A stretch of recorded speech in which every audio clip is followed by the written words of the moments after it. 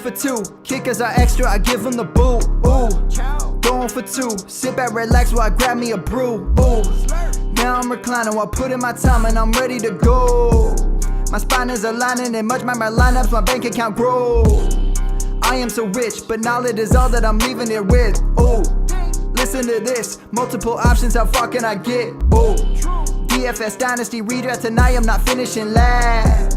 I'm finishing past any and all, I am looking to last. What else? This spot is popping and I am so locked in and only opening the door when it is opportunity knocking. And all of these spots keep on talking and talking. So what are we talking? What kind of alignment? And running it deep, even players forgotten or came from the bottom or hitting that top end. And this spot is popping, yeah, this spot is popping. And woo! This is the armchair, yeah. Put up your arms, yeah. Sound the alarm, yeah, yeah, yeah. Woo! That's a dope ass intro. Welcome everyone to Going for Two's draft day one of draft coverage. The draft starts in about 30 minutes. We decided to get on a little bit earlier and kick with you guys. Feel free to post your thoughts in the chat. I'm here with our fearless leader Jeff and Gerson, and we have one more guest coming on shortly. What's up, guys? What's up, man? Glad to be here. You guys having a good week? It's draft week. It's always a good week. Oh yeah. It's Christmas for us and our football team that we support, and then they break our hearts, you know. It's a terrible drug. Football is. The draft starts in a half an hour. What's up, Jamie? But we're gonna play a little game. I have 15 questions.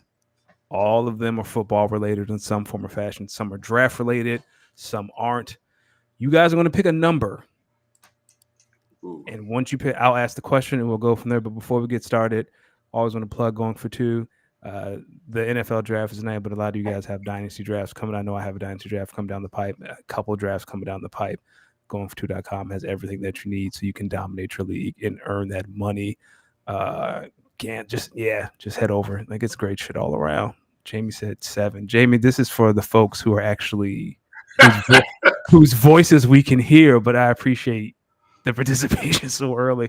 So I'll let you guys can rock, paper, scissors between who goes first.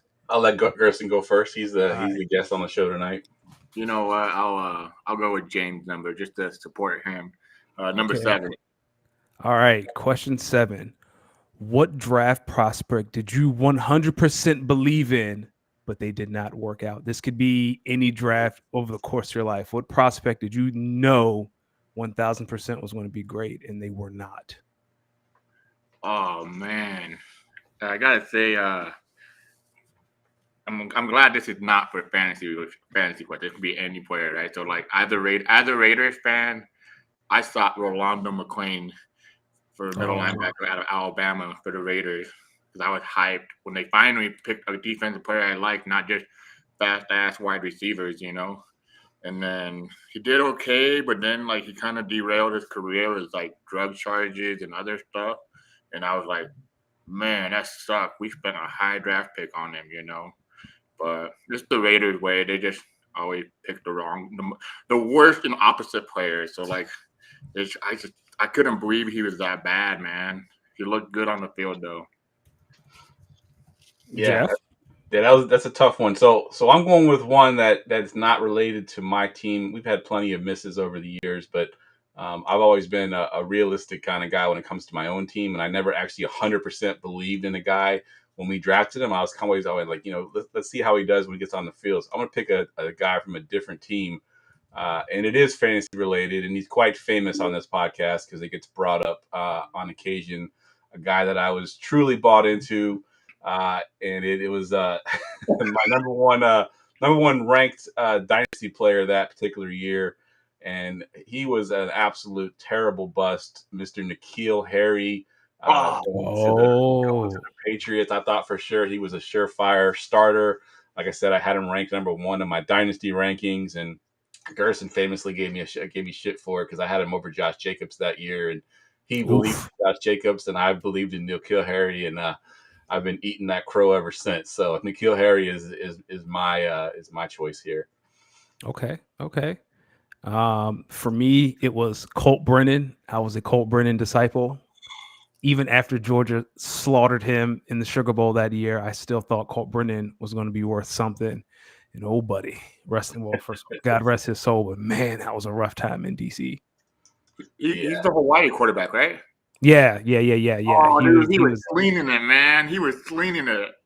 Yeah, I was a freshman in college, so what I would do is I would go party and get hammered, and then go to my room because they played in Hawaii. So the games didn't come on till like midnight on the East Coast or 1 o'clock. So like I'm watching the game, eyes glazed over. There are 3 of every person on the screen. Great times, man.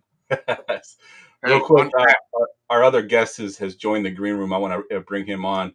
If you watched the NFL mock draft show we did, I think it was last Sunday, he came on and drafted with us. But Mr. Reggie joining us straight from traffic. He drove straight from traffic straight to the show. Of course, you can follow him on Twitter at the 33 Network 1. What's up, man? How are you doing? Hey, what's up, fellas? Thank you for having me again. I made it. So, Danny, you want to ask him the question you just asked us and give him a chance to answer? Yeah. So in a nutshell, I got questions we want to ask until the draft starts. So the first question is, what draft prospect did you 100% believe in that didn't work out? And this does not have to be fantasy related. Oh, that's a tough one. I am somewhat a JMO truther. Okay. He was my wide receiver 1 in that class. I have way too many shares. The speed, I knew he was coming back from an injury. I just expected so much more, and I'm still holding out hope. I think in his situation, Goff isn't really good with outside receivers or boundary receivers versus other positions, and I think it's going to just take a little bit more time for him to adapt to Goff because that's just not Goff's strength. That's my excuse. Okay.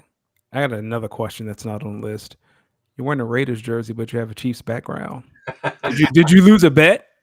No, well, I had some issues in our last pod. I set my camera for 4K and restream maximum is 1080, and I was really pixelated. So they'll change. I have a rotating set of backgrounds for this show. I'm a Dolphins fan first, Raiders fan second. That's a whole nother podcast, though. Okay. Bet. Who wants to pick next? We got 15 questions, and 14 are left. Number 7's already gone. All right, I'll take next here. Let me go straight to the end there because I have a feeling you were writing these questions, and as you got down to the end, you were really reaching for some stuff. So let me get the last question on the board, number 15. It's funny you say that. It was actually the opposite. I had all the stupid questions. Fair enough. Okay, so question 15. Will Brock Bowers be considered a reach? Because it feels like there's a lot of steam catching up on Brock Bowers, especially to the Jets at, what are the Jets at 10? Do you think that's too high? Do you think it's a reach for Brock? And there's also some like rumors that Philadelphia might trade up to jump and grab Brock. Wow. Yeah, so that's tough because, we've had very few tight ends that go that high. Kyle Pitts was one, and of course, so far we're still waiting on the Kyle Pitts breakout. We have not had that yet. But it'll really depend. And see, Brock Bowers is not your prototypical tight end. He's not the 6'6", 6'7" guy. He's not, he's not that big target. But he is a plus blocker. He's not one of those guys that are just a receiver. He can definitely be part of the run game, which I think is important for the NFL. Obviously, not for us in fantasy. We don't want him to block. We want him to catch passes. But for the NFL, they want those guys to be able to block and be a complete tight end. And I think his size may come into play when he gets into the NFL. So I think if he's going top 10, I do think it's a reach, only because if you look at positional value as far as positions that equal wins, tight end is not high on that list, right? I mean, offensive line, obviously quarterbacks are going to be really high on that list.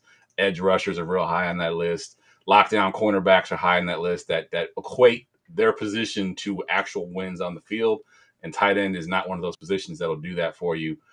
So I think taking a guy in the top 10 at tight end position, regardless of how good he might end up being in his career, I think is a bit of a reach for me.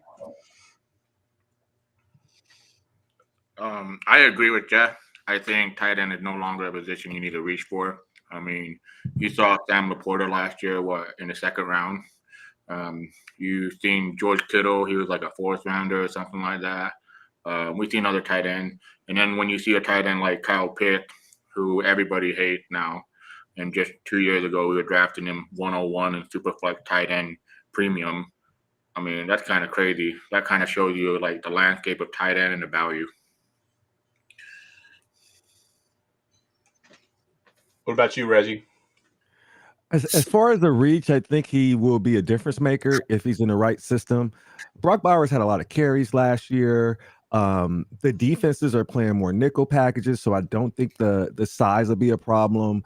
Hopefully, he won't be in a position to block. I think he'll do above average. I think he might be a better blocker than Pitts, but I wouldn't spend a top 15 pick on a tight end from a GM standpoint.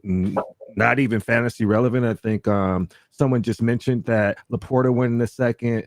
Last year's draft was extremely deep, and I don't think that's not the case this year because Bowers is far and ahead above. But one thing that we got to take in consideration is pay scale. If you can play Bowers as a big slot, you don't have to pay him wide receiver money. So some GM is big braining this and being like, and we're going to end up with another Jimmy Graham situation possibly. Yeah, that's a good point. It's nothing I've considered because you could play him in that slot as a receiver, but pay him like a tight end, which is kind of messed up in a way, but 100% accurate for sure. Yeah, I never thought of that. That was a great answer. What about you, Danny? What's your answer to that question? Yeah, anything in the top 15 is a reach. Anything top 15. Like if you can snag him at 23, go for it. The world is yours. But if the Jets take him at 10, it's a very Jets thing to do. Yeah, 100%. I think it helps his fantasy value. The Jets need a tight end, but I think for NFL purposes, I think it would be a reach. Yeah. All right. And who gets to pick next? It'd be Reggie. I think Reggie. I think you get to pick next. Yeah. Oh, we picking numbers? Yeah, 1 through 15, 7 and 15 are already gone. I'll go at 6. 6. Oh, I love this question. Who takes a shot on Michael Penix? And does he have a matching do-rag already for the team he's going to get? Does he have 32 do-rags at home that he's waiting to pull out for when he gets drafted? Okay. Question. What's the question again? I'm sorry. The question is, who takes a shot on Michael Penix? Oh, there's been so much steam coming up. I think the Raiders make poor decisions year in and year out. Sorry. Oh, shit. Hey, man, I'm right there with you. I mean, we don't have to go that far back to call out some of the mistakes they've made in the past. I think they may be turning a new leaf. They're trying to get Brady into partnership. I like AP and what he does. The players want to play for him. But the Raiders are kind of set with O'Connell or Minshew, and maybe they just try to roll with that and see who falls later in the second. I think they got a nice pick position in the second to get somebody else. But Penix, see, my fantasy brain won't turn off. But if I would say anybody that's going to do something, what is the Raiders at? 11, 12? You're 13. 13. At 13? Yep. I don't see them passing on him if he's there. Okay. I already said it on the podcast we had a week ago. I posted my mock draft, and I have Michael Penix to the Raiders. What's his name? Antonio Pierce said, hey, man, it starts and ends with the quarterback. So we need to find our quarterback. And I'm sorry, Minshew Mania, I love you, man. Like, honestly, you're very entertaining and all, but you're not. You don't have to apologize to Gardner Minshew. You're not, hey, man, he's done a lot for us in fantasy land and DFS, man. He made me a lot of money. So, he's an insurance policy. So, yeah, I mean, Aiden O'Connell, you look like the guy from Reno 911. I think I'll pass. But, yeah, I think the Raiders are going to take Penix. If there's any other team that could take Penix, though, I would not be shocked if the Seattle what's the name? Seattle Seahawks take him, because the offensive coordinator he coached him, and he could be a very good like you can roll him in, like, Geno Smith 1 or 2 years, and then kind of like mentor him. Kind of sad to say Geno Smith can mentor someone, but you know what I mean, like groove him in, Yeah, 100%. I like that. So I guess I'm gonna clean sweep it, and I'm gonna say the Raiders, and I'm gonna say this. AP, you mentioned him, the coach there for the Raiders is very old school. He's very, we're gonna run the ball, run the ball, run the ball, and then when it's time to pass it, we're gonna run the ball again. And I think that protects any kind of young quarterback that's coming in. He's not going to have to throw the ball 50 times a game. I think they're realistic with expectations. I think that they know that they're not going to be a contending team this year. You put them in there, protect them, play some good defense, run the heck out of the ball. In the biggest knock on Penix that I've heard. Now I don't tend to be a quarterback scout, or anything like that, but it's that he can't throw on the run. He's not good at off schedule plays. But AP as a coach that's going to be running the ball, he's very old school. He doesn't want you to be doing that anyway. He wants you to stand in the pocket, make the right throws, make the safe throws. So as long as they can protect him, and they got a good offensive line, so the offensive line is pretty good, so they can protect him. I think the Penix would fit very well with the Raiders, so I like that at 13 there.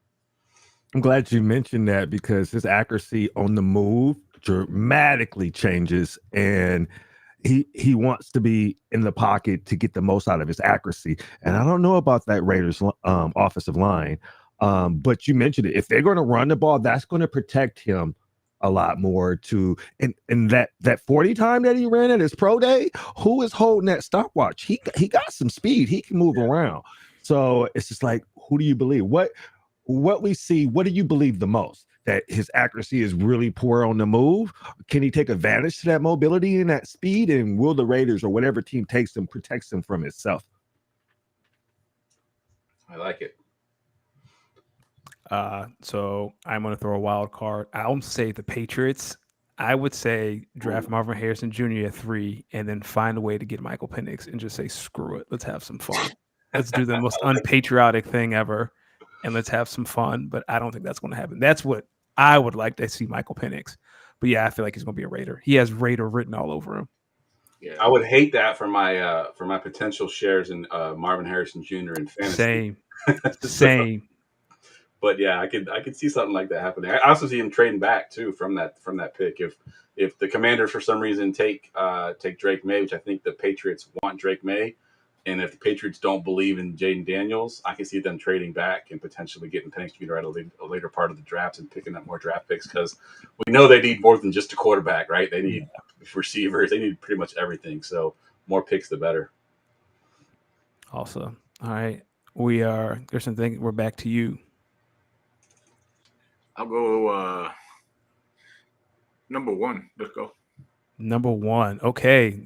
Staying in the quarterback realm. What team is going to talk themselves into Bo Nix? Who right now is like, yeah, we really like Bo Nix. I think he can lead our franchise. I'm going to say the Broncos, man. Yeah, I'm going to say the Broncos because unless they trade up, you're not getting any of the other the top 4 quarterbacks, which I'm not high on McCarthy, but Bo Nix almost looks the same as a Drew Brees, like kind of like someone that what's his name, Sean Payton would pick. Unless they trade out, even if they trade out, let's say with the Eagles to 18, they still can draft Bo Nix. I have a lot of confusion on like my feelings, like the way I don't know if he's gonna be good. Like he was great in college football. He made me a lot of money in DFS, but the thing is, like in the NFL, it's a different monster, But I have mixed emotions about him. Yeah, I'll go next here, and I'm going to pick sort of a wild card here because I know everybody's thinking quarterback needy teams. Who needs a quarterback? Let's put Bo Nix there. But I think Bo Nix is not a first round quarterback. I think he goes in the 2nd or 3rd round. And I'm going to pick a team that already has a quarterback that's an older quarterback that we think might have only 1 year left potentially in the NFL, maybe 2. And I'm going to send him to the Jets. Bo Nix to the Jets. Oof. Go there and piss off Aaron Rodgers because he loves when they draft quarterbacks, and play behind Aaron Rodgers, who's not going to tutelage him at all. But it's a Jets thing to do. I think draft Bo Nix with your potential future in mind, that he's going to be your quarterback once Aaron Rodgers eventually retires, whenever that may be. Yo, Danny, your Eagles just signed an extension to the Good. AJ Brown. Draft's over. Been a great. It's been All right, stop the show. We're done. It's been a great night. Who cares what happens? Nice. I like that call, Jeff. By the way, I me too. think that makes sense in a lot of ways. And that makes sense for Bo Nix because he gets to sit behind, I don't know, first ballot Hall of Famer. He gets time to be groomed. I don't know if we can say that anymore. Hey, but yo, fired. But I think that puts them in a position for success to sit for a little while. I think the only other quarterback on the roster is Tyrod Taylor at this point. I think Nix to the Broncos though would be made for TV. Like Peyton and Nix together, I would put them on Hard Knocks if you're going to do that because I'm here for it. Bo Nix, who would I like him to go to? Probably the Broncos, but I don't see them doing that in the first round. Sean Payton right now was talking himself into a 24-year-old rookie, and I can't wait till he picks him. I'm here for the demise of Sean Payton and the Broncos. Sign me up, draft him, Sean. Do it. Go grab Bo. He can lead you to the future. Yeah, that would be interesting, right? And we all kind of assume that Peyton is the quarterback whisperer, but was he really? I mean, he had Drew Brees, right? Thank you, Jeff. He had Drew Brees. What whispers was he giving to Drew Brees that he didn't already know, right? Nothing. He went and signed him though. Like he didn't just draft him or anything. He signed him because Miami said no, right? Like he was going to Miami and Miami reneged, and the Saints were like, "Oh, I mean, you can come over here, I guess." Like at the same time, that's Sean Payton. Drew Brees was his short throws and accuracy was really good. What is Bo Nix known for? Throwing short passes and screens all day. 100%. Like the personalities I just would want to see. That's made for TV right there. Do you want to know a secret? Sean Payton didn't call a single play in New Orleans. That was all Drew Brees. He didn't whisper anything. That was all Drew. I don't know about that, brother. That was all Drew. All right. Do a job in the NFL. Yeah, right. If you've touched the hem of Sean McVay's playbook, you get a job. That's what it used to be with Sean. All right, so we've got 1, 6, 7, 5. You guys have gotten all the serious questions. No one's picked a fun question. Jeff, please pick a fun question. All right, let's go number 3. Number 3. Oh, this is another serious question. All right, what GM is feeling the most heat tonight? Ooh, which GM is feeling the most heat tonight? Yeah, I'm going to go with the new guy. I'm going to go with the Commanders GM, right? I mean, really? The Commanders have missed on so many top picks. I mean, they just recently had the Chase Young situation. That was a big, fat miss. They haven't drafted a quarterback in the top 5 in a while, but, Heath Schuler back in the day was a big miss. But they've had so many big misses, so many the history of 30 years of being, not good. He's coming in. It's his first year. He's got a brand new coach. Brand new owner, and he's got to make the franchise changing pick with the number 2. And it would be easy if this is like any other year, really, where, there's 2 quarterbacks. It's, the one guy's going to go 101 and we're going to be left with the other guy at 102. But it's not that case this year. There's 3 guys. One guy we know is going 101. You got to make a choice. If he picks the wrong one of those 2, from years on now, we're going to be talking about, they should have taken the other quarterback. They passed on him, kind of like the Justin Herbert thing, right? They could have had Justin Herbert instead of Chase Young. And we're still talking about that, like, what would he look like in a Commander's uniform? So I think the pressure is really on him. I know it's year 1. He's probably got a long leash, but this will kind of set the tone for his career is if he gets this quarterback situation either right or wrong. Okay. I'm going to have to go with Joe Stone from the New York Giants. I mean, he's trying to trade up hard. I mean, he signed that Daniel Jones contract, abysmal. So if he wants to get a chance, he got to trade up to number 3 and get Drake May. Or otherwise, they're going to be stuck with Daniel Jones. You don't want J.J. McCarthy. He's basically a clone of Daniel Jones, So, but he meditates. Yeah. And Dable, you're gonna get fired. You're gonna get fired. The Giants are just gonna rebuild and restart. Reggie? I had to say Jerry Jones. Jerry Jones is the GM of Dallas, and he is in a position caught between a rock and a hard place. They need online help. They need a running back. Like this is CD wants to get paid. It's what's going on with Dak. He's making like this is a pivotal point for the Cowboys. Not that they've won anything in so long, but he's the one that's on the hot seat. Who's the Dallas GM? I'm saying Jerry Jones, and we all know it's Jerry Jones. Yeah. I agree. Jerry Jones is going to have to hand out 3 market-changing contracts to CD, Micah, and Dak. And like the Eagles have already signed Devontae, the Lions have signed Amon-Ra. Like the price of the brick just keep going up. And Jerry's sitting on his hands like you got to nail these draft picks if you have any shot. Right. Of to get them lower contracts to go with these higher. Yeah. These rookies have to produce to keep this nucleus together immediately. Like this can't be a pick and save them for a couple years. They have to produce right now. I agree. It's Jerry. And the worst part for the Cowboys, the GM and Jerry Jones, all this, they're being dumb as heck. I mean, like, A.J. Brown just got his contract. Devontae Smith got his contract. CD is just going to wait it out until he sees that big-ass number from Jamar Chase, Justin Jefferson, and then Micah Parsons. All right, you don't want to pay me? Well, look, Brian Burns just got this much. Josh Allen just got this much. Y'all got to pay me. Oh, Micah's going to get the biggest contract any defensive player has ever gotten. That's set in stone. Hands down, but that's where Jerry Jones won. You know their free agent that they signed? It was a long snapper. That was the only acquisition they made in free agency that like even got noticed. Like, brutal. I mean, they did horrible this offseason. And last year's draft that they had wasn't so hot either. It was not hot. So they better hit it out of the park in this draft or they're screwed. Oh, can't wait. Oh, I can't wait till it's November and they're out of the playoff race. It's going to be great. It's going to be a great year.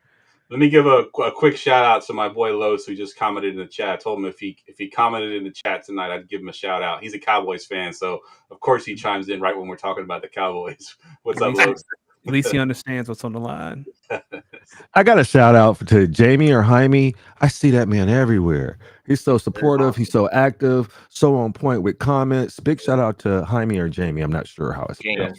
Jamie, he's in all the chats. He actually, my first interaction with Jamie, he DM'd me because he wanted me to send the audio file for my show intro.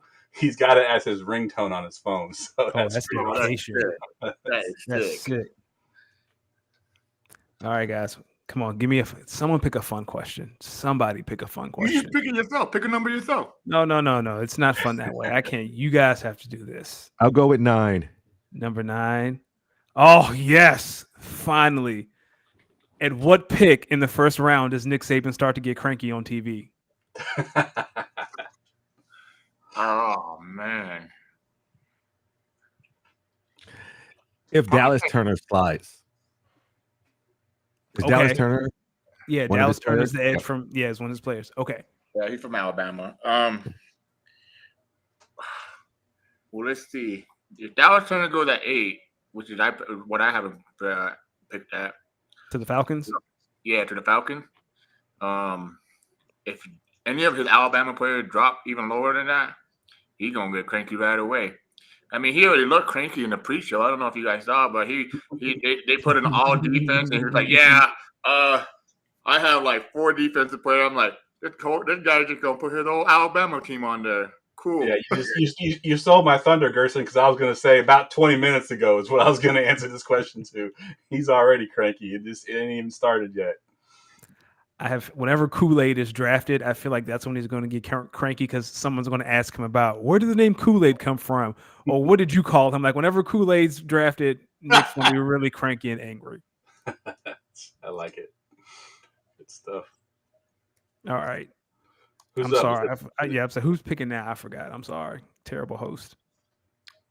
I'll pick one. Let's go with what's left? I know 2, 4, 5, 8, 10, 11, 12, 13, and 14. Let's go with the number 10. 10. Oh, Jeff. That's poetic. This is perfect.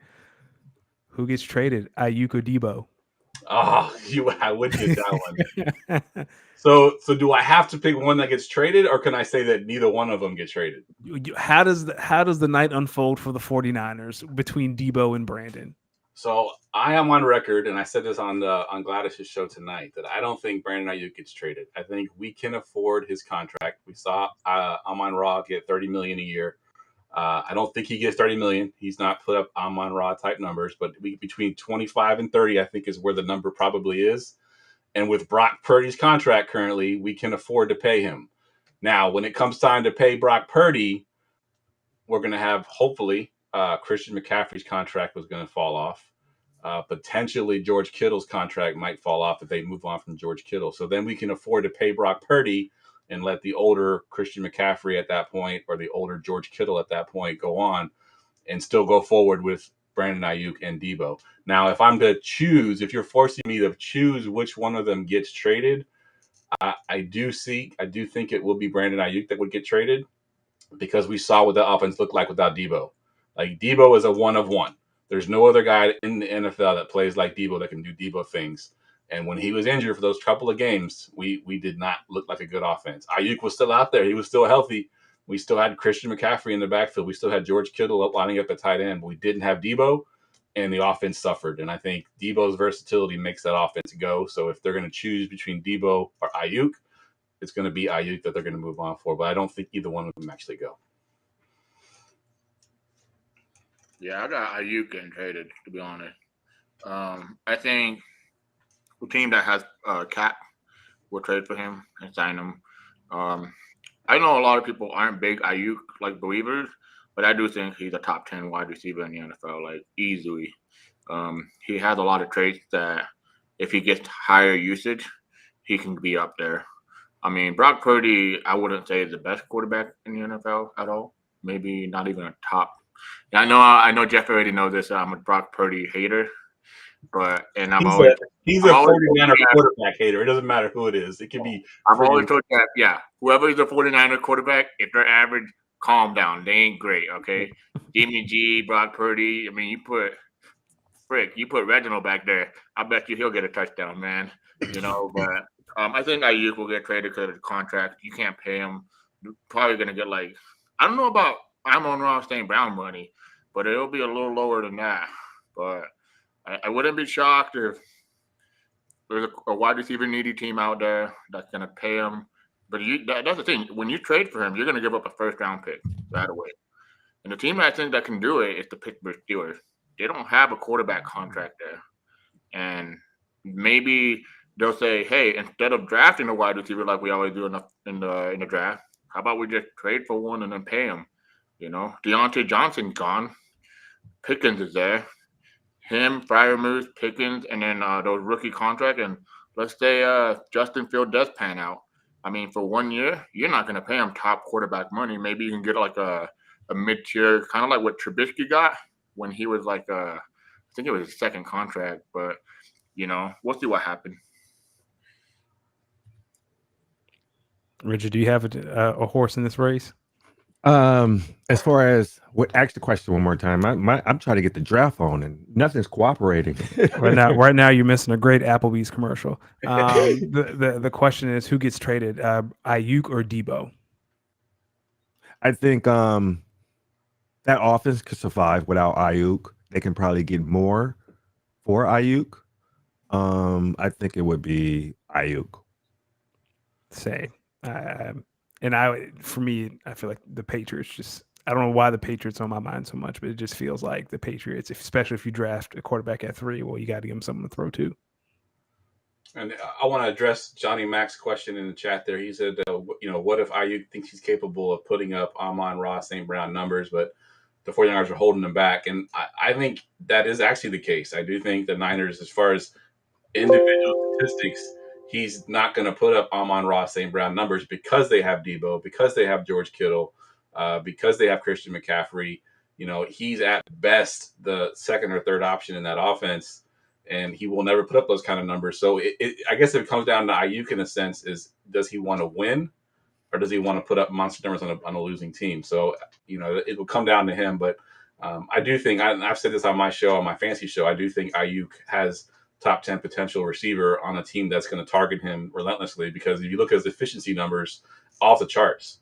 I mean, off the charts. He led the league this year in yards per catch. For separation yards, he led the league in the NFL as well. I mean, there's a reason that Brock Purdy, who, say what you will about him, he's very efficient at getting him the ball, but it's because Ayuk is so wide open. Like I can throw him the ball because Ayuk runs great routes, gets open, and runs that offense perfectly. So, but I still think that they're going to find a way to pay him the money that he needs, because we're not paying for a quarterback, and the contracts that are going to be dropping off in the next couple of years will allow us to pay Brock Purdy, and we'll kind of push that down the road, because we want our window is this big right now for Super Bowl, so we want to try to go for it right now. Yeah. Jeff is over here paying like the next 3 years, please. Just 3 years. Jeff, we're on the same timeline, so I'm praying the same prayer. Yeah. I did have a friend send me a rumor that the Chargers were going to trade their first round pick for Ayuk, and I was like, I'll take that, because then we'll just get Malik Neighbors and pay. I was about to say, what kind of? Yeah, that made no sense. What kind of weed are you smoking, man? Yeah, I was like, that rumor makes no sense to me. That's just some guy sitting in his house making up stuff, because that would make zero sense. No, that's hilarious. It's gonna be nasty. All right, so we're starting to. Now the fun questions are still on the board. So who's next to pick? I think, Reggie, are you next? I think Reginald. Just pick one of us. Just call us out. We'll just go at this point. All right. Has 13 been taken? Nope. All right, let's roll with 13. Lucky number. We've kind of hinted towards this a couple times. What team will make the big splash and trade up? Who's going to make that trade? Because the 4 quarterbacks are going to go. Who's going to go grab guy number 4? I think there will be something that we have no clue about. None of us, nobody's ever said. Every year there's something, but I would like to see the Vikings get in that top 5.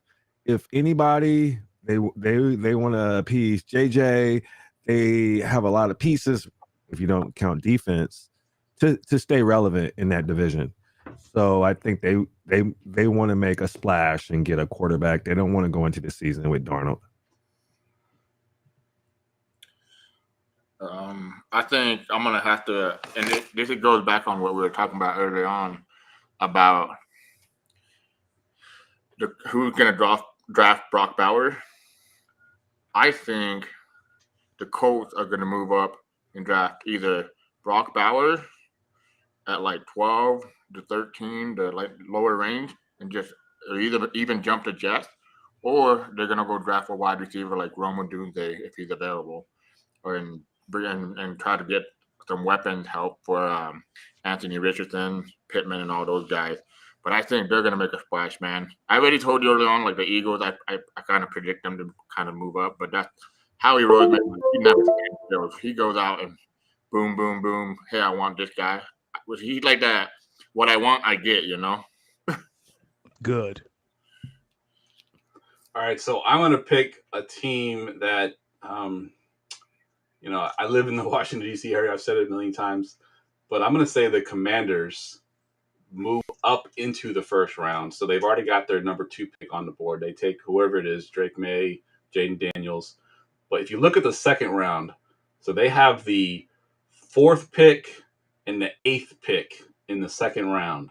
Okay. That is some ammunition to move up into the first again to go get their left tackle, right? They're going to get their franchise quarterback, whoever they think that person is, and then move up with those 2 second-round picks, move up into the middle of the first to get their left tackle, to have their franchise left tackle protecting their brand-new franchise quarterback. So that's who I'm going with, the Commanders.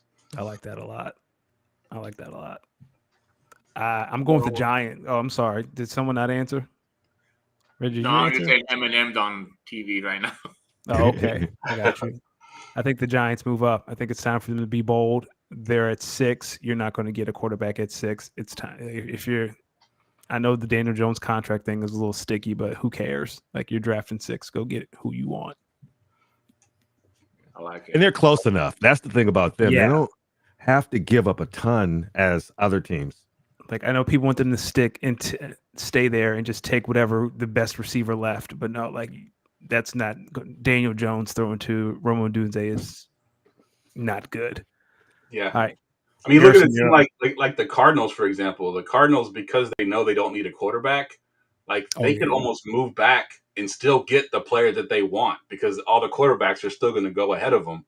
So if they move back 2 spots, they're still getting the guy they want at 6. If they move back, I just need Marvin Harrison Jr. to be a Cardinal by the end of the night. That's all I need. That's all. Yeah, 100%. That's all I need.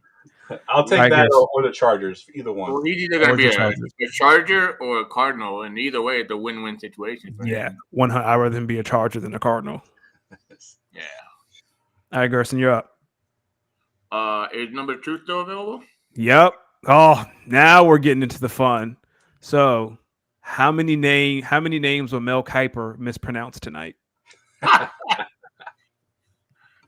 not gonna lie. When I was doing my mock draft, there was like 5 names. I was like, I'm not even gonna try to pronounce those names. I mean, I will say this: I think he'll nail Kool-Aid. You know, can't be all right. I hope so. You know, but yeah, Kool-Aid. I think he's good. But we'll see. Like, there's a guy named, I think it was like, and I'm not, like I said, I didn't want to try, but like Olaf Uyunzi, the Mantuga, I'm like, what? The tackle from Penn State. Yeah, the tackle. I'm like, yeah, I would never, like, I feel bad for the commissioners. Like, I mean, no, I don't, because they actually get paid millions of dollars. So I'm pretty sure they got someone being like, hey, this is how you say this guy's name. And they still butcher it, man. But it's hilarious. I say 5 names. Okay. Going 5. I'm taking the over on that 5. Yeah. I'm just looking at the top prospects right now, and I would say there's at least a third of them that I'm not even going to try to pronounce. So, if there's 32 teams, a third of that is what, about 12, 13? I'll take 13 names that he mispronounces tonight. Okay. Reggie? I would say I'm gonna go 6. And we know that's under. He's gonna mispronounce about 6. Every Pac-12 player, he will mispronounce their name tonight. Every last Pac-12 player, he's gonna mispronounce their name. Hey man, other than Caleb Williams, every other Pac-12 player, he gonna mispronounce their name tonight. I love it. All right, Jeff, you're up. All right, so let's see.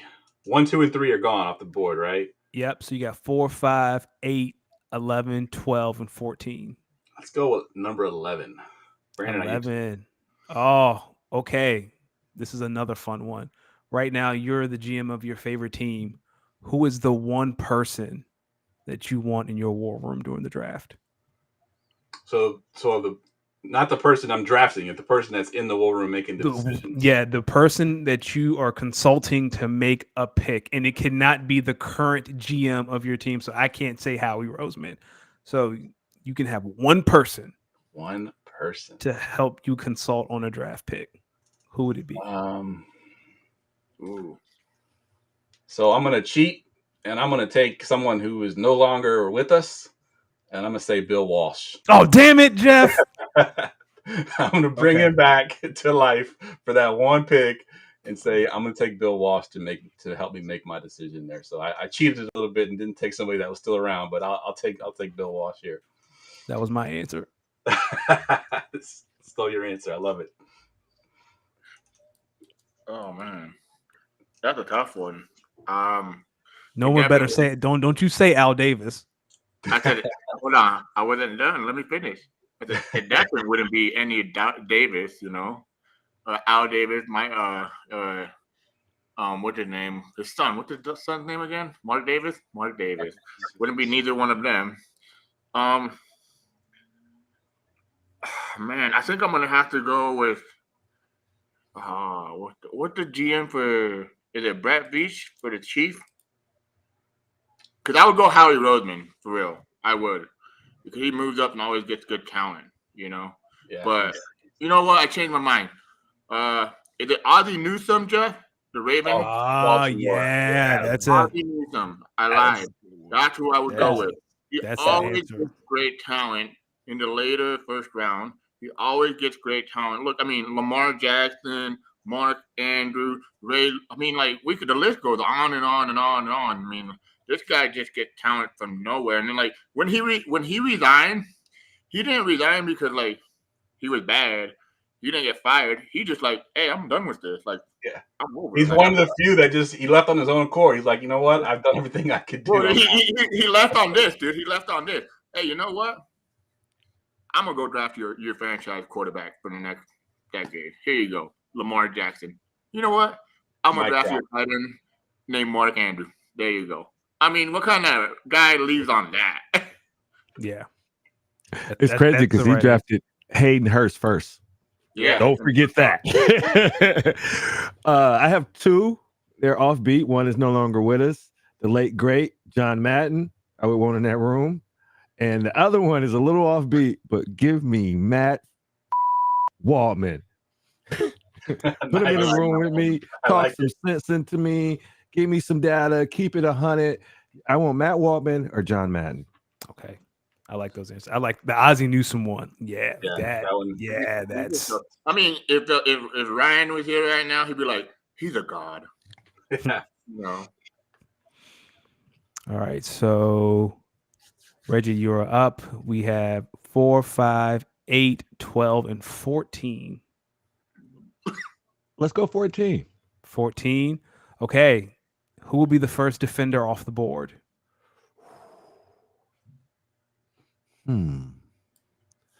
With defensive needs, and we all know the locomotive on most teams on the defensive side of the ball is the edge and a corner. Teams thirst for these. Oh, goodness. There's no consensus at the top corner, in my opinion. There's a couple of good ones. They all have their boogers. I'm going to go homer. I'm going to say Dallas Turner. I like it. That's who I would have. No. Sorry, not Dallas. Did you say Dallas Turner? I said Dallas Turner. Oh, no, that's not who I have. I had. Do I? No. Is he the Alabama defense? He's Yes, right? Alabama edge rusher. Yeah. Oh yeah, then it is him. I was thinking of Byron Murphy for some reason. So yeah, I definitely go Dallas Turner, first defensive player off the board. So I'm not much of a defensive guy, and I'll kind of say Dallas Turner, but I also throw Jared Verse is another name that I've heard thrown out there as well. So it would be one of those two edge rushers because of what you just said. Like those are like I said earlier about players that equate to wins. Edge rusher is definitely one of them. Mm-hmm. So I think either Dallas Turner or Jared Verse's name will be called first. I'm gonna go Quinion Mitchell. I think the Falcons trade out of 8. I think you can get Dallas Turner in the middle of the first round, middle to end of the first round if the Falcons decide to move back. There are a lot of teams that are thirsty for corners. I'm hoping that's who the Raiders draft. Yeah, I think the Falcons. If the Raiders want Michael Penix, I'll call Atlanta. Let's have a conversation. The pick is in. I wonder who's gonna. Oh wow, let's go. Yeah, I think Dallas Turner is scheme proof. That's why I went with him. Okay, that's fair. Like Caleb looks bored already, dog. The draft just started. Come on, man. You're going to be there for 5 minutes.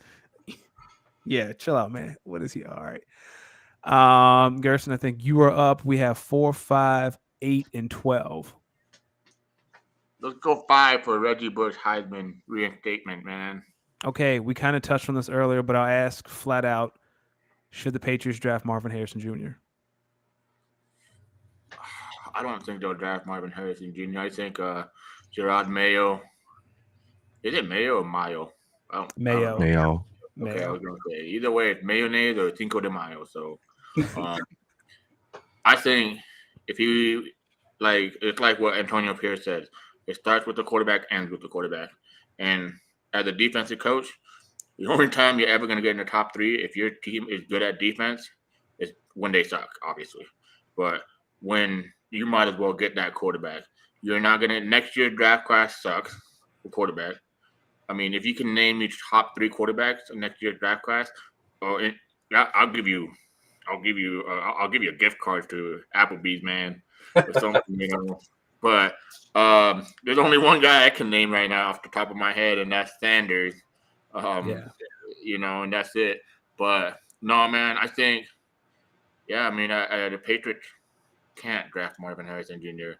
If they do, man, not only will the Patriots be pissed, but we're gonna be pissed as fantasy players, because where do wide receivers go to die? Look at Jeff; he was drafting N'Keal Harry over Josh Jacobs. There we go. Yeah. I'm just kidding, Jeff. I love you, man. There we go. Get that dig in there.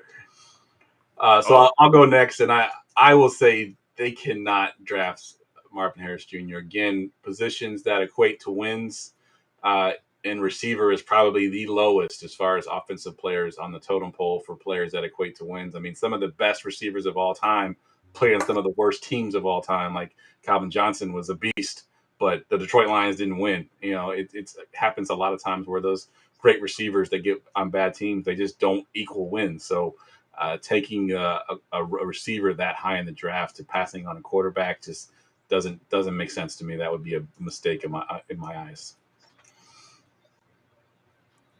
All right, Jeff, you are up. We have 4, 8, and 12. Let's go with 8. Oh yes. How many unnecessary people will be in the Cowboys' war room tonight? Oh man, it's hard to put a number on. Well, don't worry, Mike McCarthy's one of them. Jerry Jones, another one. So there you go. You got 2 out of the way already. Shots fired. Oh man, I'm gonna just pick an arbitrary number, and I'm gonna say there's gonna be at least 20 to 25 people that just should not be in that room. That just don't need to be in there. I think that's we've seen it. They always do those live war room peek-ins. You're like, why is that dude in there? Like, what did he do to get in there? So yeah, I'll take 20 to 25 players or people. The inspiration for that question, by the way, was do you remember the COVID year? I think Jerry Jones was on a yacht, and there were just like some girls sitting around him, and he looked like a villain. And it's like, well, what is? And that's when he drafted CeeDee Lamb, and I was like, oh man, it worked out. So maybe he needs to invite them back. So there you go. All right, Reggie, you got between 4 and 12. You got 8 minutes left. Well, I don't think I answered that last question. What was that? Oh, my bad. The question is, how many unnecessary people will be in the Cowboys' war room tonight? Right. Boo. Shaw, coward. Man, does the Cowboy staff have any children that's in the draft eligible? I don't know. I don't have any answer to that question. I do apologize. That was a very specific question, so it's all good. All right, Reggie, we got 4 and 12 left. Let's go with 4. It's 4 of us. Yes, this is my favorite question. Will we hear the term sneaky athletic when Cooper DeJean is drafted? When who? Oh, Cooper DeJean. Cooper's from Iowa. The white corner from Iowa. Will someone say he is sneaky athletic when he's drafted? It's DeJean. Yeah. Like Dijon Mustard? Yeah. I've heard it both ways, so I'm not sure which. Whatever way Mel Kiper says it, it's the other way. It's the other way, yeah. Yes. It's a bet. Book it. Yes, that will be said. Hey, man, if Deion Sanders was on the telecast, he'd be like, I can't remember. There was one where they asked him, hey, do you think they're ever going to be a white man, like something like that? And he's like, a brother? No, you know what I mean. You know what I mean. He's like, yeah, but man, I wish, I think it might happen, like just for like entertainment, but we'll see, man. Like honestly, you might as well do it. Make the kid, like I always say, like I hate, this is like my number one pet peeve about NFL draft, NBA draft. Well, I don't watch any other sports draft besides those two. But I hate when they bring up like sad moments of their life when they're getting their biggest history or facts that like honestly like doesn't help them like make a good memory. So if they say, hey man, he's the first white cornerback being drafted in 20 years, that'd be awesome for him. Like seriously, like he's gonna be like, hell yeah, But you do know this though, if you get that, every brother in the NFL is gonna be like, I'm gonna roast this white boy in the NFL. They're gonna be like, it's like Shaq said, chicken dinner or something like that. What did he say? Barbecue chicken. Barbecue chicken, man. Everybody that's going to line up across him is going to challenge him. I don't think he's going to play cornerback very much, though. I think they're going to transition him to a safety. Yeah. That's my opinion, though. I'm not a GM. That's why I'm here at my house drinking beers and on the Going for Two show with you guys. You got a couple girls next to you. You'd be like Jerry. Yeah, you be Jerry. You get a couple girls next to you, Jerry. Is anyone watching the draft? Anyone see the Commanders' war room just now? I missed it. I am watching the draft, but I was looking at the screen. I have my screen to the left. I missed it. They'll go back to the war room. The pick is in. The pick is in. I'm saying the Commanders' war room is the most pathetic thing I think I've seen. Look at this. Look at this war room. What is this? Oh, it got to be Jaden Daniel, It's right? the saddest war room I've ever seen. I must be on the Hulu lag because I'm still looking at the pick is in on my screen. Okay, Same here. We don't have Danny money, We don't have a cable. I have YouTube TV. I have what I call a Chinese locked in box. Don't tell anybody. All right, so we got 4 minutes left. The last question: what prospect seems like the perfect fit for an organization? Like, what prospect is like, yeah, like earlier we said Michael Penix, yep, he feels like a Raider. Like, what prospect feels like, yeah, they belong to that team? Ooh. So I'll go first here, and I gotta actually pull up his name because I can't remember if I got his name right or not. So actually, somebody else go first while I look up his name to make sure I got the right guy. Okay, well, I'm gonna go back to Cooper DeJean, man. You put him in Green Bay. That's perfect, dude. What's out there? Perfect. In the Midwest. No, that's funny. Yeah, I'm just saying. And funny thing is, he's actually getting mock drafted there the most out of all mock drafts. That's funny. No, that's perfect. Perfect fit player for a team. I would have to go with my man Adonai. I'm not sure, Mitchell to Buffalo. Okay. I think that would be a match made in heaven. They have a need. He has a service. I think he has something to prove. Like, he is not lackadaisical. He has drive. I know he has to hear all the writing on the wall and what everybody's saying about him. And I think he's going to be out to prove everybody wrong. We know he's athletic. We know he has the hands. You put him on an offense like that, I'm pretty sure he'll be relevant before irrelevant. Man, I went the opposite way. I thought you guys were talking like character-wise. My bad. Yeah, no. You're right. My answer is closer to yours, but it's however you interpret the question. There's no wrong answer. So I went a different way as well, and I had to make sure I got his name right. And I've been scouting this guy. So what is it that we think of when we think of Patriot wide receivers? All Bill Belichick years, he always had those white slot receivers, right? Oh, not Ricky Pearsall from Florida would fit perfectly in the Patriot system as the next white slot receiver. So I hate to Wait, Ricky's white? Yeah, he is. He is white. I am lacking. I am lacking. Reginald like, Ricky! For me, a man named Chop Robinson just belongs in Baltimore. It just like that just feels right. Like that feels like you're a Raven. Oh, looks like Jane Daniels. You know what? I think I have him mocked in my draft to him. Yeah, like he's going to be a Raven. I don't know what we're doing here. Him or Jared Verse. Like those two names just sound like Ravens to me. Someone with the last name Verse on the back of that purple jersey. Yeah, that just feels right. It just feels right. Hey man, we're on the same point. I have him mocked in my mock draft to the Ravens. Yeah, I'm telling you, dog. Like a man named Chop Robinson can only go to Baltimore. Like that's it. You can either go to Baltimore or you can go to Miami. Those are your only two choices, friend. Like that's where you belong. Put Chop Robinson.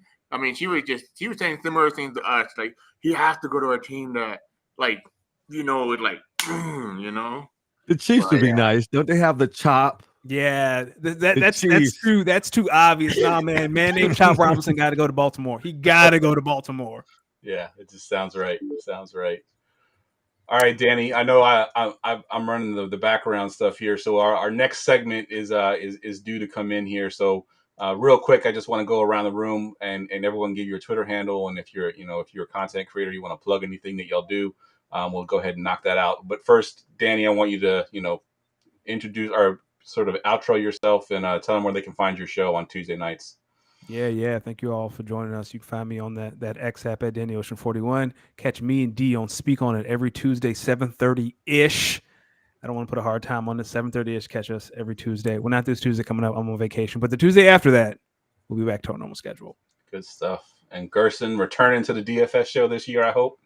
Yeah, I am. I announced it on the draft show. I'm coming back every Friday during the season. We might do a preseason show. I think we do one every year, right? Yep. Something like that. But yeah, I'm coming back. You can catch me at Fantasy GDFS. And then I usually do some stuff on Sunday morning. I don't know if this year, I don't know who Jeff's gonna have. Hopefully, maybe I can make a comeback on that show too. But dude, hey man, that I love those 15 questions. Those were sick, man. But thanks for being right, guys. I'm probably gonna tune in later on a third show, later on tonight. So I'll see you then. Reginald, always, man, you always keep me entertained, man. You're awesome, dude. Danny, take care. I mean, please, Eagles, just stop making moves. Let the Raiders get a moment. Keep cooking, Howie. Keep cooking. All right, Reggie. You can find me on all social medias, all public profiles. You don't even have to follow. It's TH33, the word network, and the number 1. I'm on Twitch. We do some gaming from time to time. I'm also working on a show geared towards commissioners. It's a work in progress. I'm thankful for Going4 for having me. It's been a couple of years since I've been in the mix or been on any podcast, but I'm a West Coaster and it's hard to align up with everybody. But check me out on Twitter, YouTube, Instagram, Twitch, wherever you are most comfortable. And I do commission over 18 leagues, all shapes and sizes. And I'm looking forward to 2024 and 2025 beyond. We have a group that's going to Vegas. I've never done a live draft, and I gotten my community together, and 12 of us is going to Vegas next year to link up and do a live draft together. I'm all about community. I'm all about supporting, and I'm all about networking. Nice. I love it. As always, guys, y'all know me. Jeff, you can find me on Twitter at JeffLambert77. The Armchair Fantasy Show will be returning on Wednesday. I know Jamie has been dying. We haven't done a full Wednesday show in about 3 weeks. Ryan was moving, and then we had our specials on Sunday, and it kind of messed the schedule up. Of course, the draft is tonight, so messed up our schedule for that. But we will be back the week after the draft on Wednesday. So come check us out on the YouTube channel. For Danny, for Gerson, for Reggie, thank you all for coming on and making this segment a lot of fun. And I'll be talking to y'all in the chat. And have a good draft. I hope y'all teams draft who you want. Raiders. Appreciate y'all. All right, and now I'm going to bring on our next set of hosts here. Of course, we got Brian Ford, we've got Josh, and we got Jesse. Brian, I'll let you intro yourself and your team here, and then I'll sign myself out.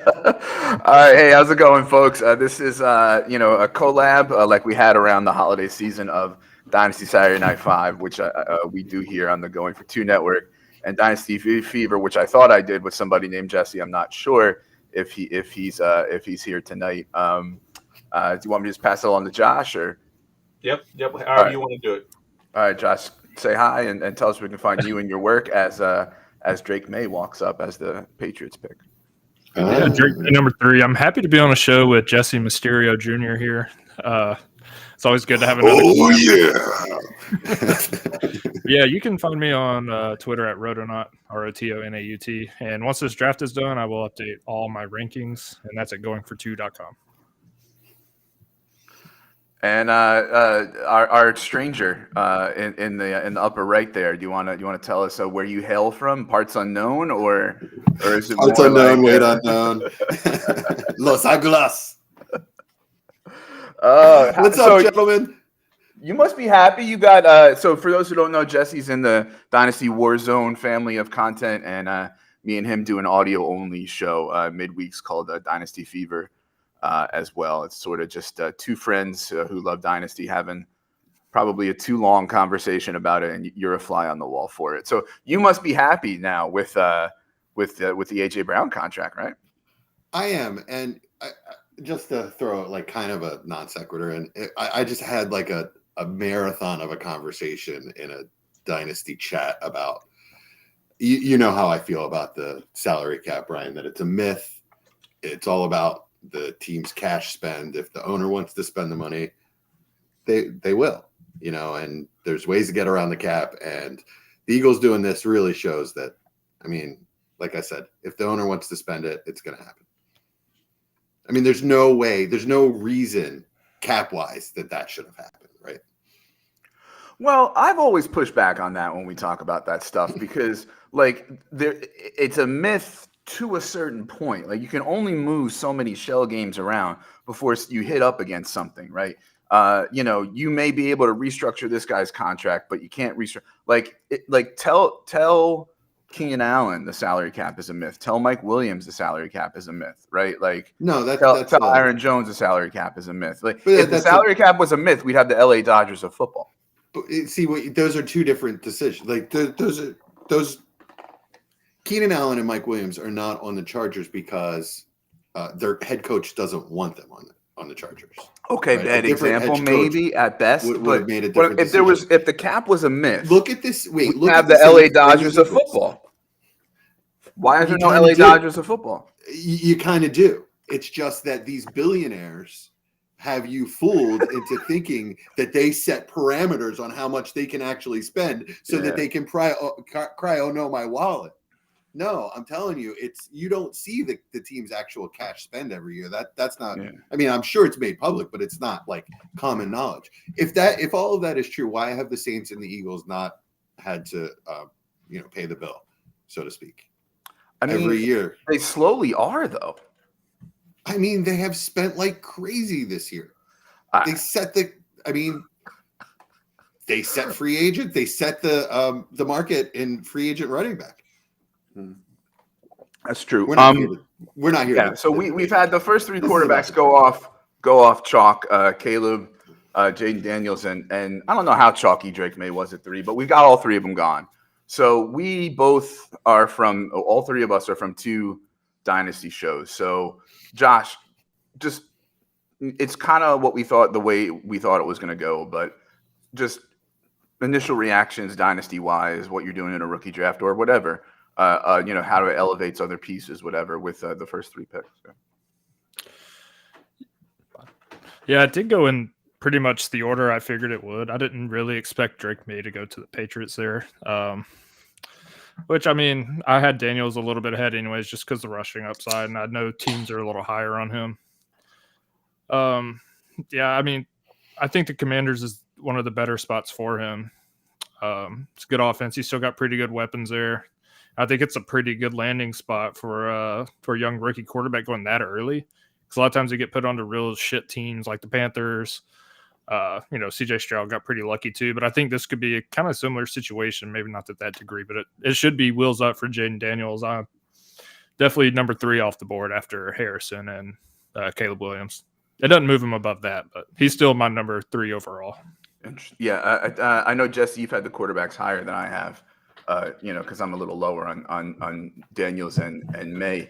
Any takeaways from the first 3 quarterbacks going in order like that? Well, I really like the landing spot for Daniels. And something that occurred to me the other day after we had our final pre-draft conversation is, are we asking the wrong question about Cliff Kingsbury and Daniels? So we're asking, is Daniels right for Cliff Kingsbury?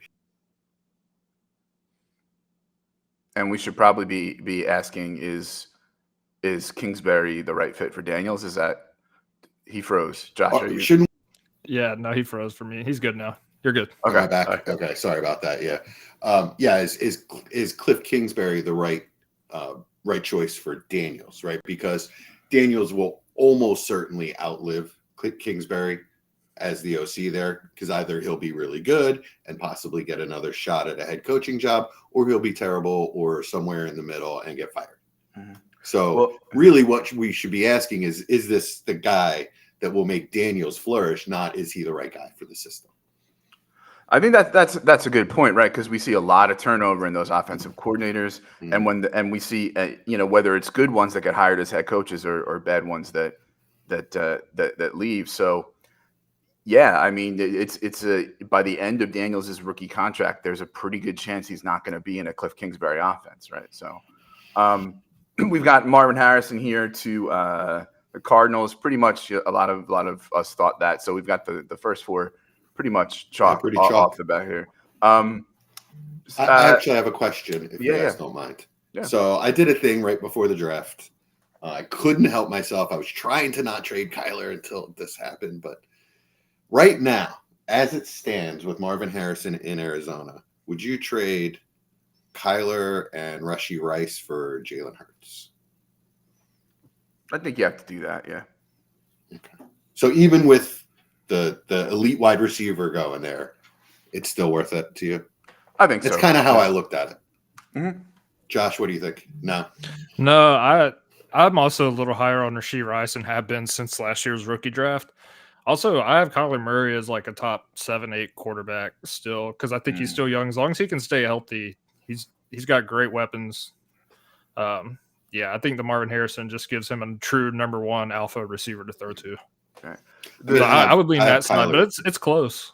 It's close. I have Kyler that high as well. Yeah, I would. So I have Rashee Rice valued around the 111.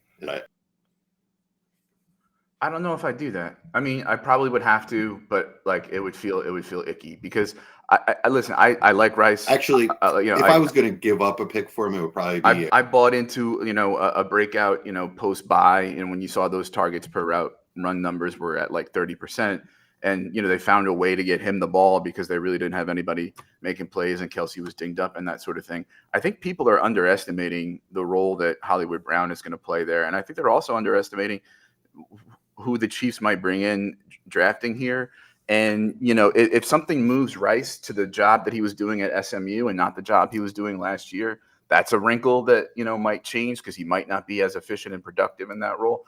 I don't know. Like, I like the guy, but he's like in my wide receiver 25, 26, like below like Zay Flowers, right in there with like Jaden Reed. So, I mean, if I'm looking at trading that and like the quarterback 11 who is an underrated passer and a very good runner, but I don't know how good a leader and a field general he is, I don't know, like just something about him that worries me sometimes, Kyler. Yeah, I think I do that. I think I do that. Yeah. I might try to get like a little bit sprinkled back on top of Hurts, maybe tell the other manager, he was dinged up. Cause I've got Hurts at quarterback 4 now, I think. So he's at the bottom of that tier of the big 4, whereas I used to have him a little bit closer to the top at like 2. Yeah. Does the AJ Brown trade or contract do anything for Hurts' value? I don't think so. I think people would kind of either assume that would iron itself out, or that overall the offensive environment would be good enough with Smith, Goddard, maybe adding another receiver or something, and Barkley. So yeah. All right, so Chargers are on the clock. Who's the pick, Josh? Sorry, this is the one I'm kind of interested to see. Part of me thinks they'll go Joe Alt just because it's Harbaugh. Yeah. But I don't know if they go quarterback. It's gonna be because that's been kind of rumored. I don't know if it's just on Twitter, if it's actually been said, but a lot of people saying that they're gonna draft McCarthy. I hope not, but. I'm kind of interested to see what they pick here. I hope they go Joe Alt. I think that's who they should maybe go after just to get Herbert some protection. This is the first trade down spot too, though. Like if somebody if somebody really loves McCarthy as much as we hear they love McCarthy, then this is the spot, right? That for them to trade up. So otherwise, he should be going to the Giants with all the smoke we've been hearing, right? Well, that's the thing. Like, I was wondering if that's this year's smoke. Like, I know there's just so much smoke with McCarthy, and we hear that like it's from the NFL. It's not from whatever Reddit and Vegas and fantasy people who had a wrong opinion about Levis. But dude, like, I don't know. There's smoke every year, right? Like 2021, Fields fell, and they picked Lance and not Mac Jones. In 2022, it was Pickett 20 and then nobody for a while. They kind of learned like that class sucks. 2023, they learned and said, well, no, we're not picking that doofus Levis in the top 5. So like maybe there's smoke this year. Maybe it's just Nix and Penix being considered first round talents, which I don't think they are, but maybe McCarthy's the smoke. maybe McCarthy's there at 12 when Denver picks. He feels like a classic overreach in the top 10 to me. Who's that, McCarthy? Yeah.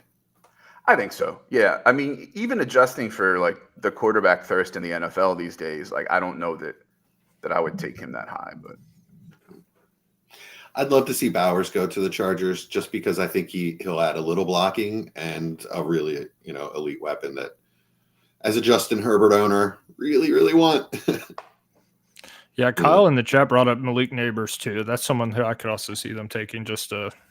Yeah. It doesn't feel like. What's their wide receiver one right now? Josh Palmer? Yeah, Josh Palmer. Or Quentin Johnston, if you believe he's an actual human being. Whoa! We went from stone hands. We went from stone hands to subhuman. Whoa! That was confirmation bias, Brian. What can I tell you? I mean, just a guy is at least a guy. All right, pick is in. At least we know pick is in. They didn't trade it. So they're sticking and picking. So now if they take all, that makes the Titans the trade down spot. Because even if the Giants do, I'm sorry. Al says they have their franchise left tackle already, so they might not take all. I mean, there was a lot of smoke about. They can move Slater to the right side, right? Well, they can move all to the right side. Oh, that's true. But yeah, there's been a lot of smoke about teams moving up for one of the top 3 wide receivers as well. So we'll see if that happens. A lot of teams are interested. But this is silly season as far as the media goes. To be honest, we're 5 cards in, and I thought we'd have one trade by now. So who knows? Maybe it's going to be a quieter night than we think, or maybe now there's going to be 17 trades after this. Yeah, I'm surprised. We had 2 or 3 trades by this point last year, right? Mm-hmm. At least 2. I'm kind of interested to see who the Falcons pick here. I hope they take Dallas Turner. I'm glad I get to sit in on this. Well, Well, we had 3. They've had their offseason. They got their cousins. They got their coaching. Stop being greedy. Now, would you want let's say Roma Dunze's on the board at 8, right? Even though they don't quote unquote need a wide receiver, would you want them to take Roma Dunze? The Titans don't need a wide receiver? No, I'm talking about the Falcons. Oh, I'm sorry. I mean, I wouldn't be mad because it's like I think he's a really good receiver. I think he's going to translate really well. But at the same time, I would much rather see them address another need. I think that they should take the best edge rusher player on the board. Yeah. Roger Goodell just looks like he got a transfusion of like the blood of children to stay alive. I was just thinking that too. Yeah. He's a vampire. Well. Joe Alt. Oh, is it? Oh, we found out who's a half second ahead of everybody else. Yeah. Sorry, I didn't know. There he is. No, that's all right. No problem. So it's interesting because toward the end of the process, I started to hear some people start to say, start to nitpick Alt here and there.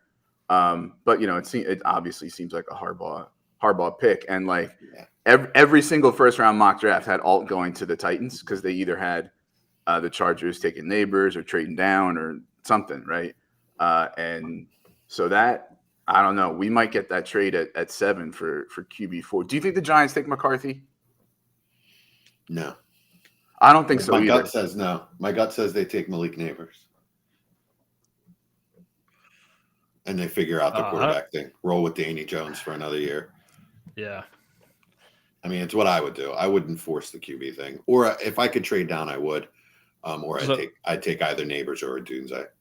If they take Neighbors here, if the Giants take Neighbors, does that drop him down to clear 105 instead of talking about him being 103, 102, or even 101 for some people? No, I don't think that's a bad landing spot.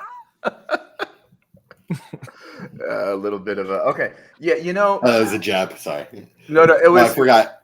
Remember that the couple weeks ago when I had my little autistic rage with the mock draft when somebody took Malik Neighbors at 101. Right. Yes. Well, actually, it's funny because you asked me. I think you asked me to join it, and I got in too late, so I just kind of looked at it, and I got mad at it. I wasn't even involved with it, and I just felt like a little irritability rising up. Well, we we talked about it on air and how I processed it, and everything's fine, and we're good. Who's the Chargers running back? That's a Who's good their top question. running back? Josh Kelly? Gus Edwards, and J.K. Gus Dobbins. Gus Edwards. Okay, I knew they signed. But, like, Okay, you know, I knew who they signed knows? someone. I just couldn't think. Who knows what they're going to get from Dobbins, right? Like Blake Corum, baby. So Yeah, that'll be interesting seriously, to see though, who they pick. For all right, think about this. Might be a little bit too deep, and it may not ever happen. It might be narrative street or whatever. But that's what tonight's for, man. If Harbaugh wants to run the ball, and stay ahead of the chains and play defense and blah blah blah blah blah, how is he going to do that with that shitty defense? And he just spent his first pick on an alignment, and he has no receivers, so he's got to take receivers at some point in this draft, right? So, like, don't we think that their defense is going to be shitty and he's not really going to be able to play that game, at least for this year? And that gives us a window to trade Herbert at elite value. He leans into it even harder because he has a bad defense? Well, no, because you have to throw to catch up, right? I mean, if you're down, you can't just keep running the ball, if you got the ball the whole time, you won't be trailing much. I mean, Gus Edwards is going to just run this elite ball control offense. Listen, there's 6 more rounds, bro. I hear you. What if your boy Trey Benson ends up there? No trade this pick. Still. Pick is in. Yeah, so Trey Benson's all of a sudden my boy. Because you like him and I don't. Where do you have him ranked? I have him like in the same tier. I have him 4. He's got him like 1 or 2. So it's like, I've got him like 2 or 3. Yeah. Blake Corum is my clear number 1. It's my 6. Until the NFL tells me I'm wrong. Yeah, exactly. He goes in the 4th.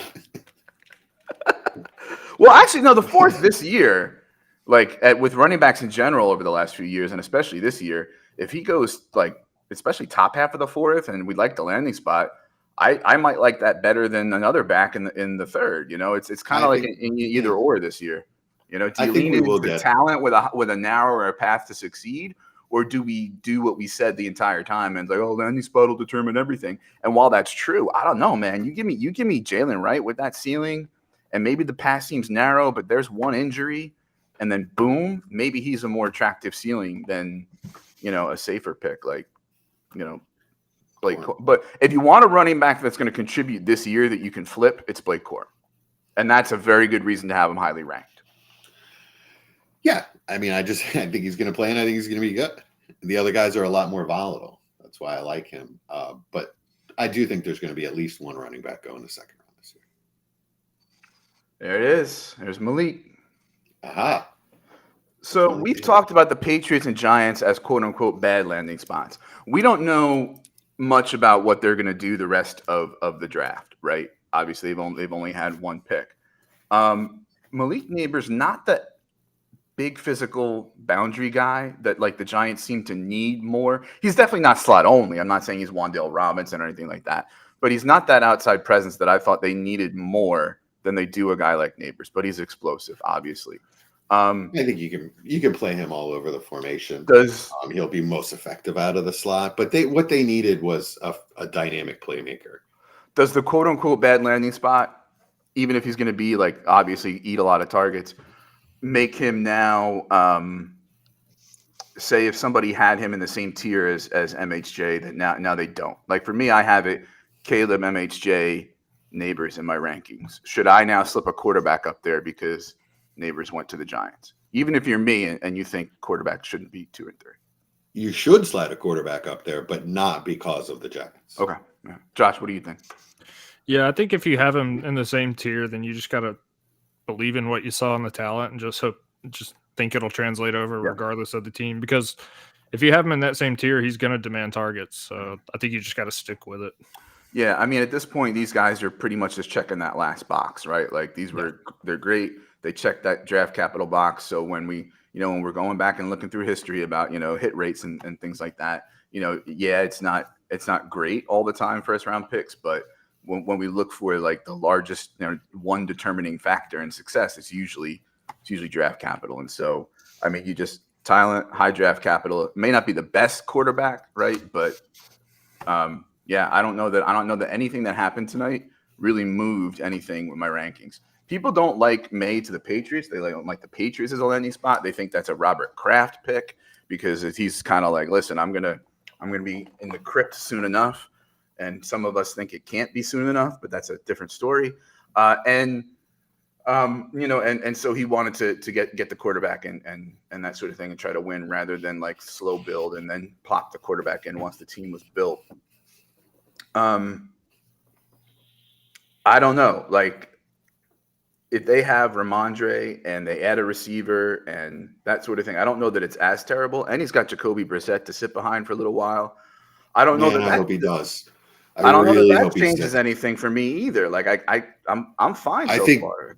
I think Drake May, all of these quarterbacks could use some time on the bench to learn, including Caleb. Yeah, but really, Drake May really needs it. I think his transition would be tough. You know which quarterback I don't really think needs much time on the bench? Michael Pratt. Okay, yeah, I agree. I mean, I think he's like the one you could just plug in and he won't just like ruin. He won't like.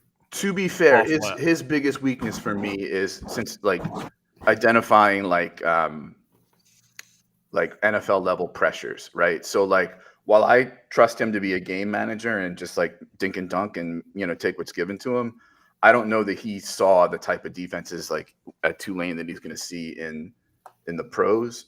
But I'm a Pratt stan. I don't know, but I don't know how far we're going to have to wait for him to get picked. Some people like him in round 2 or 3, in some mocks. So yeah, that would be interesting. Titans pick is already in. All right. Well, they ran to the podium, huh? What do they want here? This to me is the first time we've had like a really like mystery. You know what I mean? Because like they didn't get their tackle. They don't necessarily need a Dunze, but like who doesn't want a Dunze, right? Like I think you just take BPA and take a Dunze, right? Yeah. Or Bowers. Yeah. Sorry, Chig.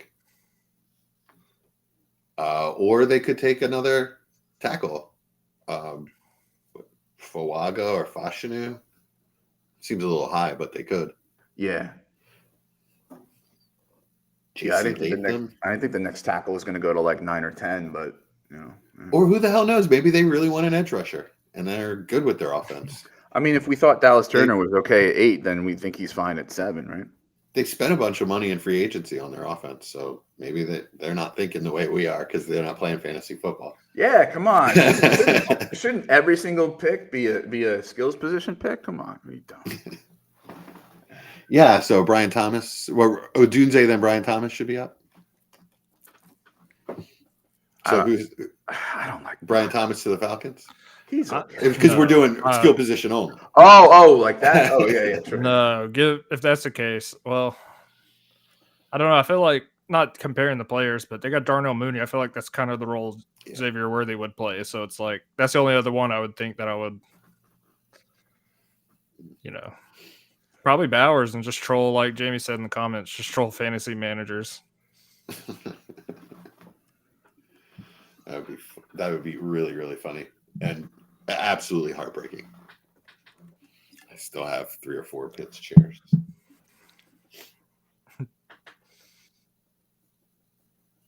So, yeah, if there's a Kirk Cousins type in this draft class, it might be Pratt. Not saying that their game is the same, just saying that a late round pick that could, oh my God, this guy's good. Let's get him in there, like Gardner Minshew or whatever. Not that Gardner Minshew's good. He's just NFL average. Kirk Cousins is the Tyler Lockett of quarterbacks. I can see it, yeah. Explain. Just always underrated and vanilla, and nobody really. It's Tyler Lockett, but like he always. It's funny you say that about Tyler Lockett. It's like that. It's like that line, Like if you get below the Cousins line, it's like I don't really want him as my starter. Early in Lockett's career, he was completely overrated and did nothing for like 3 years, and then finally broke out. Yeah. So I have a hypothesis that I've been working on, and that is the NFL is learning at quarterback. I don't know if you've seen my widely read by 3 people Twitter thread, but essentially the idea is what I was going over before. You know, and that like in 2021 we had some mistakes, but we had, you know, them learning, and in 2022 we had the whole class entirely slipping and not taking the bait on Willis. They didn't take the bait on Levis, and now every quarterback needy team has some sort of support system in for their rookie, whether it's the best landing spot ever supporting cast wise for Caleb, or whether it's Brissett, Darnold, Mariota. Like they've got like somebody there, like a vet there. So are they learning from the Jordan Love experiment, and that maybe they're not going to give these guys 3 years to rest or whatever, like Jordan Love, obviously, because you don't have an Aaron Rodgers, and these guys are better. But are they learning? Are they not fucking up quarterback as much as they used to? Or is it like they have a little bit more of a safety blanket, but they're still fucking it up because they're taking these guys too high? Yes. No, I think it's more the first one. I think they're kind of learning from that because Aaron Rodgers even sat behind Brett Favre for a couple of years. And I think unless you're just like a true elite talent, like someone like Justin Herbert or someone who just comes in there and is clearly ready to play CJ Stroud, I think it does benefit you to sit, you know, get plenty of practice in, get in a few games if there's an injury or something, or if you're in a blowout. And I think especially for this class, like Jesse said earlier, I think that's probably best for most of these quarterbacks is to at least sit here and get some experience. But I think it's a change in the class of owner that you have now, and you have less bozos like the guy in Vegas, Dallas's owner. Like you don't have as many owners playing GM and telling their GM you're taking this quarterback, you know, and you just don't have as many kind of wild card picks because the owner is insisting. I don't know if that's what happened with Drake May or not. We'll find out. That'd be interesting.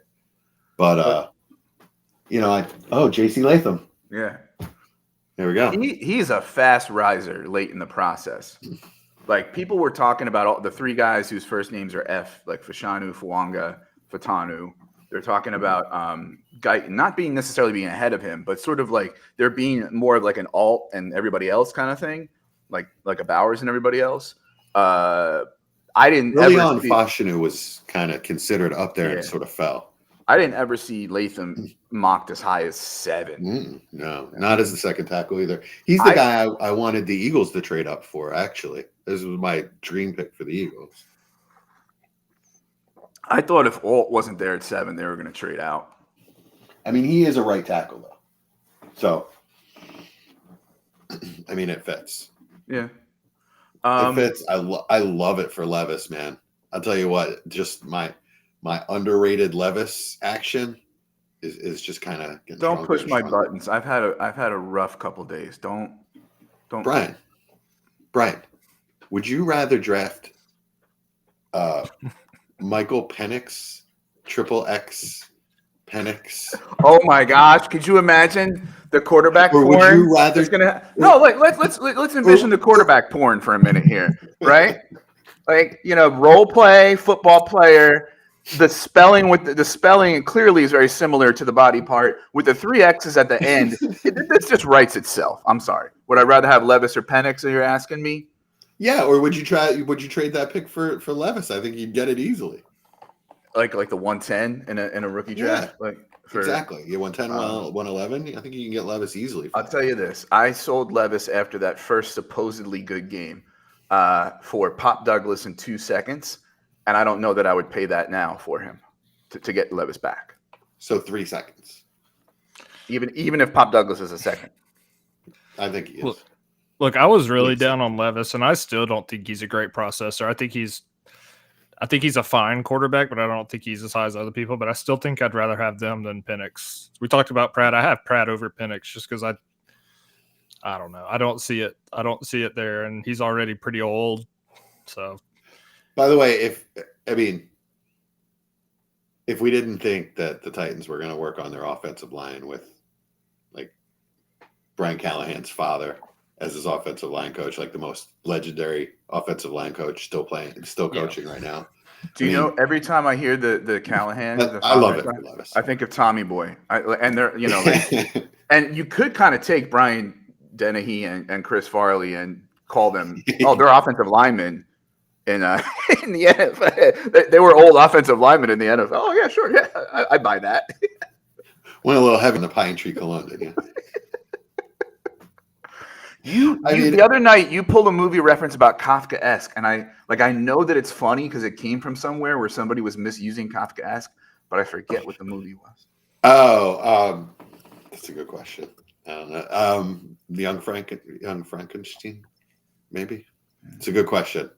I don't always know where my references come from. Josh, the Dirty Birds are on the clock. Yeah, I think Jamie's trolling me in the chat saying Penix. What the F? Because if that's true, I might just have to log off and just call him. No, I think it was a reference to our conversation about Levis versus Penix. I don't know. I remember Jamie doing this last year, though. I remember him coming on here and telling me the Falcons picked someone they didn't pick.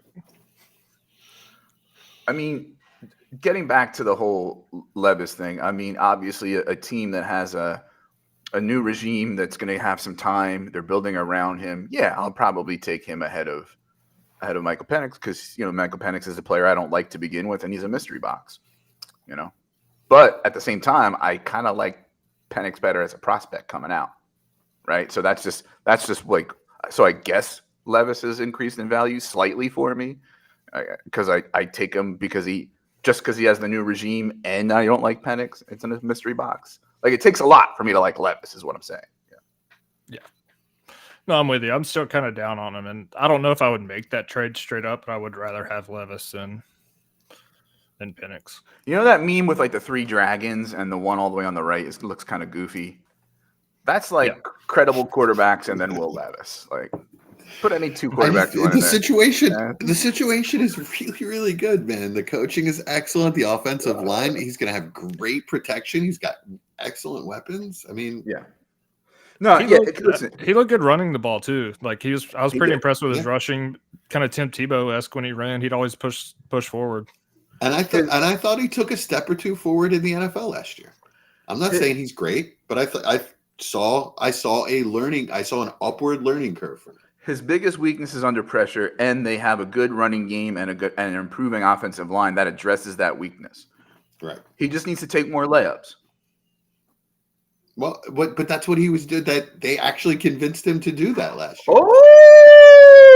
Oh, Jamie, what are you on some kind of secret stream from Slovenia that you knew this? Whoa, man, I feel bad for all the Kirk Cousins owners. I really 8th do. overall. Whoa, wow. Now that could look really but he's dumb. Going to sit for it. He's obviously going to. Really I could be completely wrong on Penix. The NFL, right? Isn't the old adage the NFL? But it only takes one team to overdraft a guy, right? It takes 32 to underdraft. Josh, I'm sorry. I'm filling space because you're just stunned right now, and I'm wondering if like the color is going to come back in your skin or. Man, I just want a pass rush. That's all I've wanted for like 10 years now. Are you a Falcons fan, Josh? Yeah. Oh wow, okay. I'm about to rip this off. I just want to pass. Oh man, I didn't even see that. I was behind your mic. Vic Beasley was supposed to be the answer. Nope. Calais Campbell, 40-year-old, supposed to be the answer. Like, what are we doing? Yeah, like, pass rush. We cannot get at the quarterback.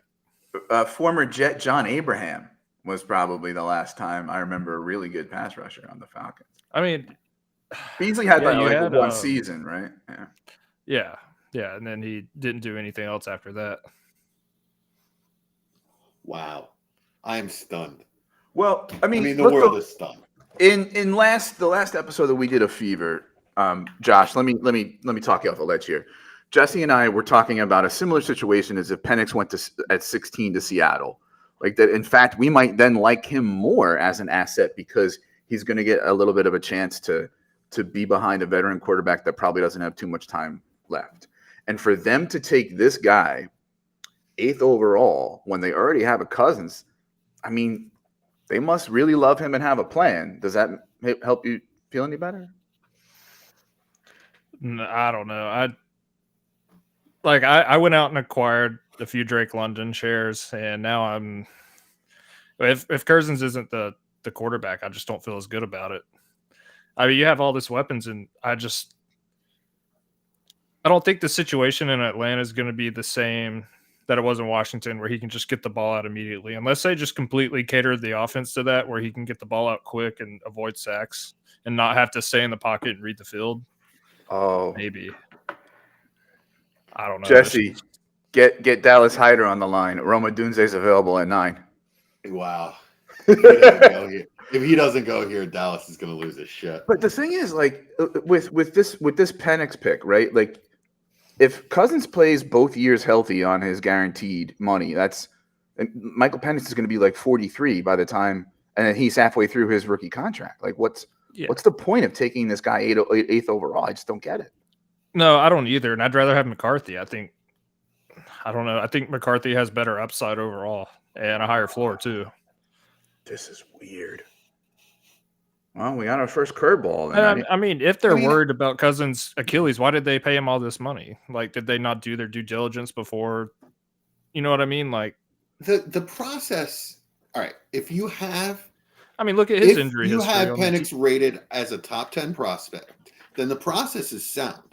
You pay a high sum to an elite bridge quarterback to raise your elite weapons for a year while this project of a quarterback that you took in the top 10 sits for a year, which I think he's kind of like the older, more savvy guy in this draft class, though, like as far as sitting for a year, but yeah. I don't know. I don't know. I have him pretty low in my rankings. I'd rather have Nick. It's good process if you have Penix rated high. That's just a huge if, right? Nobody in this room anyway has it rated high. I mean, the previous segment mentioned Matt Waldman, and Matt Waldman has him as his QB2, so he sees something in him. All right, we got the Bears. What do we got? I was going to say nobody has him rated high, and then I remembered Waldman. There you go. Adunze. There he is. All right. So let's talk about this now with the weapons, right? Now we're in this classic, like, how big is the pie? Too many mouths to feed, slice of the pie, target share, all that stuff. So we've got DJ Moore, Keenan Allen, and Adunze, who has a little bit of Keenan Allen to his game, but he's more of like an outside presence, but more of like a Devontae Adams, right? So is this a good landing spot because he grows with a elite rookie quarterback prospect, and Keenan Allen will be gone probably after a year or so anyway? Or is it's shaky because the rookie quarterback is a mystery box, the offensive line isn't solved yet, and he's got target competition? What do we think? Josh, go first. I've never really been able to come to terms with like another good asset being a bad thing, especially if you have a quarterback that can distribute the ball.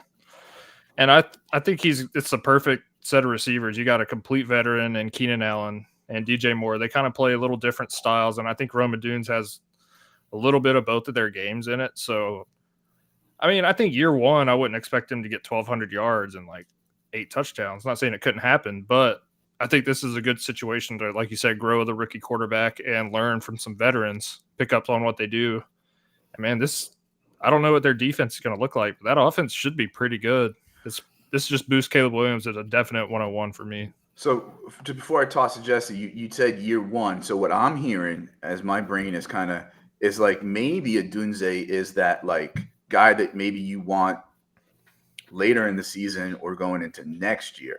Right. So he's probably not a great candidate for value accrual in year one, perhaps as close to the other guys. Maybe. We'll see. Jesse, correct. What did Dallas say? What do you think?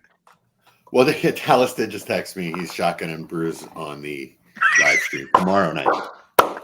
So he promised me that if the Bears took Adunze, he'd be shotgun and bruise on our live stream tomorrow night. So I'm pretty excited for that. It's gonna be fun. But yeah, what I think is, unless Cousins isn't physically ready or gets hurt again, we're not going to see Penix.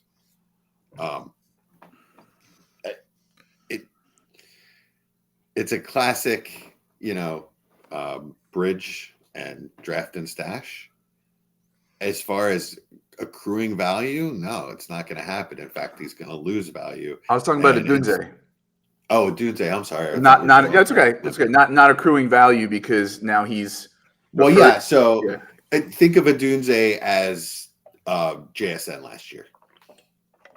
We expected him to sit behind those two guys. Lockett signing back in Seattle doesn't help, but I still think JSN's going to take more of like the second target role, and then Lockett will kind of fall back because he's kind of lost the step anyway. Ooh. Oh, here we go. JJM coming off the board. Were they really nervous the Jets might take McCarthy enough to trade up? No, that somebody would trade over them. Well, yeah, Obviously, okay. The Jets are talking to the Jets probably called and be like, "Oh, we got, Yeah, exactly. You want to beat this package? Hey, Quasi, you want to save your job? I mean, it's one spot, but yeah. Okay, so listen, I don't know where you are right now, but no matter where you are in this world, put earplugs in right now because Thor Nystrom from Fantasy Pros, who is a Vikings fan and like McCarthy truther to the bone, is going to explode when McCarthy goes to the Vikings. So wherever you are, that loud noise you hear, the loudest thing you ever heard, louder than Toby from The Office looking for a camera to take a picture with Pam, it's his reaction to JJ McCarthy going to. I mean, it's a pretty dream landing spot. I mean, they could be taking Knicks. We don't know who they really like. I mean, I already had McCarthy ahead of Penix. In fact, McCarthy in his own tier, and then Knicks and Penix in a tier below. If now you're telling me that they have the insurance of the to give McCarthy seasoning by having Darnold there, to maybe they have to yank him for 2 quarters or something like that and put Darnold in. You're telling me he's got Justin Jefferson, Jordan Addison, later in the year, TJ Hawkinson coming back, competent running, with Aaron Jones and Tyson Chandler. This now looks, I mean, I'm more interested in like whoever has the 107 or 108 right now in rookie drafts is a little feeling in their loins. No matter what they got down there, it's warming up. You can feel the heat coming off it.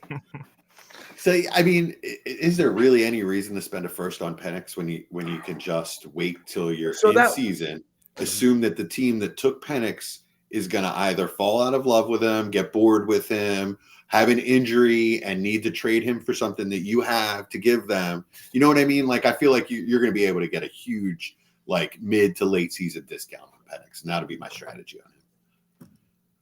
What do you think, Joe? Yeah, I don't know. I'm still just kind of shocked by all this. If you're just going to get someone to stash for 2 years, I don't want it to be at pick number 8 overall. When there's so many other people on there. And look, like, I love Hendon Hooker. If you really need someone like that, just go trade for Hendon Hooker. It shouldn't be that expensive. He's better than Hendon Hooker, though. No, I do think Hendon Hooker is better than Penix. Really?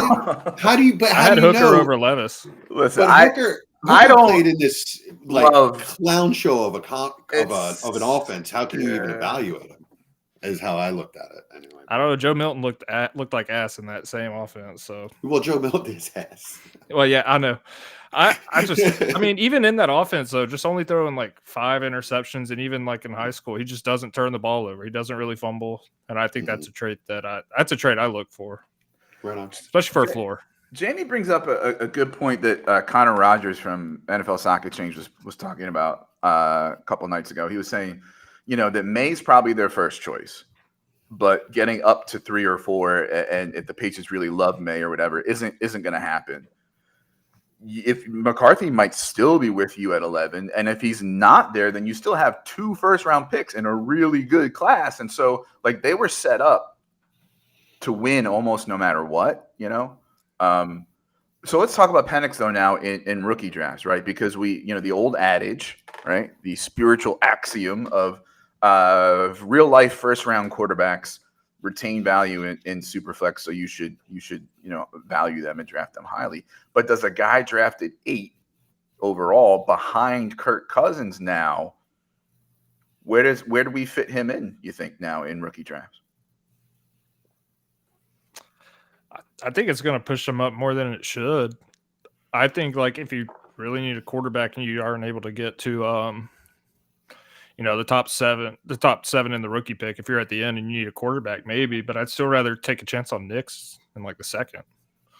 Trade up to get Nix instead, but I think it's going to boost them up higher than it should, and I think it's going to make it easier to get guys like Troy Franklin, Xavier Worthy, some of these other guys at the end of the first.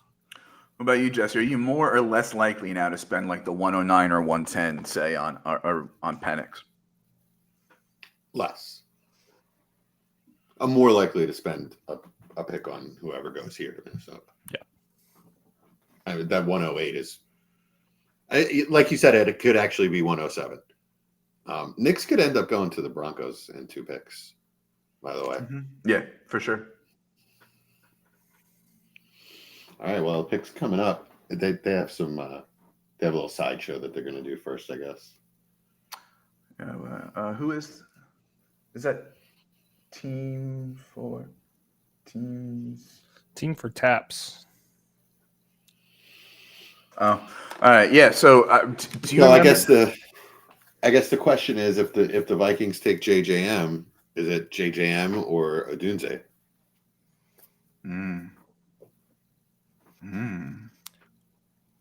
That just comes down to team need for me. Like I have a team. I'll put up this. I have the 105 and the 107. My only quarterback is Baker and Justin Fields.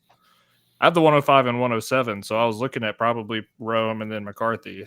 Which one would you take at the 105 if McCarthy goes here? I think you have because Rome wouldn't be there at 107. I don't think. Yeah, Rome. Yeah, right. I agree. I would take. I think you have to take the quarterback at that. I think it's close enough where like I'll lean towards that. Got to take the quarterback scenario. When it comes to talent, as elite as Rome Odunze, I'm gonna take the higher talent. So if you're asking me Brian Thomas or Xavier Worthy or whichever one of the 15 guys that you can have rated as your wide receiver 4 or JJM, then it's clearly the quarterback. But just the position, and there he goes, JJ McCarthy to Minnesota. So have I told you guys? Well, Brian, I think I've told you, but my brother. Have you told me lately that you love me? My brother went to high school with Kwesi. Oh, right, that's right. Yeah. So we're all rooting for him to do good things in this draft, and now I'm getting bombarded with texts that he's about to lose his job. Everybody in Jersey's feeling bad for Kwesi. So is JJ McCarthy, you think, going to start? Because I happen to be a Sam Darnold guy. I like Sam Darnold. I think he still would have done better than Brock Purdy in that offense. So do you think they'll give – I guess, you got to go obviously go through camp and stuff. Would you be surprised if they started Darnold and let McCarthy sit? No, I wouldn't. But I think McCarthy, he's a top 10 quarterback. He's going to make his way in probably in the first quarter of the year. But yeah, they brought in Darnold as a bridge. As long as he's good enough in camp, you know what I mean? As long as they can make the case for it, then I think it's good for the kid to sit for a little bit. Number 1, for his ego. Number 2, so he can learn. And NFL teams, NFL coaches like to make their rookies earn it, even if they are the 10th overall pick. Yeah, I think if I had to bet, I think Darnold probably gets a few games. Yeah. Me too. Yeah. So the defensive tackle that the Eagles took last year, escaping me. Jalen Carter or Jordan? Jalen Carter. They took him with the 10th overall pick, and he didn't start until halfway through the year. He was behind Fletcher Cox. So if you're behind a veteran, I think a lot of NFL teams will. I mean, I realize it's a much different position, but yeah. So what do we think? Is JJ McCarthy going to actually be successful in this offense? I think he's got every advantage. I think he can do what a Kevin O'Connell sort of type of offense wants people to do. And I don't know that he's going to have a high ceiling, but I think if seasoned correctly and they don't rush him, I like it. Yep. I do too. I like him, and we said on the show a little while ago, I wouldn't mind him going somewhere where he could sit just maybe a year. Maybe no more than that, just because he's still pretty young. Also, what's he? 2021. He's 21, yeah, or he's about to turn 21 in the summer, yeah, something like that. We really need Bowers to go here, by the way. If Bowers doesn't go to the Jets here, the landing spots get real wonky.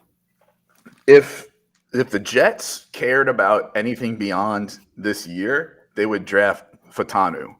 That gives them like 4 position versatility on the offensive line, and maybe you move him around, you move Elijah Vera-Tucker around, that sort of thing, because they've got the 2 old guys that they have, but they probably don't care about anything beyond this year, and so McCarthy turned 21 in January, so he's not going to be 22 for a good while. To be 21 again.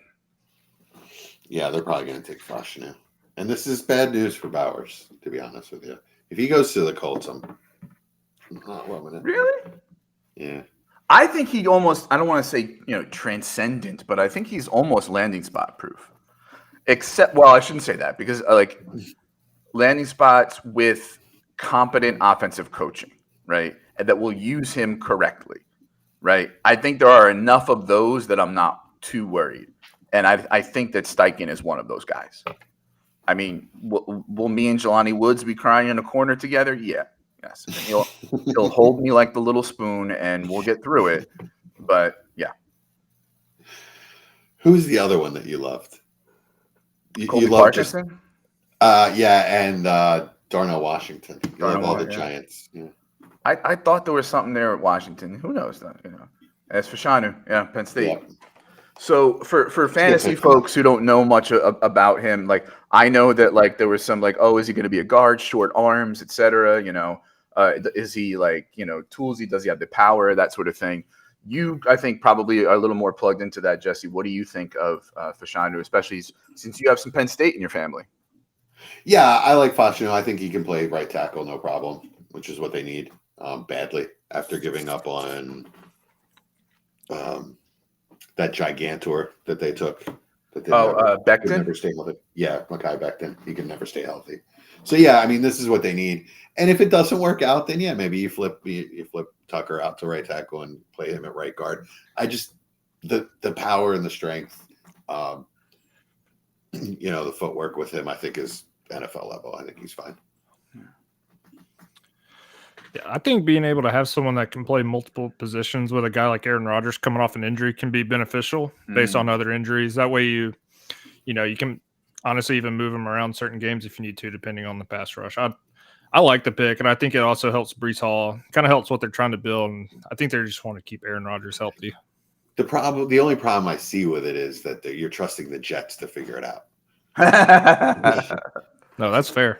Well, there's people are saying, you got Joe Douglas and the coach, Saleh, are both sort of on the hot seat this year. So they'll figure it out. So it's interesting. I'm thinking about it here, and maybe offensive line is the draft for this year pick, because there's nothing more important this year than keeping Aaron Rodgers upright. So I think they made the right pick in the fact that they went for alignment. I don't know enough about them to have a favorite. I mocked Fatanu to them in a Debbie Royale listener mock that we did. I took the Jets at 10 and 72, and did Fatanu and Javon Baker later at 72. I don't do my own offensive lineman evaluations, because that's for what reason would I? No, I'm just going off what I hear. Totally, I will cop to that. I don't know much about these guys, but I can tell you, Field Yates has been very high on him throughout the process. Yeah. And Kuiper likes him too. So for whatever that's worth. So apparently, I don't want to say anything. Apparently, he already wants to trade, so, because he's landed on the Jets. I guess David, how you doing? I don't know that I recognize your name from prior shows. Good to see you. Probably not a Jets fan. All right, or maybe actually, having grown up a Jets fan, that's the attitude that Jets fans have. This dumpster fire of a team that disappoints us all the time. Yeah. I think that's a friend of mine and my wife's. I talked to him today earlier. I went to my wife's job where she works, and he was in there. Gave him the link to the show. I think that's who that is. Oh, okay, cool. He's a Commanders fan, I believe, because he lives here in Virginia. Oh, right on. Yeah, So thanks for coming out, Dave. Unfortunately, Brian, I think we're on show 91, so we won't be able to. He won't be one of our show numbers for Correct. the Dynasty Yeah. Fever. Yeah, we're past that unless I don't know, unless the NFL decides like, whatever, I'm okay. I'm gonna look at the salt that's in my beard as I say, I don't like the single digits everywhere thing. I just think it's harder to watch. It's hard to watch, man. I just at least keep it to offense. Something. Yeah. Like, I mean, they had us trained for so many years. Like, I know what position that guy plays. Wide receivers are in the 80s. Like, and I got Hassan past Reddick that. is number 7. I got past that. I said, crazy. okay, I'll take these wide receivers in the teens. I can handle that. I can do that. I got past that. This single digits everywhere is for the birds. Old man yells at cloud. All right. So is this Knicks? Do we have the 5 quarterbacks in the first round? I will lose $2 if it is, because I bet if it's the under. Bowers, I mean, all of our Dulcich shares are officially dead, right? I mean, I think it's gotta be Knicks. I don't think they'd be happy rolling out Zach Wilson. I think that's zero definitely a defensive backup players. We might set the record in the first 20 picks. I don't think the personalities in Denver can control themselves enough to not draft Knicks at 12 when they might be able to get him later by either trading back or but they don't have many picks after that. But They don't have a second. which is why they didn't trade up, right? So I don't know. Their next pick is in the 70s. It's like 78. I guess that's probably going to be Knicks then. Get Sean Payton as his point guard quarterback. Bump this guy up into the first round of rookie drafts. Give me all that Xavier Worthy love. Rub it all over me. Yeah. Let's do it. God. I mean, this is like be trading Mac those Jones, 203s Kenny so these idiots Pickett. can take 80 Mitchell. No, I'm just kidding. all these guys that go in the first round that none of us think should, and then we end up drafting them in the end of the first round of rookie drafts. And they suck. I'm telling you, this year I might try it a little bit different. But you might get Jalen Hurts. So you know what I mean? You might get Mahomes. It just said on the TV that Sean Payton's never taken a quarterback in the first 2 rounds when he's been a head coach. He hasn't. He has not. He's always had Brees. I think Troutman was mostly blocking, but splitting snaps, but also Dulcich was injured. But also I think Troutman's in Cleveland now because they lost Harrison Bryant. Correct. Yeah, no, Dulcich is actually, I believe, being thought of as a starting player right now. I mean, he's flashed. He's got some tools. He looks cool with the hair and the mustache and the short shorts. He's marketable, yeah. Let's do it, man. Yeah. Let's make Look at Roger Goodell. Look at the evil in those eyes. But I mean, according to Gordon Gekko, greed is good. Right. I like how he's got his like dad sketchers on too. You know, like, hey, it's just I'm cash. Yep, Bo Nix. This is pretty. Oh, chalky. it is. It's Bo Nix. Yeah. This is pretty chalky so far. You know, like it is. You know, like that's which is fine. I'm not saying it's a bad thing. I just think you probably. I mean, except for Atlanta. You probably could have traded down and got either Penix or Nix. Yeah, but I don't know. mean, I'm not on the phone with these GMs. You know, like I don't know. I think they clearly wanted Penix over those other guys. I think it was a clear choice for them. They probably didn't have the other 2 guys close. That's when you make a pick like that. But isn't that when you trade back because you don't like what the Lions did with Gibbs? No, when you have vultures trying to get quarterbacks behind you, and if you see him as the next best quarterback on the board, far and above or above the other 2 guys, then you have to imagine that other teams see it the same way. So why trade back? You could lose your guy. No, they just took their guy. Josh is still recovering.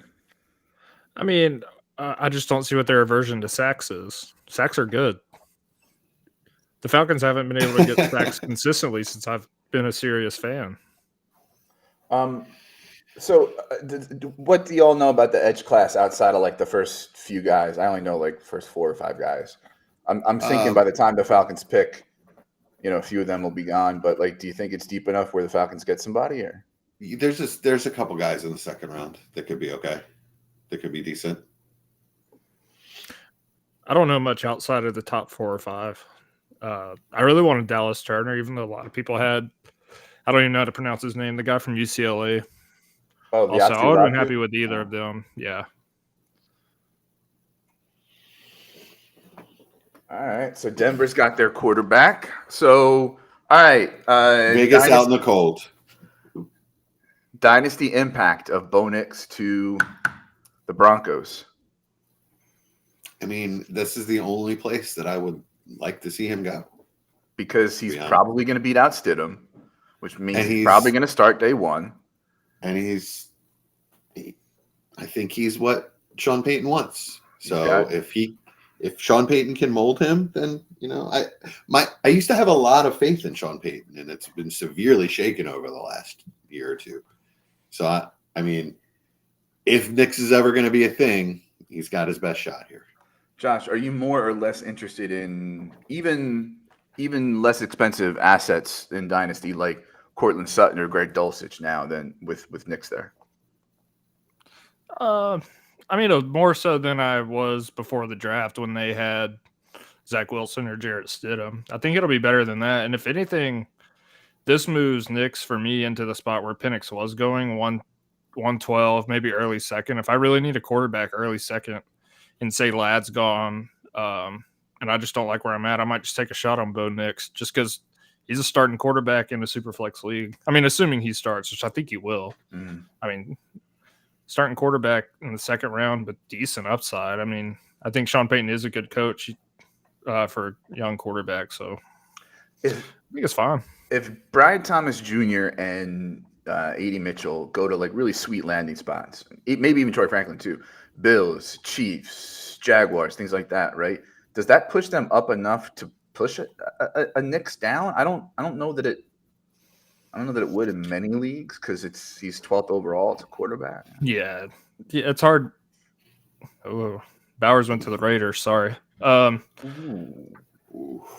Interesting. Yeah, I don't know how I feel about that as a Michael Mayer guy. Ooh. Well, I mean, he might just play big slot with Jacoby Brissett and Dante Adams on the outsides.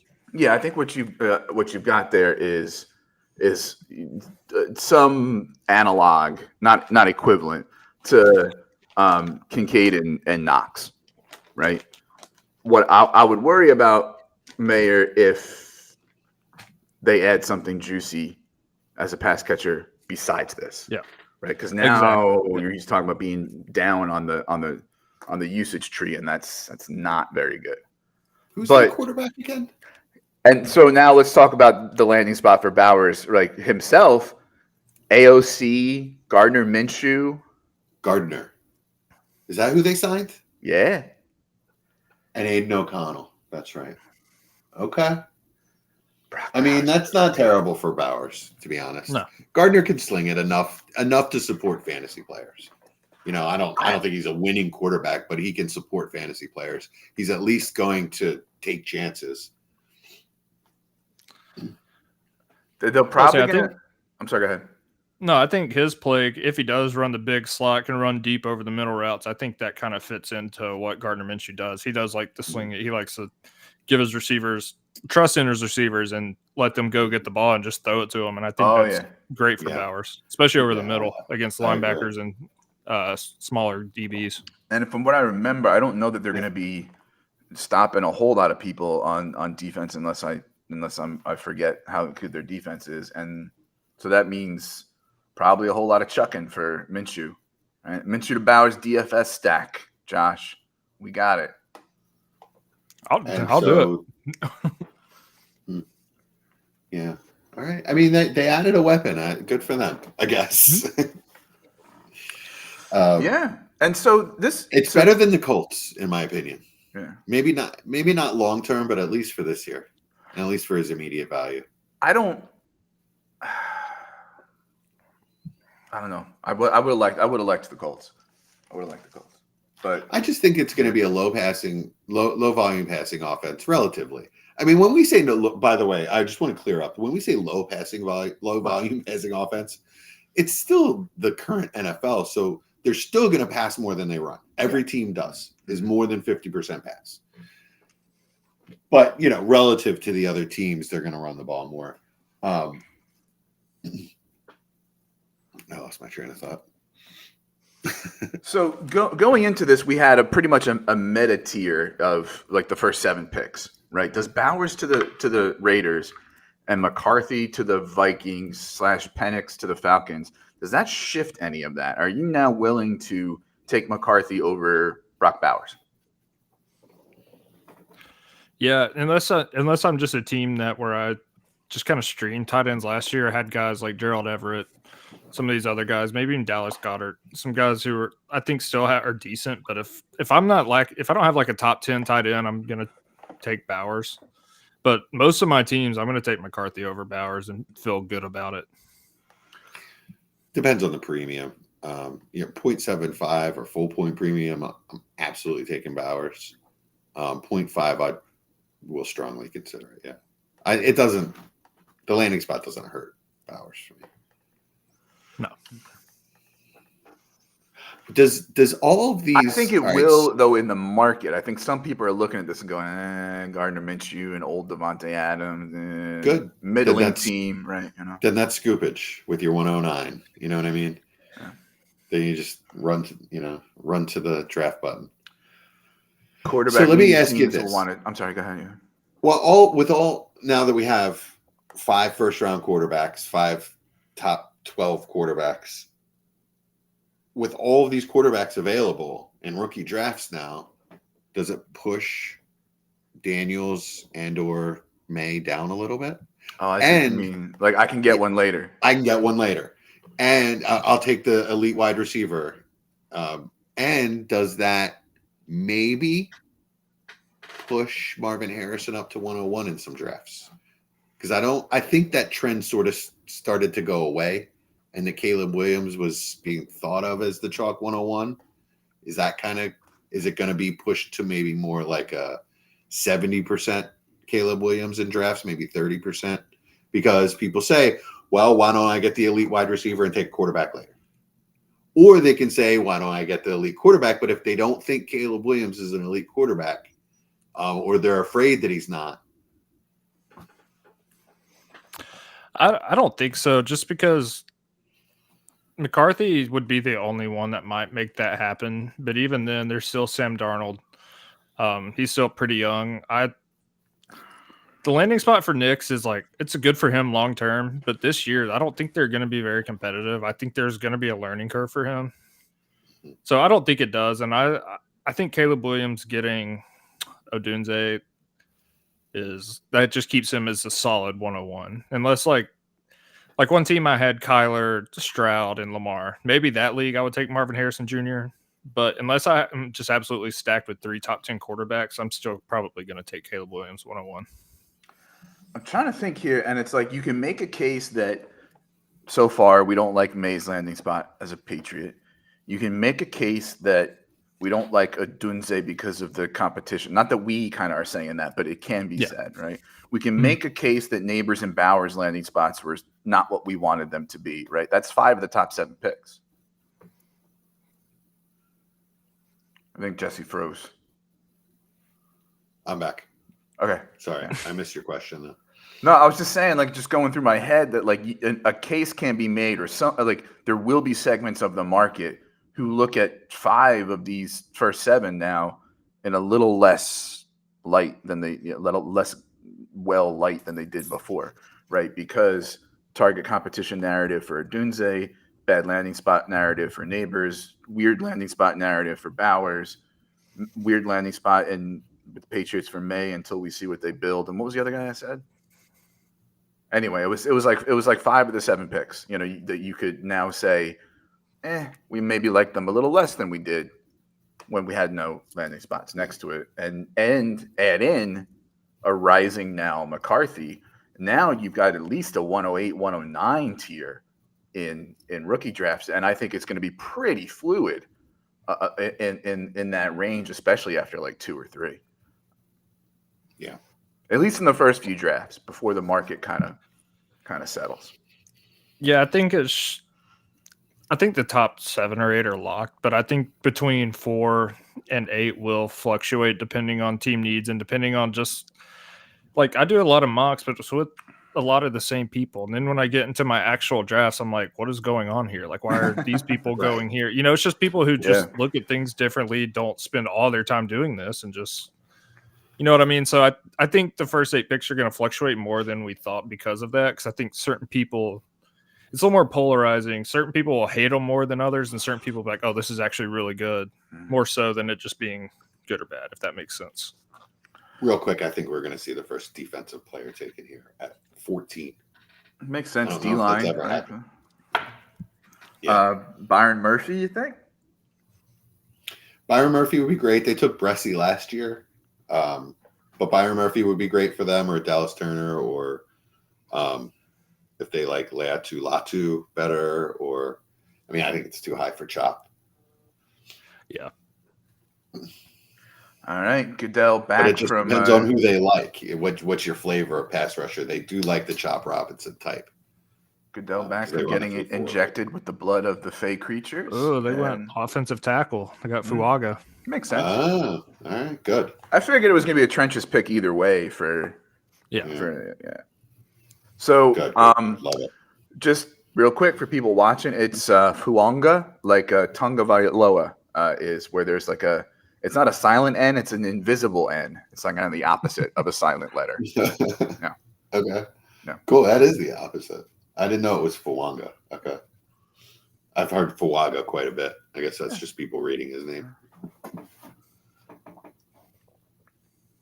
And, I mean, if you've got a couple good receivers, if you've got, running backs on the roster, if you've got, a quarterback that you're kind of locked into at least a little bit with the money, and you want to protect him because he's older, this makes sense. Yeah. Yeah. No, I hate the Saints, but I like this pick. So. Oh yeah, that's a little like Southern rivalry that like we don't know about in up here in the civilized part of it. Yeah, man. Like the Saints Falcons rivalry is like yeah.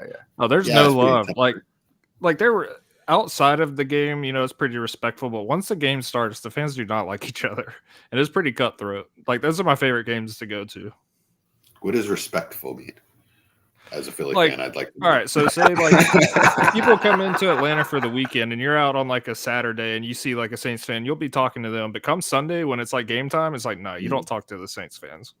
Like obviously don't get dick, but we yell at them. Well, yeah, I mean, yeah, don't be a dick, but also like don't be nice to them if that makes sense. So like if you're a Falcons fan that comes to Philly and you're out drinking the night before and you're wearing your Falcons sweatshirt, no problem. We'll hang out, we'll have a great time. If you're a Dallas fan that does that, don't. You're gonna have a bad time. Yep. It's like if you French fry Yep. when you need the pizza, you're gonna have a bad. You're gonna have a bad time. A friend of mine I grew up with, shout out. Well, I don't really like him anymore, but anyway, he was a Giants fan and went to a game in Philly and claims that in the men's loo, he saw a Philly fan urinate on like a 10-year-old Giants fan. I don't believe at the old vet. come on. No, as a Braves fan, I believe that. Oh, this is what sport we're talking about. I mean, that's probably hyperbolic, but I don't know. I just like to give Philadelphia, New York, and New Orleans fans a hard time. So do we get a wide receiver here? Do we get Brian Thomas Jr. here? He's been mocked here a few times. Bowers is off the board. Alec Pierce isn't really the answer. All the tackles are gone, right? He's everybody's. There's still, are all 3 Fs gone? Yeah. He's a lot of people's wide receiver 4. He's not mine, but it seems to make sense here. Wait, 2 Fs are gone. Fuanga, Fashanu, and is Fatanu still off on the board? Fatanu. No, you said Field Yates was. It's showing Fatanu's still there. Oh, okay. Yeah. Right. Okay, one of them is one of the F's. I've seen some reports, and take these reports as you will. I've seen some goofy stuff about Caleb Williams come out here lately, but talking about some character concerns for Brian Thomas. Oh yeah. I don't know how much to look into that because it's, people were saying Caleb Williams was a prince of football, like that's a bad thing. So it's a goofy time for media, but it makes sense unless they want a top edge rusher. I'm pretty sure they're pretty good on defensive line. They only have Buckner and I can't remember who else they have. Yeah, they probably do need to go defense, but they could go interior offensive line too. Graham Barton's there. It'd be an excellent pick. Or Jackson Howard Johnson. Not sure who they're setting. Some people are mocking him as high as like 16 to Seattle, so I think he would make sense here as well. I think it's gonna be Brian Thomas Jr., but I don't know. But you made a good point, Josh. And maybe an edge. Yeah. Fatanu though might make sense because you got Quentin Nelson, but that line was good 2 or 3 years ago, but last year they were not that good. No, they weren't. So I think they could use an offensive tackle. I think Fatanu would make some sense here to go alongside Quentin Nelson. Because he was the only one that old. Also, Quentin Nelson, no, he's not even 30 yet, is he? He's not. No, he came out of Notre Dame 4 or 5 years ago. Okay, feels like he's been around forever. No, it does. Well, he came in very good as a rookie. Let me see. I just typed in Quentin Johnson. Yeah, he's 28. Okay, never mind. My computer doesn't accept that search. I try and it just like auto deletes letters on me. I don't care. Jesse was trying to describe Quentin Johnson's hands, and he just looked around the room for 2 flat objects. It was like a book and like a phone. Yeah. I'm He's pretty not sure even human anymore. So. My phone. He's the clapper. He's a clap attack. I think that's what Waldman calls it, the clap attack. So, I'm sorry, go ahead. No, I was just going to say, I want Quentin Johnson to do good. I hope they scheme him a little bit better and get the ball in his hands closer to the line of scrimmage so he can do what he's good at instead of not forcing him to be something he's not. I think if he played some form of big slot, then sure. I think that would be – he has to be off the line of scrimmage, I think. But who's always on the line of scrimmage? Nice segue. Yeah. My Tyler, the creator? What's up, gentlemen? How are you? Gladys. Excellent. How are you? We are now, Jesse, just the Pips. You are. It's Gladys. You cannot discount the Pips. They were very good in synchronization. So Gladys, for folks who might not watch Going for Two a lot, what shows do you do on Going for Two? Where can we find you and your work? That really hurts me that people don't watch Going for Two for a lot. The 2-point conversion, which is usually on Monday night in season, and then in no particular order, which is Thursday, has been at 3:00. We'll probably move it to 6, I think. Mountain time. Every time I talk, it's Mountain time. On Thursdays are the 2 shows that I generally am on most of the time. And I must say that I've been listening to you guys, and you guys are spectacular. I'm like, wow, I don't think I have that much information. I might have to bow out after 15 minutes here. Spectacular, only because I have spectacles. Is that what it is? Is that what it is? So, except I missed because I was doing the dogs. What did you guys think about the Atlanta pick? Josh, you take that one. The color's just coming back into my face from that. He literally couldn't talk. No, I hope I'm wrong about hating this pick, but it's the most Falcons thing to do for every team to make a solid to good pick and the Falcons to just not. Do you think they did it for a trade value? Do you think they did it to trade it to someone who needs a quarterback later on? Maybe, but the pick would be Las Vegas, but Vegas has Bowers, and I don't see them giving Bowers up now. But they I don't know. That's an interesting strategy. If not, I do like Terry Fontenot. I think he's got a plan for this, right? And maybe this coaching change they'll cater to that a little bit. But I still would have liked for them to go after an edge rusher. Yeah, I can't believe this is the first defensive guy off the board. Actually, Yeah. at the This where are late, we? 15. Yep. Crazy. All right, so we have now officially shifted over to the 2-point conversion background on our. Oh wait, no. Nope. Press coverage, but that's okay. I It don't care. says 2-point conversion. It just got the wrong logo in the graphics package. Come on, y'all. You're killing me here. You're killing me. Let's get that logo out of there. All right, dude. Here, So let's see. we're gonna pass it off to Gladys, and but before we do, Jerry, what's up? What's going on, guys? I don't get to see you much. Why don't you tell the folks who you are, what you do here, where we can find you and your work, the shows you're on, that sort of thing. Well, my name is Jerry. I will be fixing my name down here. You can find me on the Fantasy Assessment every other Thursday at 9:30 Eastern, live with Raul and Chu. Raul will be joining us in a little bit. And yeah, just in the Discord on Facebook, live on the shows, and everything fun. Right on. And we have a Steelers fan with Gladys and Bills fan with Jerry. We've got you're probably going to get to see both of those picks, Gladys. Before we hop off here, who would you like to see the Steelers, or even a position or anything? What is your dream for the Steelers at 20? At 20, my dream has since vanquished, but I would like a wide receiver. I would like a quality wide receiver, but I don't see that happening. You know what I'd really like? I'd like him to make a long-term contract with Justin Fields. That's all I really want. I don't care. Anything after that is gravy for me. And Jerry, I'm assuming wide receiver for you as well, or? Yeah, I want Brian Thomas Jr. Yeah. All right. I don't know that he gets past the Steelers. We'll see. But so we're gonna hop off and let you, announce all the Roger Goodell vampire picks. And so Josh, sign off. Tell people where to find you and your work and all that jazz.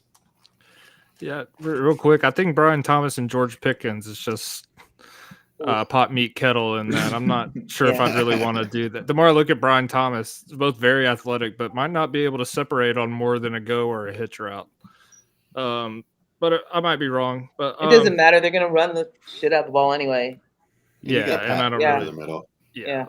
But yeah, you can find me on Twitter at Rotonaut, ROTONAUT, and you can also find me playing in traffic once I sign off here because the Falcons just completely betrayed me. So, Oh my gosh. Oh boy! All right, Jesse, where can they find you and me tomorrow night? Well, first of all, Brian, just thank you for bringing me on my inaugural GoingFor2.com appearance. I really appreciate it. It was a lot of fun. I mean, inaugural, semi-inaugural. But it was really fun talking to you, and Josh, it was nice talking to you again. It's always a good time. Maybe you can take me for another trade this season. Hey, I will say real quick, give me Devontae Adams. I put him in my super flex. He got 40 points, won me the championship in that league. So it worked out for now. I might be in trouble in a year or two, but But you all can find me on the Dynasty Warzone Network. The show is called Dynasty War Games. We have a good time. We figure out player values. We play games at the same time. And we will be on tomorrow night, live streaming the entire second and third rounds. We're going to have Brian Ford with us. It's going to be a blast. Find us on YouTube. Like I said, subscribe to Dynasty Warzone Network. You get us. You get the big show with Memphis and Jerry. And you get the rookie rundown with Dallas Hyder. It's all for free. All right, you can find me on Twitter, @FFJunkie_, ranking articles, GoingFor2.com, podcast with Jesse midweek, Dynasty Fever, audio only. Obviously, I'll be on there tomorrow night with him. And I don't know that anybody on this call knows this, but I will be occasionally writing some articles for Fantasy Pros now, starting next month. So nice. Yeah, it's going to be fun stuff. Yeah. All right. Enjoy the rest of the night. Jerry, Gladys is going to get Rahul in here. We're going to go to 2 a.m. or something. All right. 10 o'clock Mountain. Good luck, Bye, guys. Okay. Wait, Gladys, if I X out, you're good, right? Like we're good? I think so. We'll see. Right. We'll find out. All right. We'll find out.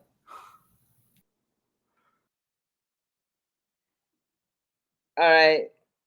What's up, Jerry? There we are. What's going on? What's up, G?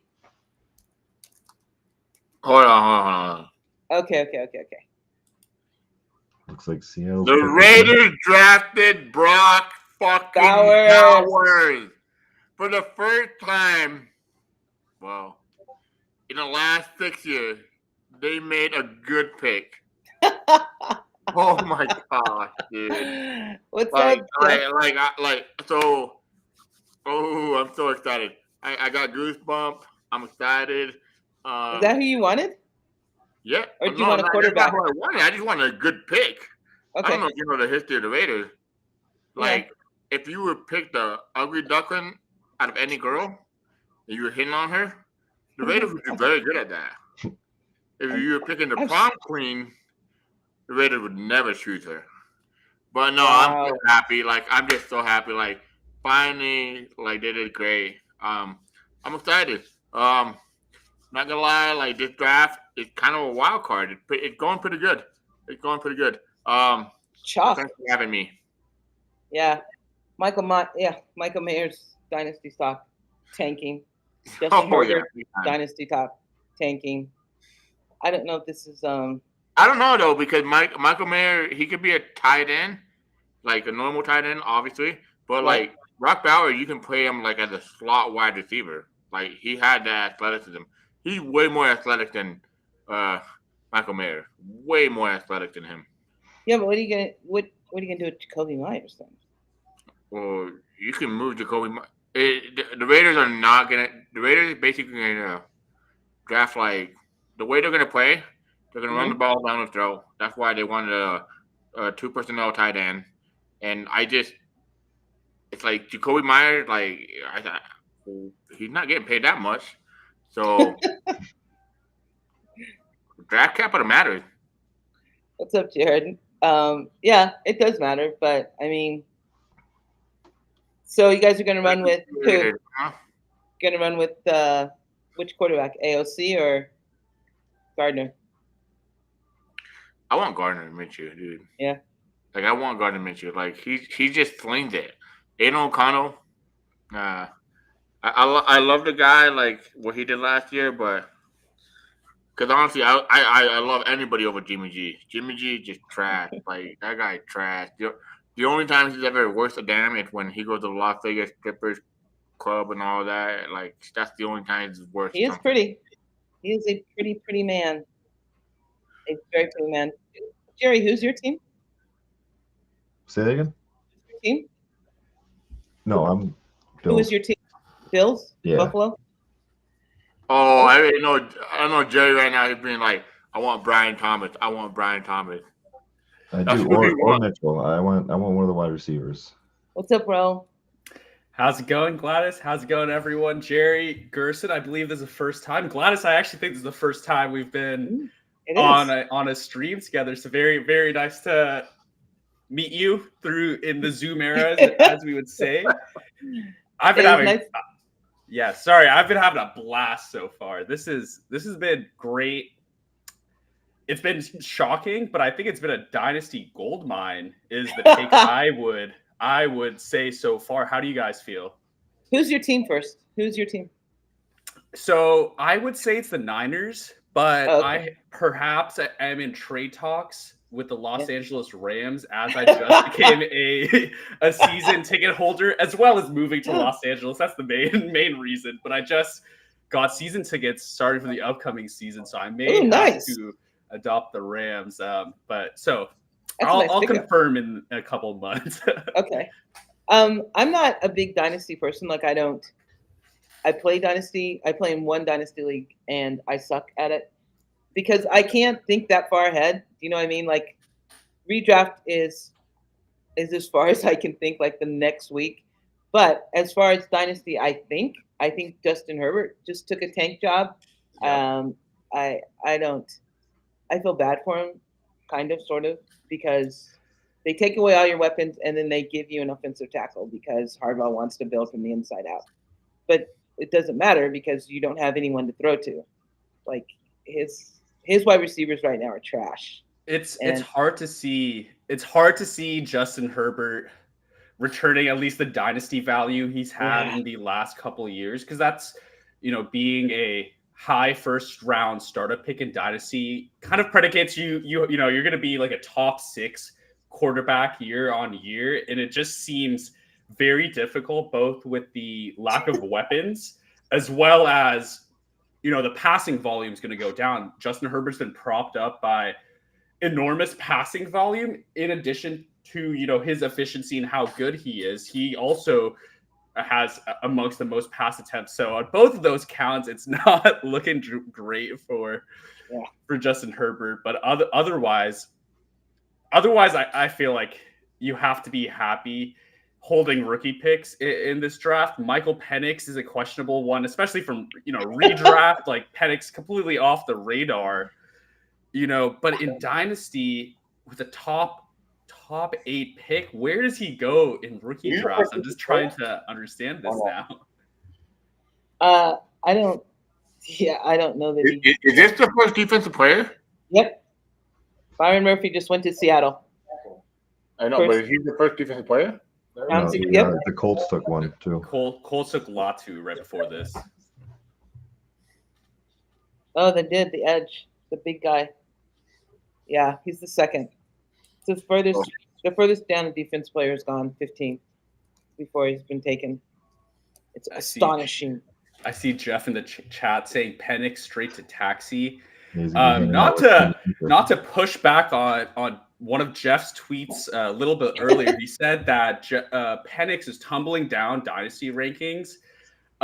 In my opinion, it's the opposite. I think this is the landing spot. He's not going to come in immediately, but I think you have to be happier with top 10 draft capital than second round to Raiders, Broncos, wherever it could have been. For me, he's shooting up rankings.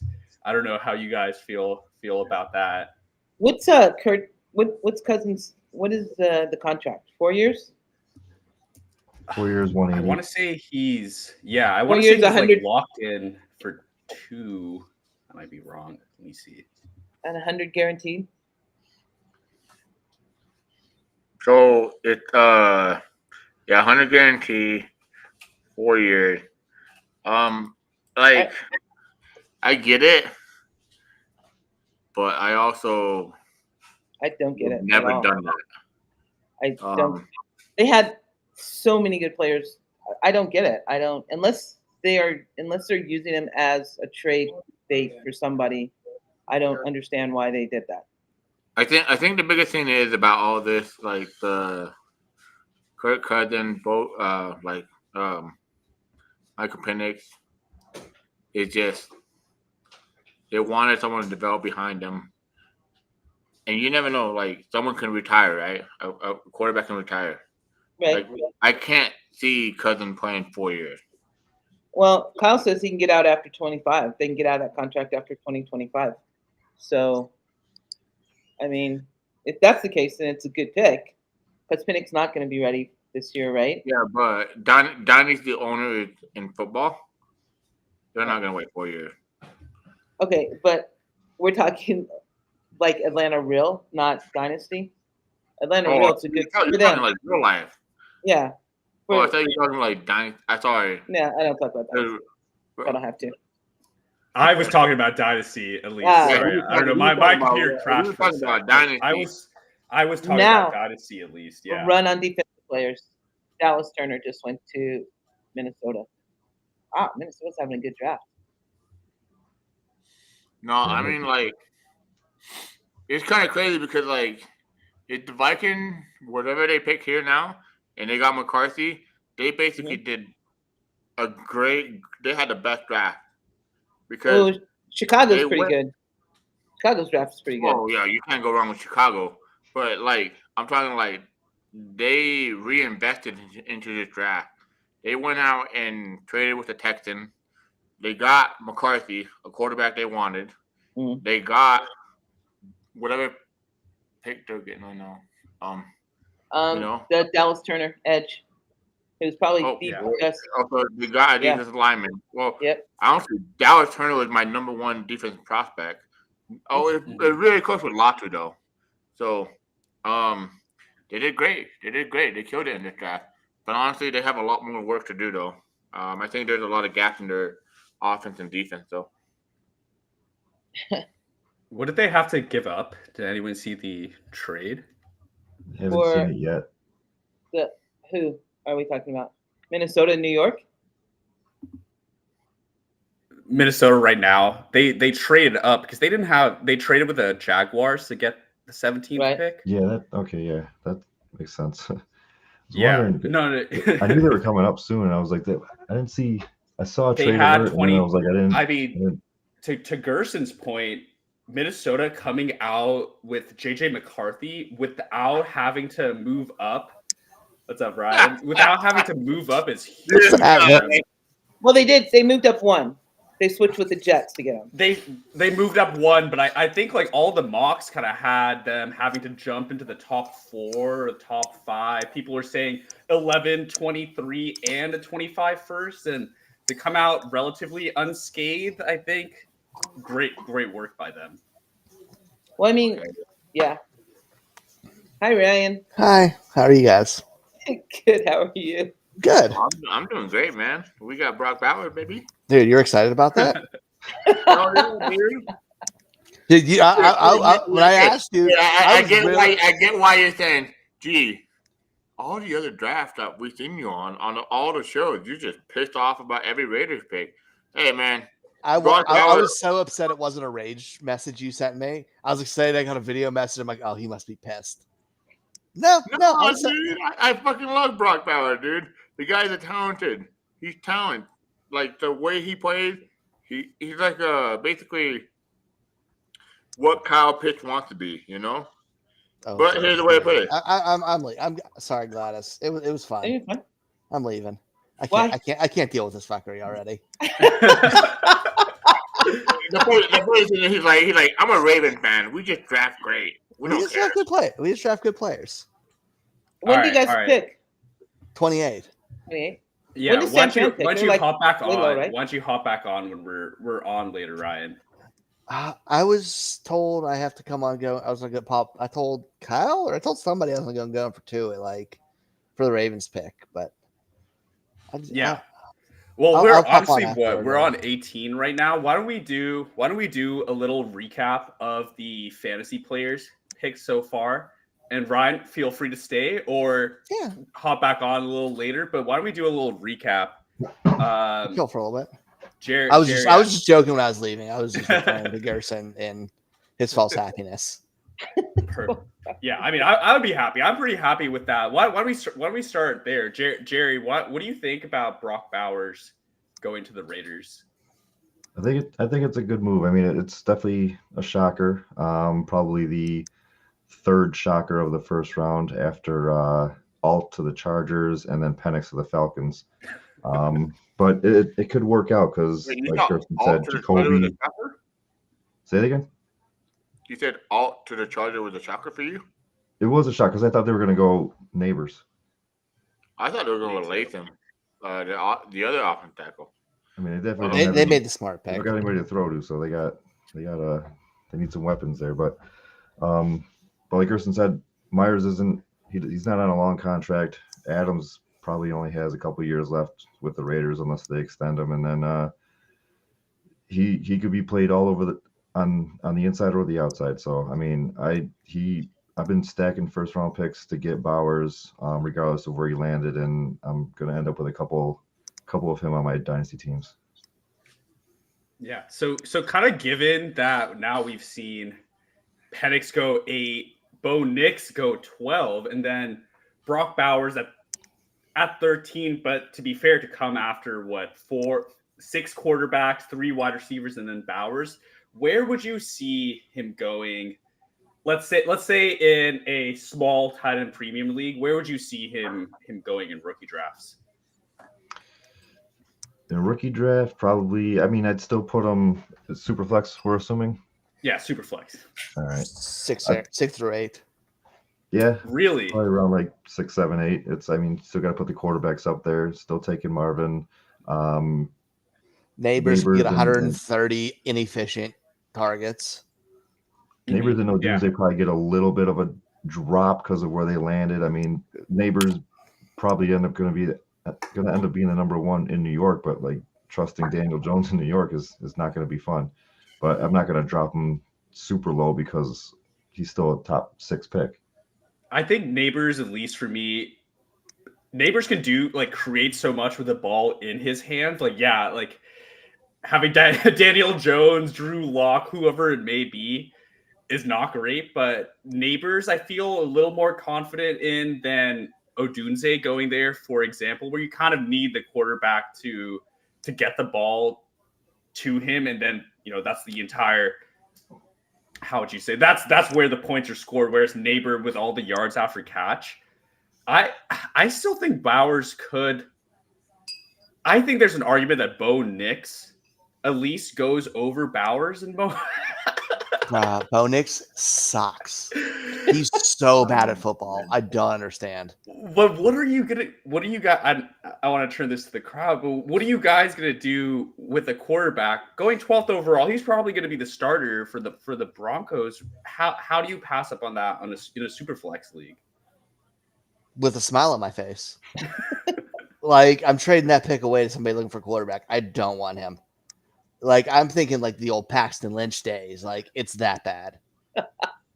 Damn. And I like Penix. I feel the same way, but he's not going to start for 3 years, and that's a waste of a first-round pick too. No, Dude, like this has been a nightmare for fantasy. I love the chaos because I enjoy chaos, but this draft's been a nightmare for fantasy. I don't know. I think picks of appreciated value is my takeaway for this tonight. Oh, that's a good pick. I just think that for fantasy right now, like Bo Nix and Michael Penix, his value is not going to be worth a damn. Like if you're going to pick him in the top 12 of a Superflex Dynasty League, you're wasting the pick. You might as well trade that pick for a wide receiver.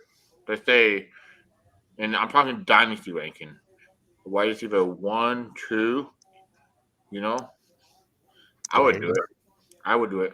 And yeah, Jerry. You're right. Upside. I might do 2.5. Let's push Jerry away, right? 2.5. Let's say that. But dude, I don't think Bo Nix or Michael Penix are even worth a first round pick. And I remember sorry to interrupt. I think Penix is a tough one because he's presumably going to sit for at least 2 years, right? At least 2 years. I just saw a tweet too that Kirk Cousins did not know they were going to pick Michael Penix until they picked him, which kind of seems a little bit absurd. Chargers traded up. Huh? Chargers traded up. No. Did they? No. Since he just picked, and now LA's on the board on the clock. They picked a tackle, so not. Oh, that's the Rams. I thought that was the Chargers. I was like, oh, I'm tripping. Their first round pick since Jared Goff. Okay. No. That's crazy. Got a Super Bowl out of it. Yeah. Not with Jared Goff. At the end of the day, you argue with that. So I got so much love for any player who's chilling at their house with a t-shirt on and not like in a suit, and they're actually comfortable on draft night. Like, good for him, man. So is it just me, or am I tripping? But I You think fuck you, Ryan.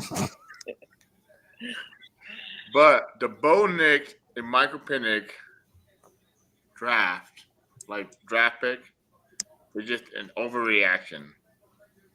It's like, oh yeah, all these quarterbacks went over. We got to get a quarterback now, because I'm gonna be honest. I didn't see the Falcons drafting a quarterback, but then it kind of made a little bit more sense. Where like when you have Kirk Cousins, and then you said, Jerry, did you tell me that you have an out? I think he has an out in 2025. Somebody else mentioned that, but he still gets 100 guaranteed though. Yeah. Like, yeah, 100 million guaranteed. So the Falcons, they might have fucked up. Bo Nix, whatever. But like it's like I tell people, I'm like, these people that are desperate for quarterback, they're gonna do whatever they can do. because it doesn't matter. Their coaching job is on the line. Sean Payton knows, all right, well, you're going to have to pay me one way or another. You know, he doesn't care. Bo Nix, cool. Michael Penix didn't make no sense until it made sense, right? Like, I don't know. No, it still doesn't make sense. Yeah, No. that's I think the Falcons were going to take a quarterback. Why not take the JJ McCarthy, who was on the board and by far the youngest quarterback, rather than one of the older ones with a history of season-ending injuries to be a backup? Why do you pay a quarterback $100 million if you're not going to try to win a Super Bowl? Wait, and why would you draft a young quarterback and not get pieces around him if you're not trying to win a Super Bowl? Are they in age? It's like Michael 3 Penix, years in age. Yeah, Michael Penix will be 24. Like this December. Michael Penix threw a touchdown to Brandon Ayuk when he was playing against Justin Herbert. That's how old he is. I love that. That was Jaden Daniels. Oh, sorry, Jaden Daniels. Yeah. I'm sorry. He also played him that year. He also played against Bo Nix. That was it. Herbert played against Nix that year too, and he was at Auburn, and he was and Herbert was still at Oregon. Yeah, dude, So considering that, like, he was going to be a backup, why not take the young quarterback that, everyone says has, is raw, has needs development time? Why take the guy who's 3 years older? It has 3 losses in his entire football career from high school all the way through now. Do we know that Kirk Cousins is going to be healthy enough to play? Maybe Atlanta knows something that we don't. He's good. That's a good point. Then they're idiots for giving him $180 million. Exactly, but and they should that's even not worse the than first time that a team. Deshaun Watson. It's not the first time a team has been idiots and overpaying a quarterback. Yeah. Oh no, teams are idiots all the time. And exactly. So Atlanta picks terribly in the first round every year.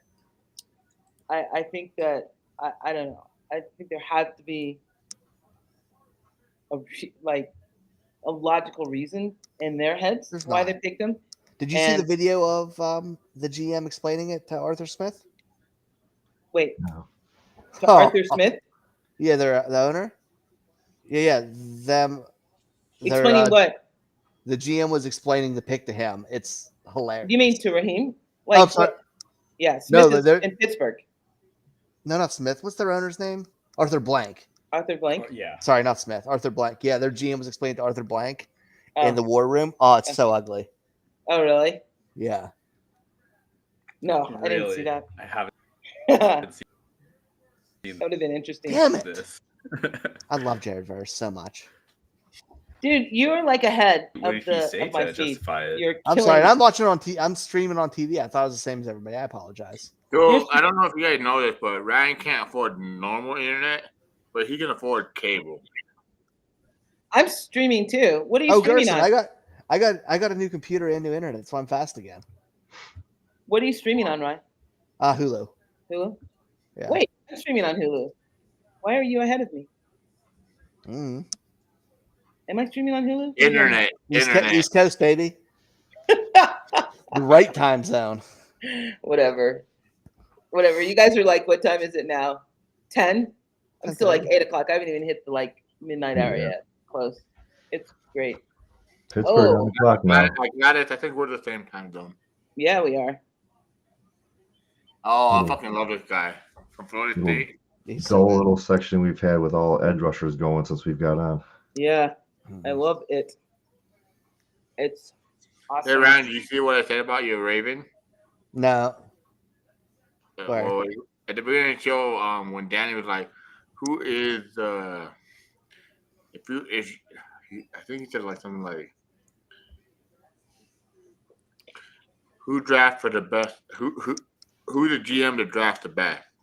The best GM ever, Oh, that's easy for me. I said Ozzie Newsome. Is that his name? Ozzie Newsome? That's their old one. It's Eric DeCosta now, baby. Was that? Eric DeCosta is the GM now. Ozzie Newsome was the old GM. No, he said who had made the best value pick for draft, the guy that drafted best in recent history.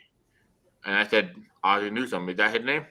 No, Yeah. he asked you. Who asked That's you? I said Who that's would the you old. want in the war room with you? And you could pick Oh anyone. yeah. That's what it said. You could pick anyone in any time frame. Oh yeah, Ozzy was awesome. Yeah, Yeah. I miss Ozzy, but I love Eric DaCosta too.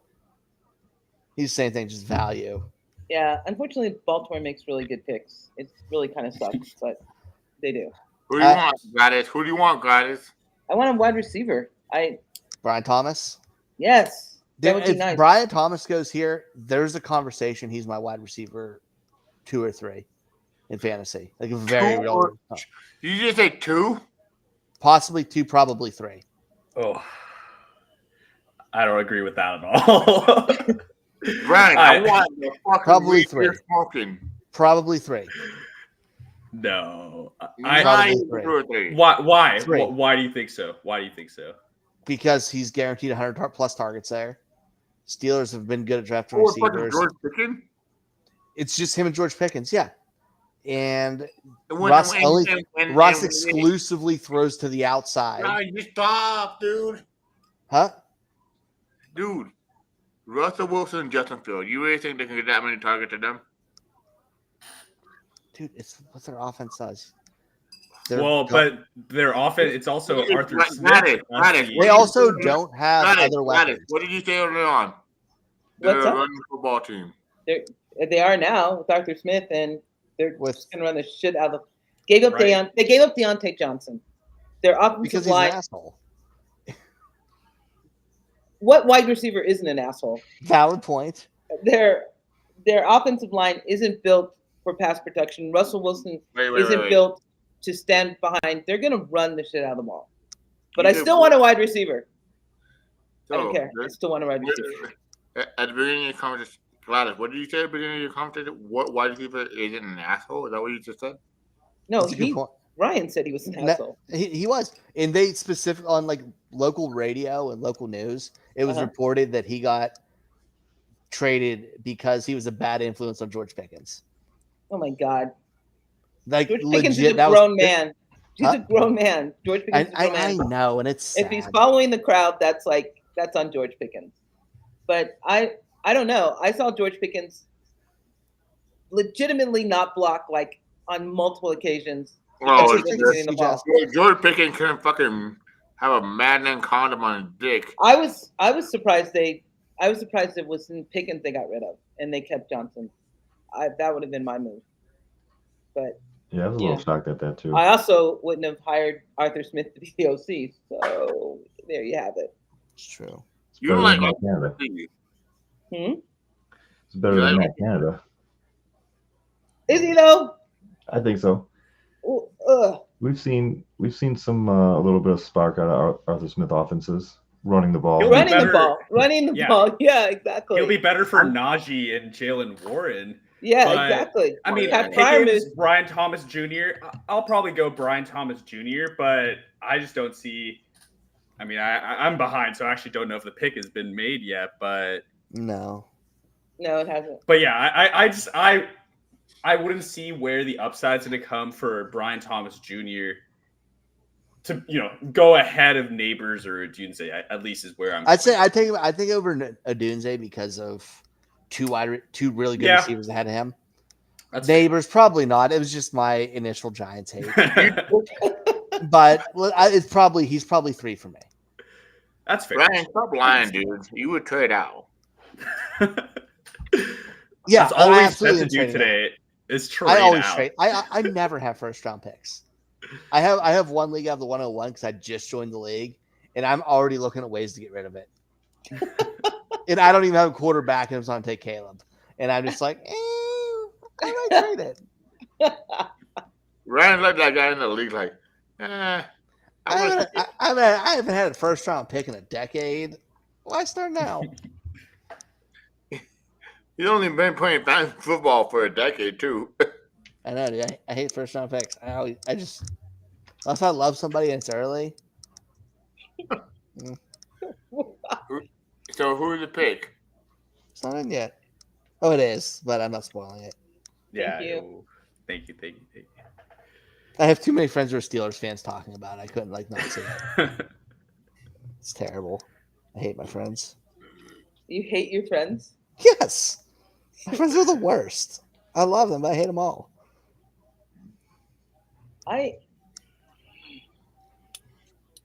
Oh, Jamie with the Steelers pick is in.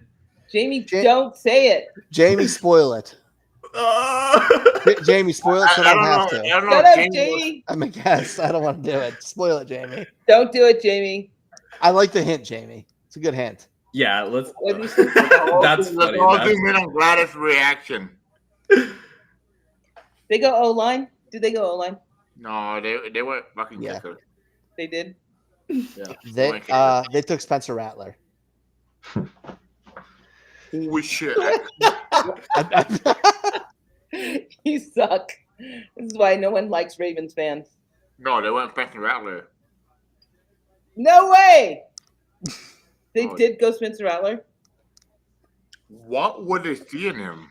Oh, Are you? Is this a bit? Are you guys kidding? Are you fucking kidding me? I might cry. I might Spencer cry. Rattler? I might cry. Cam Hayward's everywhere, man. He's been everywhere. He hasn't In been good his- in like 3 years. In his turquoise Oh, suit. What? why? Why Spencer Rattler?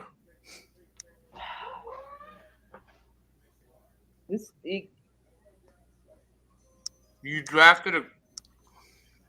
I don't know. I haven't seen the pick yet. 'Cause I'm still waiting. This I know, has to me be too. This I'm has still to be a waiting for bit. Yeah, my TV's on mute too, so I have no idea. I can't hear it. I'm just waiting for the thing to pop up. So I read something earlier that the commissioner has a bad back. Something happened to his back, and they weren't supposed to like hug him really tight. And then that one guy just like picked him up. Do you think he's like popping pills in the back? I think he goes back, and I think he's just like taking as much Must Xanax be. as he can. 'Cause That they one are. was so funny.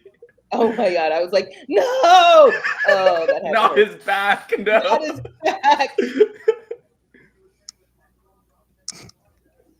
Stop it. Okay. We've been had. There's no way this pick is Spencer Rattler, is it? I totally believe that. Wow, you're really behind, aren't you?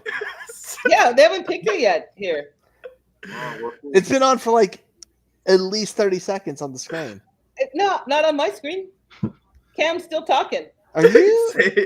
Are you hit like fast forward to make sure you're live? Okay, all right. Guys. That was a good one. That was it. Dude, Gerson I just said it like jokingly, and Gerson just ran with it. I wouldn't have been surprised. Got you, Gladys. Got you, Gladys. I still haven't seen the pick. Cam is still talking. Oh my god, this is a good tackle. You got a good tackle. Oh, okay. I'm not too upset with that. That's a good pick. That is a good pick. Better than Rattler, but that That's would a have been good anything. pick. That would have been anything. Value there. I think that's a great pick. However, Except Spencer I don't want. Rattler. Yeah, exactly. I can't. That means Brian. I don't want him to go to. I don't want him to go anywhere. Who do we have coming up? Why don't we talk about a few potential wide receiver spots coming up? Does anyone have the? You have Miami. You have Miami, Philadelphia, and Jacksonville. Are your next 3 picks? No, for receiver.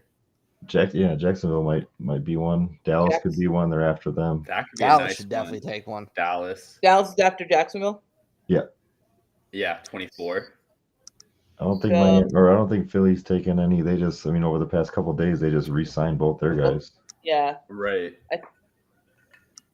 It was Samoan too. Damn, you don't mess with Samoans. I like it. We're good. There's a lot of Samoan linemen in this draft. I know, right? Back-to-back years with a first-round tackle. Nice. Jacksonville to replace Ridley, maybe.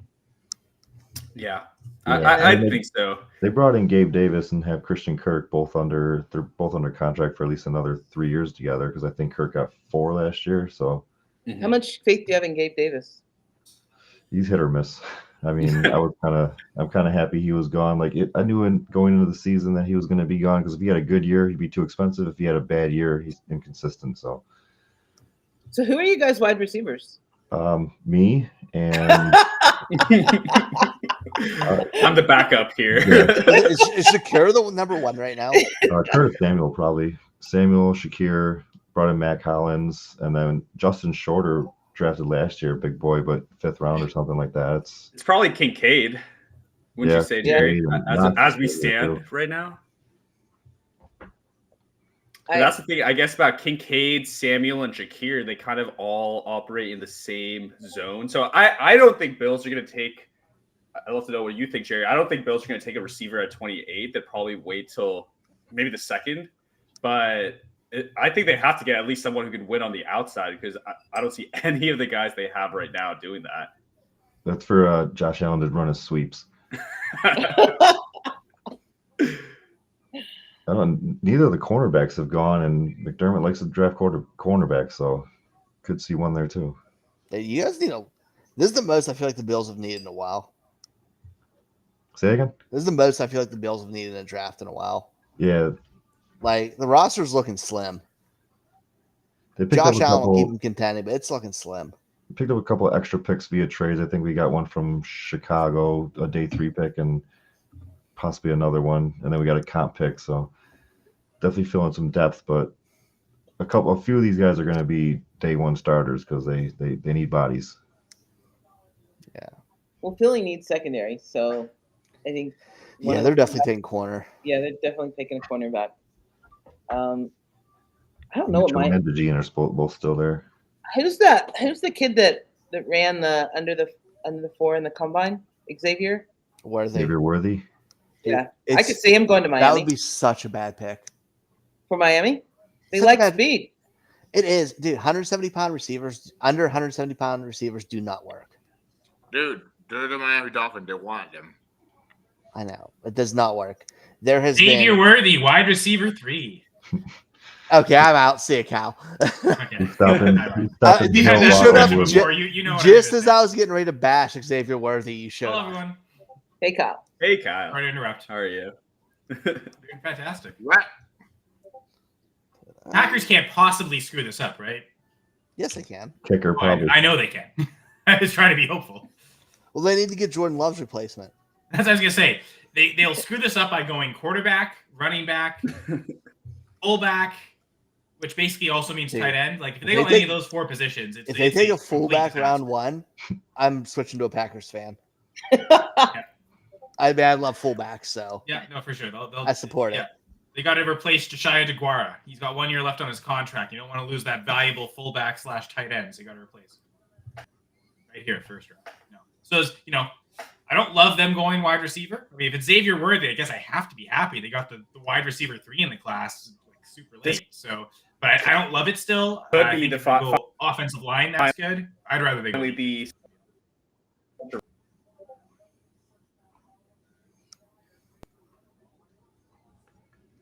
Sorry, I didn't hear it. Let's get some action here, Miami. The Bills fan criticizing Miami. None of these big boys. No more edges and OTs. Probably not going offense, though. I mean, unless they go line, but they definitely need an offensive line. They might go offense. So Jamie just throwing out System of a Down songs. Did I just realize I thought when you messaged me, Gladys, I thought this was a different podcast and I was supposed to pop on for the Ravens pick, and I just came on anyways now. Just realized that. I'm in the GoingFor2 chat. I'm like, what time am I supposed to pop on that pod? I thought it was a different one. Oh, God. You're here now. So when Xavier Worthy gets drafted, we can have complete opposite reactions from you and I. I'm going to need another. It'll be great entertainment for you. Dude, what are you drinking, Rye? On this sip, I am drinking Old Forester. My first class was Booker's. You went from Booker's to Old Forester? Yeah, I had to calm down the proofage. Oh my God. Is there proof of this? Huh? Listen, Booker. I'll just pick it That's why Jamie said it. So I brought a flask of Booker's to my wedding, Gladys. And I passed out in my tux on my couch on my wedding night. That's how Booker's did me. Oh, your wife is so lucky. Goddamn straight she is. I'm fine. Dude, it's not like Booker's fault that you're like a soft drinker, man. That you're like the Pillsbury Doughboy with alcohol. Dude, Like- we had a lot. For some reason, everybody at my wedding thought it was fun to do shots with me, and I have no ability to say no. Aw. So Passed sweet. up. Yeah, it's so That's sweet. when I have fun. It's my wedding day. All right, Emmy. Dude, look how he's walking. You can tell there's something wrong with his back. With who? Commissioner's back. There was reported there's something wrong with him. They didn't think he was going to do this because of chop. Yes, that's a good pick for Miami, actually. Penn State Clearly, back. I mean, he's got that dog in him, right? Is that what someone was barking But- about? I mean, Oh, that's what Jamie's saying. Chop suey. Yeah, I thought he's just a System of a Down fan. Jamie strikes me as that too. they definitely lost some pieces on defense, so that's Or, it was going to be somebody in the trenches, either offensive line or defensive line. Yeah, true. Wilkins. Yeah, Wilkins went to Vegas. Yeah, so Him and Max yeah, I Crosby think together. he led them in sacks last year, right? I think so. He's a monster.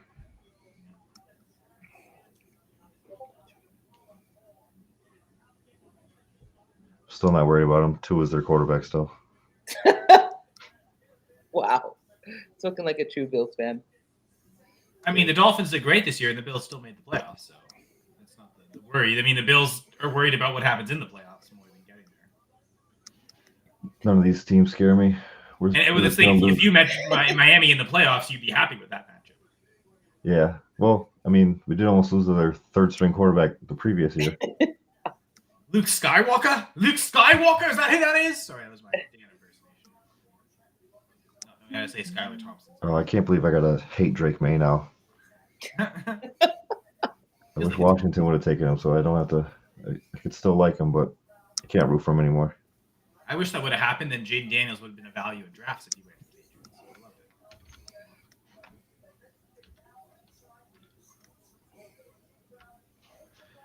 I loved it.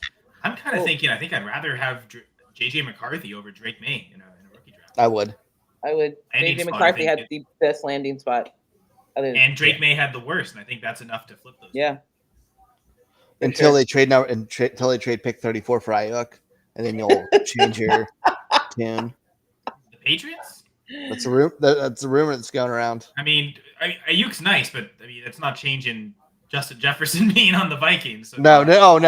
That's a great. That wouldn't be enough to flip it. Crazy is how good Caleb Williams' landing spot is right now. Like for weapons for the first overall pick, I can't ever think of a first overall on a pick. team that knew how to develop a quarterback, he might actually be good for him. But it's the Bears, so we know they'll still find a way to screw this up. Dude, It's the Bears. that receiving core though, man. Nasty. When have you ever seen a one overall have that? CJ Stroud last year? No. No. No. Not you even cannot- close. No. Keenan Allen, DJ Moore, now Odunze? No, it's not even close to that. Yeah, but I guess that's more like CJ Stroud this year, to be honest. Because to be honest, right now this year I'd take that Houston receiving over Chicago. Now, but two of those guys might be gone next year, so Nate next year that might be a Wiggins, totally look at different that. equation. But Look Who at did they that take? Rip. I don't know. They didn't say it yet, but they just showed Nate Wiggins take a phone call, and that drip is out of control. Okay. I can't believe you're this it's like I must not be on salivating Hulu. What I must station are have been. you on? I thought I was on Hulu, but let me go. Are you watching on ESPN or NFL? Probably NFL. Go to ESPN. It's a little bit quicker. Or just screw that and watch us, folks. You don't need that. Just watch GoingFor2.Live. Get everything you need here. Just We'll a go bunch of check out dudes and dudes ESPN walking up too. on stage. Dudes and dudes. If I go to ESPN, do I have to watch Pat McAfee? I can't. No. Okay. I think you get Nick Saban, right? He's not during one of Xander's games, or I'm not at the Norm, or. Okay. Never did get Rahul back, did we? No, I don't think he's coming back. He said his internet's being crazy. Well, I just had that pick spoiled by going on Twitter. Great. That's why I didn't go on Twitter. Wait, you guys are picking again? Huh? Sorry, I just came back into the chat. Like, what's No, going Philly's on? pick. Philadelphia's pick. Again? They haven't No, picked they haven't yet. picked yet. It's the other Pennsylvania team. Or Gerson's already knows the pick too because it got spoiled. It could be.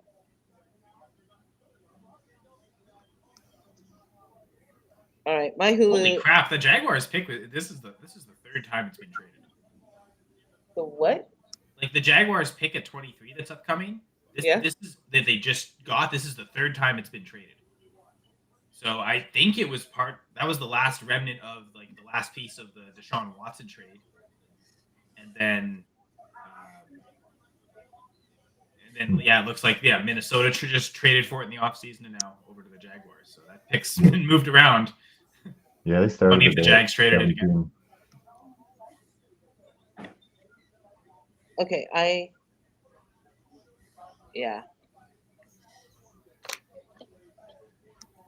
phone just gave up on me. I like wonder if Bucky they take Brooks. that center. What? I wonder if they take that center, replace Jason Kelsey. They gave the most passing. I think they gave them the most passing yards in the league last year. Is it Jack Power? Is it Jack Power? But that's not the pick. That would be the center. What center is it? They haven't picked. It's not a center. Well, I don't know if it's a center. I haven't gotten the pick yet.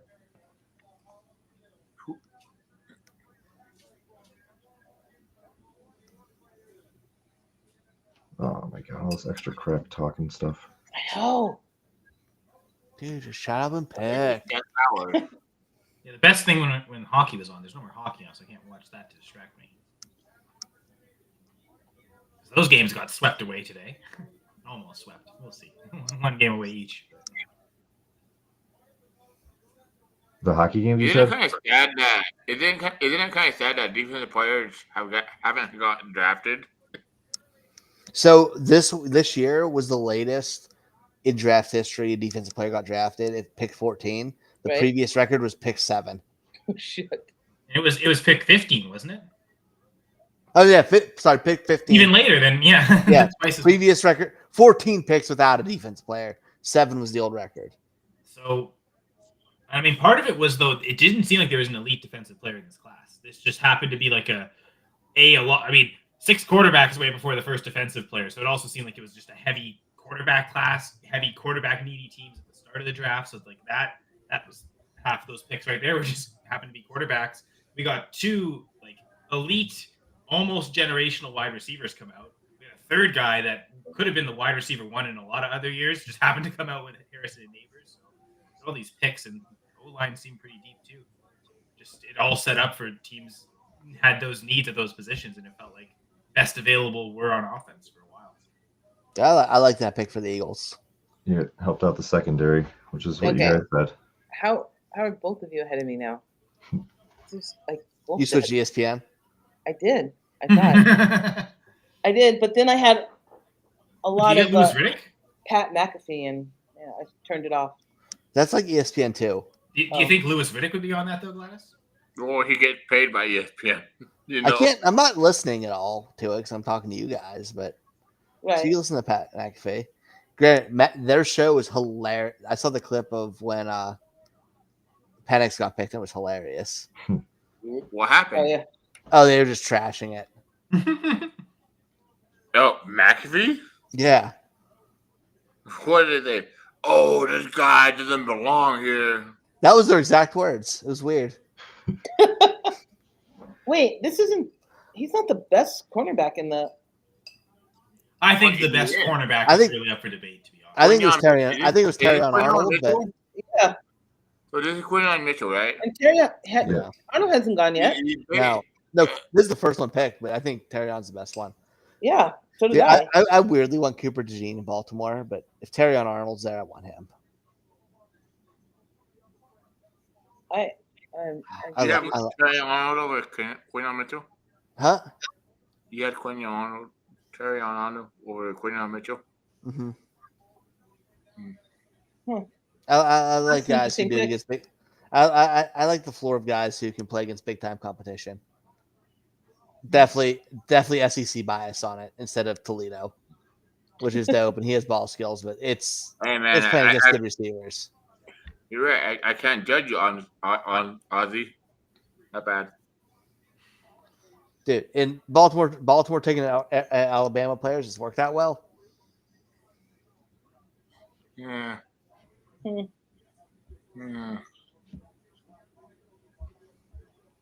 Jaguars pick is Jags pick is in. Are we only going to get? We had 2 trades this for first round so far. Yeah. Yeah, And they were both Minnesota, weren't they? Do you guys think the Jaguar will draft Brian Right. Thomas? That's what he's been mocked to a lot. I think you were earlier. I know you mentioned the Packers. Sorry, with Gene I can't being hear you. What? I think that's mock draft database. I'm pretty sure I saw it with Brian Thomas Oh, yeah. for the Jags. So, I mean, I would say Xavier Worthy's the pick, but yeah, whoever the wide you think is the next best. I think they'll draft. It'd be tough.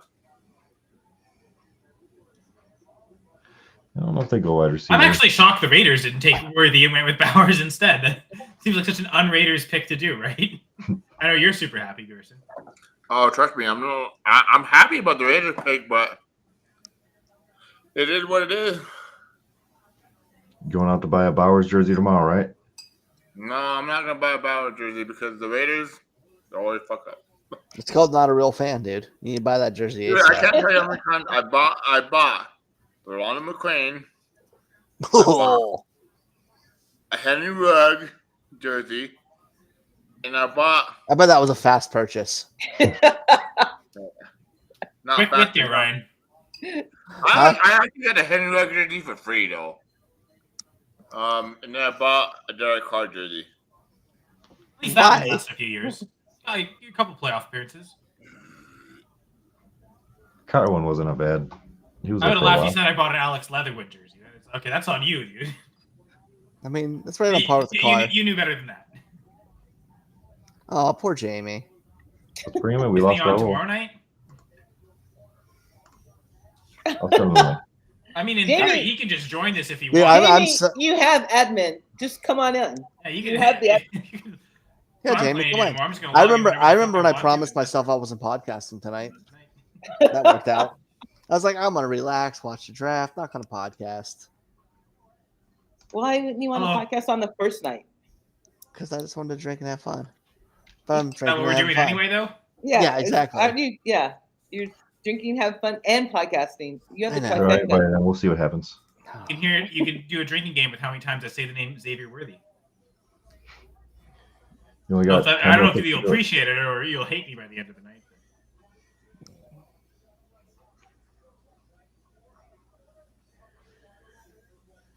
So JJ McCarthy is the 105 in Superflex. I talked about that in rookie chatter. Dude, I'm earlier back. in rookie Buddy, draft. my buddy literally bet $1,000 on Caleb Williams to go 101 to win $5.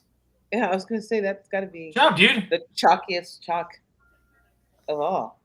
Like, Easiest $5. yeah, easiest $5 ever. Yeah, it would have taken like a minute or two to place the bet. So yeah. Dude, who is this guy in the Oh no! Jacksonville war room with the neck brace on? We're going Brian Thomas. What the? Now I'm mad. The Make-A-Wish thing. Did they take Brian Thomas? Yep. Yeah. Don't love They that. All right. Next up. Next on my list is Mitchell. Dude, guys, But Dallas needs a court. Jerry, I'm letting you know. Ryan,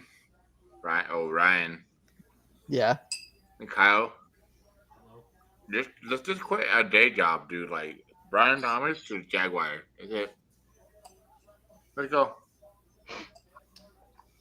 You're saying I should quit my day job just because I read mock draft database? Yeah, it's the mock draft, dude. Like we're might have put all our lifetime. I fucking love that guy though.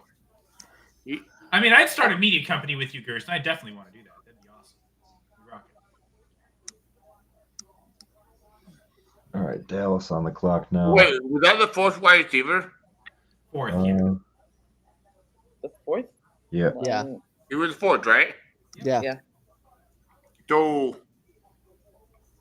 And Got has a it. bow tie on. I was about to comment what the password was. Maybe that's a bad idea. I'll DM Jamie with it. okay. For the rest of the draft, I was supposed to put the password? How many more wide receivers gonna get picked? 2. In the whole draft or just the first For the round? rest The of- rest of the draft, rest of like the- Like The rest of the first day. round or the rest of the draft? The rest of the draft. And no. I didn't think. Sorry, guys. I'm talking about like first round. The rest of the first round. I DM'd you, Jamie, on 2 to 3. I think Mitchell. 1 max. Worthy could sneak in. I think Worthy's going to sneak in. And depending on when those two go, maybe Franklin sneaks in. Of course, I think Worthy's going to sneak in.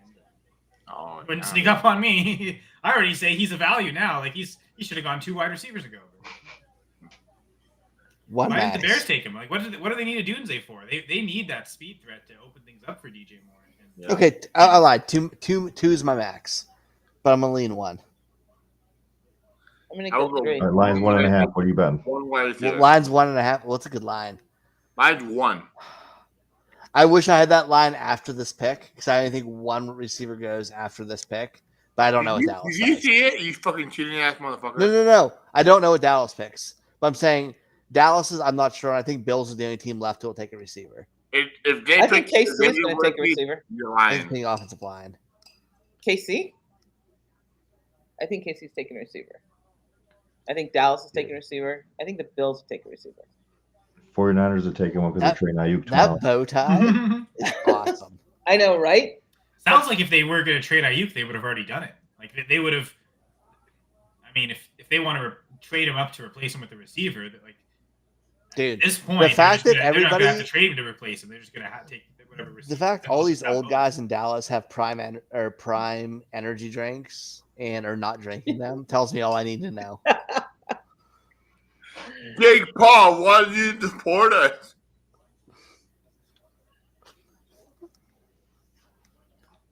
Wow, you are way ahead.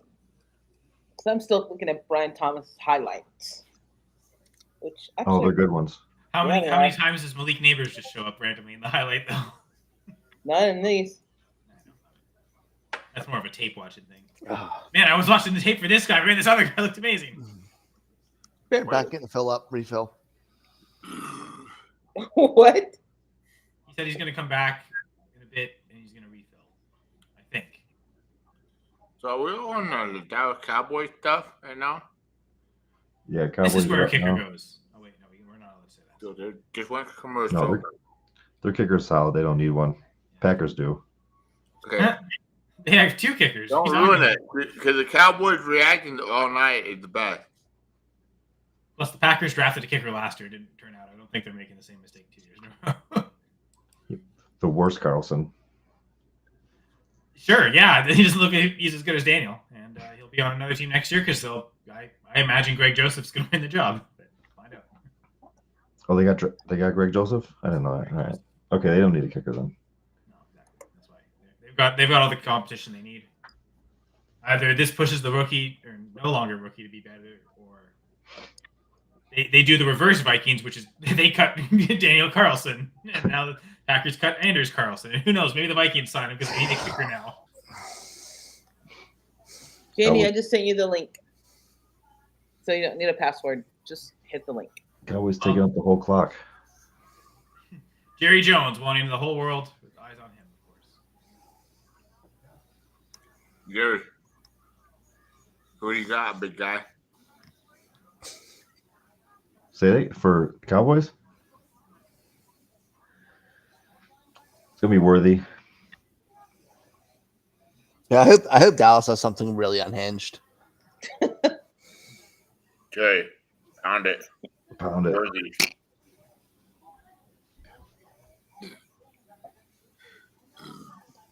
Unhinged would be hilarious. You know why I say that, Jerry? Because NFL draft show that we had for going for 2, I said Worthy for the Cowboys. I mean, we know that they're pretty aggressive in looking at wide receivers.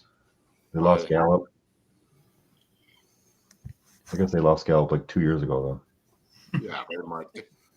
They lost Gallup when they drafted him. They lost Gallup before they signed him to a 5-year contract. Oh, calm down, Ryan. What's up? Yeah. All right, their pick is in. Green Bay is now on the clock. What kind Oh, the Lions traded up.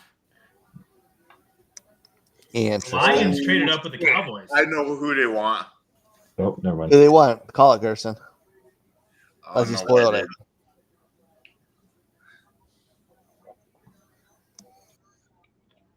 Who's on the clock now? Lions. Am I behind? I'm on the Cowboy pick. I know, but apparently you'll see it soon. But the Lions traded for the pick. So the Lions traded up. Cowboys aren't picking. Lions are. Yeah, it looks like Cowboys moved back to 29. So whatever extra it cost to move up the 5 spots. So did the Lions trade up for the Cowboy pick? Yep. Oh shit, I'm behind. I'm way behind. Okay, I give Hasn't up. announced who it is No. yet. I give up. Shit, fucking did you want to No Come on, surrender, take whoever Jaja. Green Bay wanted. Ooh, that's kind of spicy. I don't like it because the Lions are trading to have the Packers. That makes me feel like, uh-oh. But the one player I think I really want for the Packers. Well, the Lions should go defense though. That's why. They're still. I think they're gonna go defense back. They have to I go. don't know that. Yeah, they're going defense. Yeah, they have to go defense. No, Semi-spoiler defense back. alert. They're going defense. Secondary. I think they're gonna go Arnold. There you Arnold go. or they need I'm secondary. not around though, but they're gonna go Arnold. He's like the best quarterback on the. Arnold's so good. Yeah, Yeah. dude. Oh, God, I want Cooper DeJean so bad. For Baltimore. Yeah, It's that's Cooper my number one DeJean. choice. I want Cooper DeJean so bad. Yeah. He just causes chaos on defense. Yeah, that would be why I wouldn't want him to go to Baltimore. Yeah, I know. So. Because like he can blitz, he can play safety, he can play corner. So him and Kyle Hamilton just moving him around. Oh my God, it's what dreams are made of. Or nightmares, depending on what side that you're on. He's not wrong. He's not wrong. You can just shift him. Does Green Bay need a secondary? Why would they jump ahead of Green Bay? Yeah, you know what? Green Bay probably does. Secondary was kind of a problem last year. That at one point, I mean, injuries and stuff, they were playing all 5 backups across the entire secondary. And Right. it wasn't great. Safeties more than anything, though, right? They could. I mean, Cooper DeJean seems like he could play safety for them if needed. They did sign Xavier McKinney in free agency. Oh yeah, I forgot about him. He was maybe the best player overall available. So I thought that was a genius move by Gutekunst to get that. And it makes it so they could go corner and not safety. Because honestly, like, it feels like a huge reach to just take a pure safety here. Because none of them seem like they're worthy of being first round. Yeah, nobody drafted a safety in the first round. Except the Ravens with Kyle Hamilton, Yeah. which, to be fair, was the type of safety that was worth it. But it That just was doesn't that. seem like there's that safety in this class. That was this the year. guy I So wanted to draft. if you're going to take a defensive back, it better be a corner. Because He had a lot of patience for that one. It was nice. I was gonna say, I'm like, oh Dude, man. he wasn't even on my draft board because I didn't think he was going to fall to them. add combine. Right. Yeah, dude. Thought he was slow. I just laughed earlier. Made a joke about how that ruined Michael Mayer, but a little different depending on the position, of course. Can't believe the spoiled picks are so far ahead of the TV. Dude, it's even like that if you have cable. It's been that every year. I'm gonna go on Twitter. If you have I bet it's a lot of people at the draft itself. They're seeing things announced. and if you haven't incarcerated Wait, Bob I don't- normally spoils them like 2 minutes ahead of time. It's crazy. to the victor go the spoils. It's funny because the Chiefs were the victor this year. So no one else- What up, Jamie? There he is. I'm waiting for CTE ESPN to start spoiling stuff.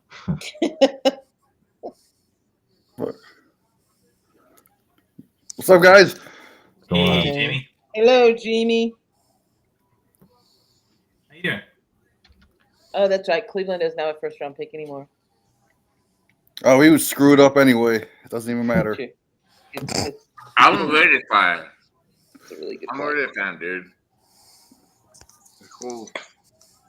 Who are these kids on the? Who are these kids? No, Local kids. Local kids because it's in Detroit, probably. Oh, you No, know what that- it was? They traded up just because these kids were gonna be like miss their bedtime and stuff. So they God, did it that's- for the kids. That makes sense. Man, Can't that was a hate the good pick for Lions. Detroit. Oh wait, I still can't hate the Lions. Who'd they pick? Terry on Arnold.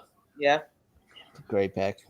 that is a great pick for Putting them. that, He I guess I Barnes- can officially say this. I want Barton for the Packers because I think he starts day one at right guard for them this year. another Honestly, he great can even probably start ahead of Josh Myers at center if they really want. So. dude. That pink suit though goes hard. He has a pink suit on. Oh yeah, it's like a pink like floral suit. It's great. Really makes you say, Does he have a bow "Hey tie? Arnold." Of course, He has a bow tie too. of course. Yes, You don't, and the thing is shiny. it's a shiny bow tie. No, it's a shiny pink suit. It's great. Okay, I need. I to could see never this wear it, but it's great. suit. Very few people can pull off pink. Very few men can pull off pink. Just Floyd. You need a certain level of confidence that It's it's falsely that is confident a as great suit. I know. As falsely confident as I am, I still can't do it. I bet Gladys would say Lewis Riddick would rock the suit. Dude, Lewis Riddick can rock whatever he wants. Yeah, you can. The whole and the bow tie's great. That's awesome. That's a great style. Good luck. I need to see the shoes. They're fine. Yeah. Nothing He special. should have went white. He should have, or pink. That would have been awesome. Or gray. Oh yeah, With the gray's a tie? good call. Gray's a good call. With the tie and the gray and the pink. I can't believe that. I can't believe that Toledo kid went ahead of him though. That's slowly putting that Bama DB back together. Yeah, Bama DBs just hit all the time. Brian Branch last year, Arnold this year. They still need 10 more defenders. Well, 9 more defenders. They got Aiden Hutchinson. And Matthew Betts. And who? Matthew Betts. Dude, that play they CFL just Defensive showed Player of the Year last was year. blatant CFL pass sack. interference. I love it. And now the And I an never- edge rusher opposite Hutchinson, so I think Betts actually fits perfectly. I think they. I hate it that he went from the Lions to the Lions, going from the BC Lions to Detroit. They did make some nice moves this free agency. Let me go check it out. I got the depth chart right here. Marcus Davenport and DJ Reader they brought in, and Carlton Davis. So I mean, their defense on paper should be better.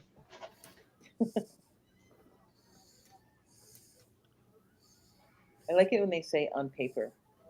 Because on paper, Cleveland should be like astonishingly good. Even though we're all looking at these on screens, not actually on paper. You know?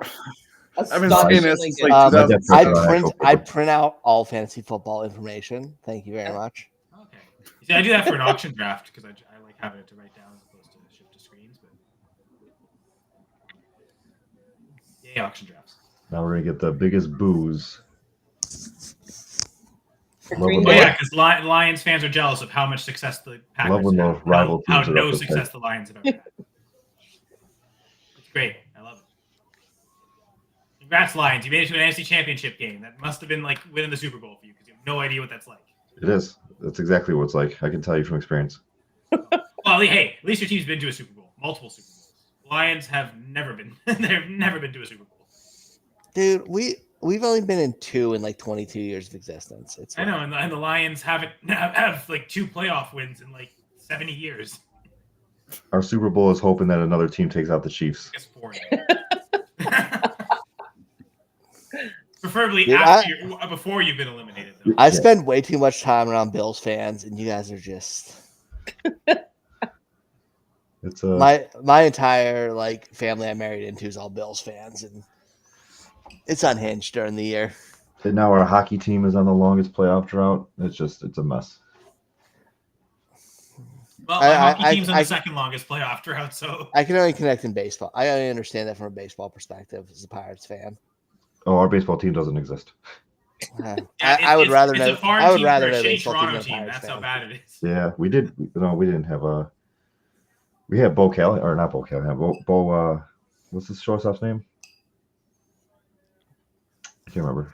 You talking about the Blue Jays? Yeah. The pick is Bo in. Bichette, Yeah, Bo Bichette. We had him up here. which sounds like Boba Fett, but he's not near Had him up here last year, so that was pretty cool. So whenever they're down on like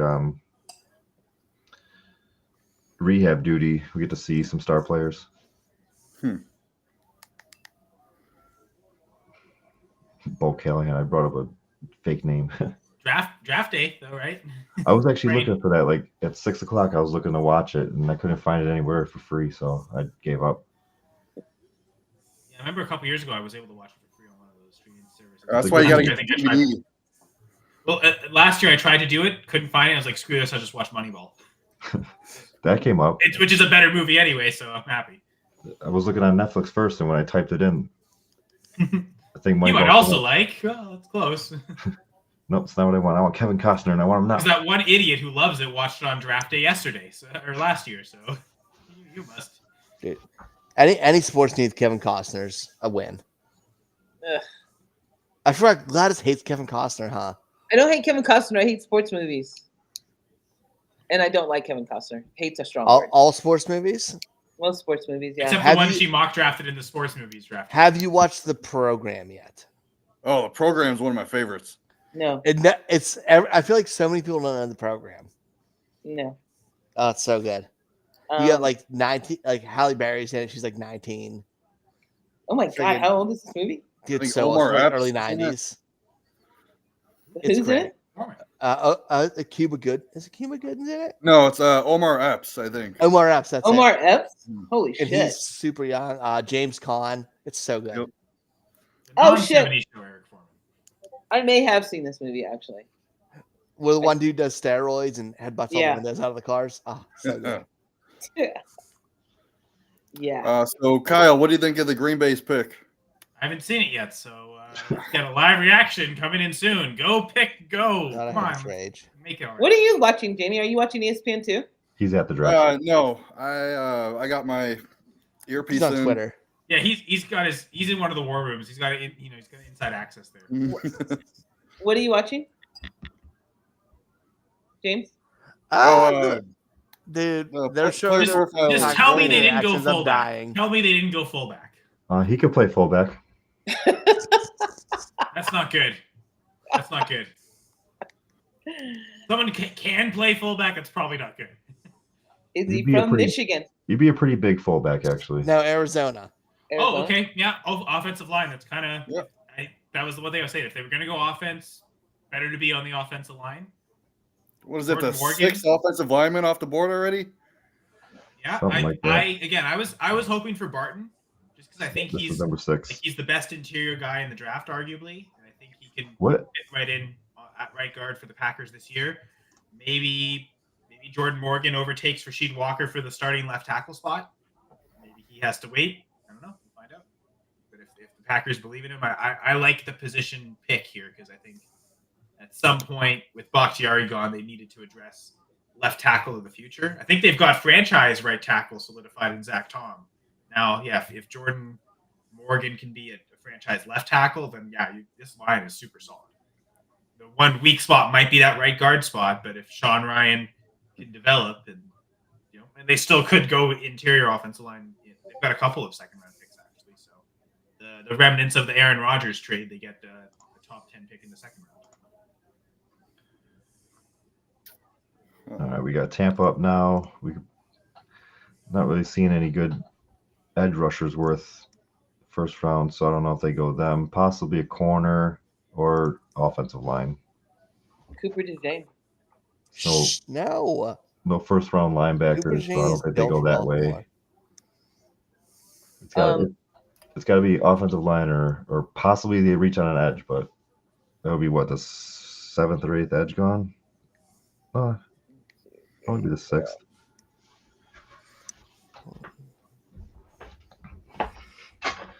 Or they break my heart and replace Kate Otten. I mean, that would be a reach. For I would Sanders. imagine it would be Jatavian Sanders, and I don't think he's worthy of being a first round pick. So Oh, yeah. no guarantee he just comes in and replaces Kate Otten. He might not be that good. No, if it's the Canadian Theo Johnson, then yeah, he's totally taking the job. I don't sense any bias at all. No, none. Oh, the Bucks draft Blake Watson. Oh, I love Rashad White, so that would actually really conflict me. I mean, to be fair, I'm trying to think back because I didn't love Rashad White's tape grade, but then the combine really sold it for me as the RB3 in that class. So honestly, tape grade wise, they're probably pretty equal. I think I prefer Rashad White though, so yeah, I wouldn't necessarily love that for Blake Watson, but the first round capital would be amazing, of course. But no, thank you, Jamie, for entertaining that. I have a feeling we're not mentioning Blake Watson's name tonight or tomorrow night, so you and I can talk about him on Saturday for sure. Which, by the way, did you want to, Jamie? I hadn't asked you this, but did you want to join right at 12 noon when I kick things off? Yeah, I have to leave by 4. To be fair, I'm probably ending around 4. So all right, cool. That worked. You could be on for several hours with me from the get-go if you want. I don't think I've ever seen you without a hat, Jamie. Uh-oh. Honestly, same. I didn't realize that. My bad. Oh, I totally forgot. Now he's self-conscious about it. No, Jamie, it's okay. I exclusively only wear hats. It's funny. I guess you're the only one hatless right now. Do you want me to take the Packers hat It's because I'm off a now? balding man. And by balding, I mean already pretty bald. If you're at that point, may as well just shave it all off, right? Oh, I shaved my head. Yeah, not like it's bald buzz is a cut. choice. Balding isn't, is what I've heard. Yeah, it's buzz cutted with that sweet all the buzz receding hairline. Listen, it saves me money from going to the barbershop. I'm cool with it. there hasn't been a wide receiver picked yet, has there? Since I mean, there's been 4. Well, my least favorite pick was Brian Thomas going to the Jags. Why? I just don't think it's a good fit for him. Where did you want him to go? Somewhere I where wanted he's to not go behind to the Bills. Kirk and Zay Jones. You wanted him to go to the Bills too? Yep. Well, no shit. That's the best landing spot. If Xavier Worthy goes to the Bills, he should definitely go ahead of Adunze. No, stop that. But he should. Like if Worthy's there as the number 1 guy for the Bills, he's definitely should be ahead of Adunze, who's the number 3 guy, maybe number 3 guy We've for got a bunch of small guys running around the field. Heck, DeAndre Swift might get more catches next year than Rome Odunze. Like, that's not. Heck, Roshan Johnson might get more catches than Rome Odunze. Okay, that's probably. I know we'd love that, Jamie, but I don't know. Dude, I Roshan kind of like the doesn't Rome exist anymore. Odunze landing spot. You see, I think it's this. To me, this is JSN last year. He's behind 2. I think it's even better because you have Caleb Williams attached to Rome Odunze for the next, decade almost? Dude, his watch is pink. His watch is even pink. Who? Thomas. With I his didn't see pink suit. He just did a selfie and he put his arm up in the watch is Ooh, I wonder what looks kind of like watch it pink was. diamond, but pink. Does he like the band Pink Floyd? If so, That- that would raise him in drafts. Very obsessed with the high-end watches they rock. Yeah, I know, right? Yeah. So, Jamie, are you a System of a Down fan, or is that just the chop? Oh, no, I don't mind System of a Down. I used to rock to them back in the day. You brought that up, like, oh, Soad? What? Oh, they haven't even announced the Bucks. I just threw my favorite Red Cardinals. System of a Down song out in the comments. Who did the Bucks pick? I haven't seen it yet, but I got a Well, spoiler the for the Cardinals Cardinals. pick was in. Yeah, so Cardinals pick was in by Sunday actually names. Wait. How can the Cardinals be in if the Bucks? Ew, Bucks fans are scary looking.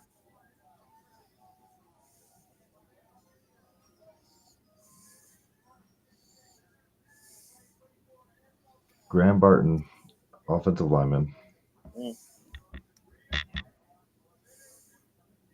he was never going to fall to the Packers in the second, probably. I think that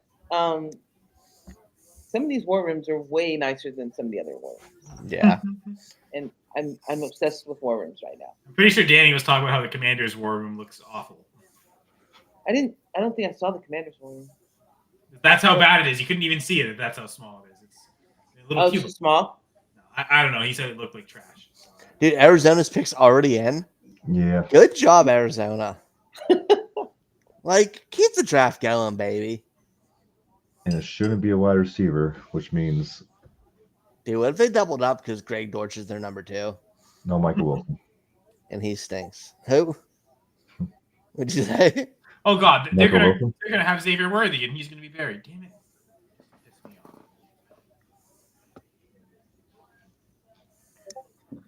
off. Oh, Bills are going corner probably.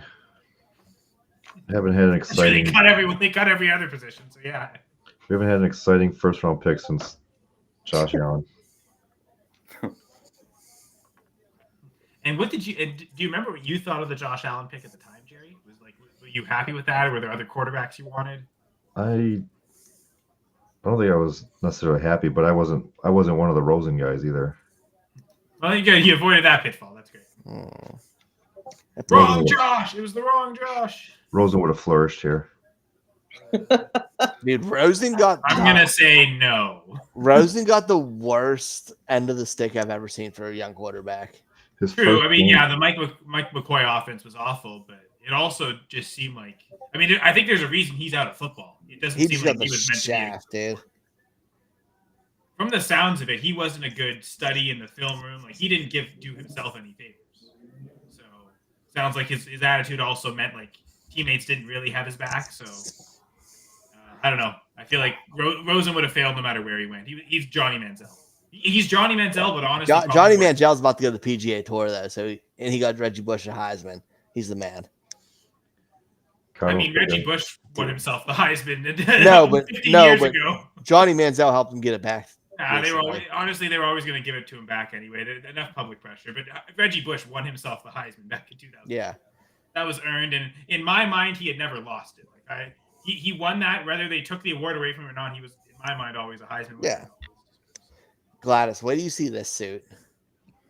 Oh, for the Arizona guy? Yeah. Okay. It's unreal.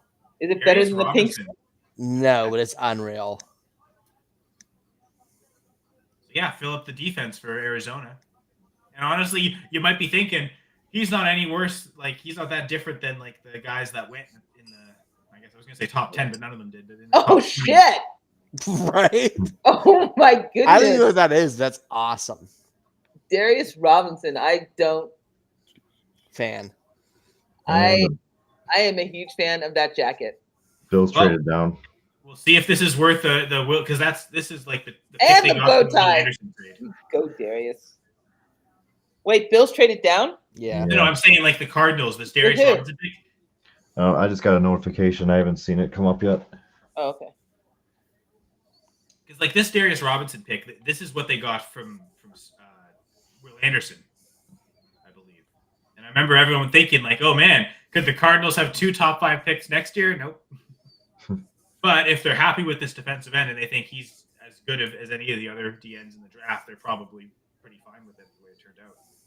Oh yeah, I forgot where they got that other pick from until just now. It was I think when the trade happened, everyone thought it was a big mistake for the Texans and the Cardinals might have picks 1 and 2 next year. Was the big talk about it. But, oh no. Yeah, we were on together, I think, last year.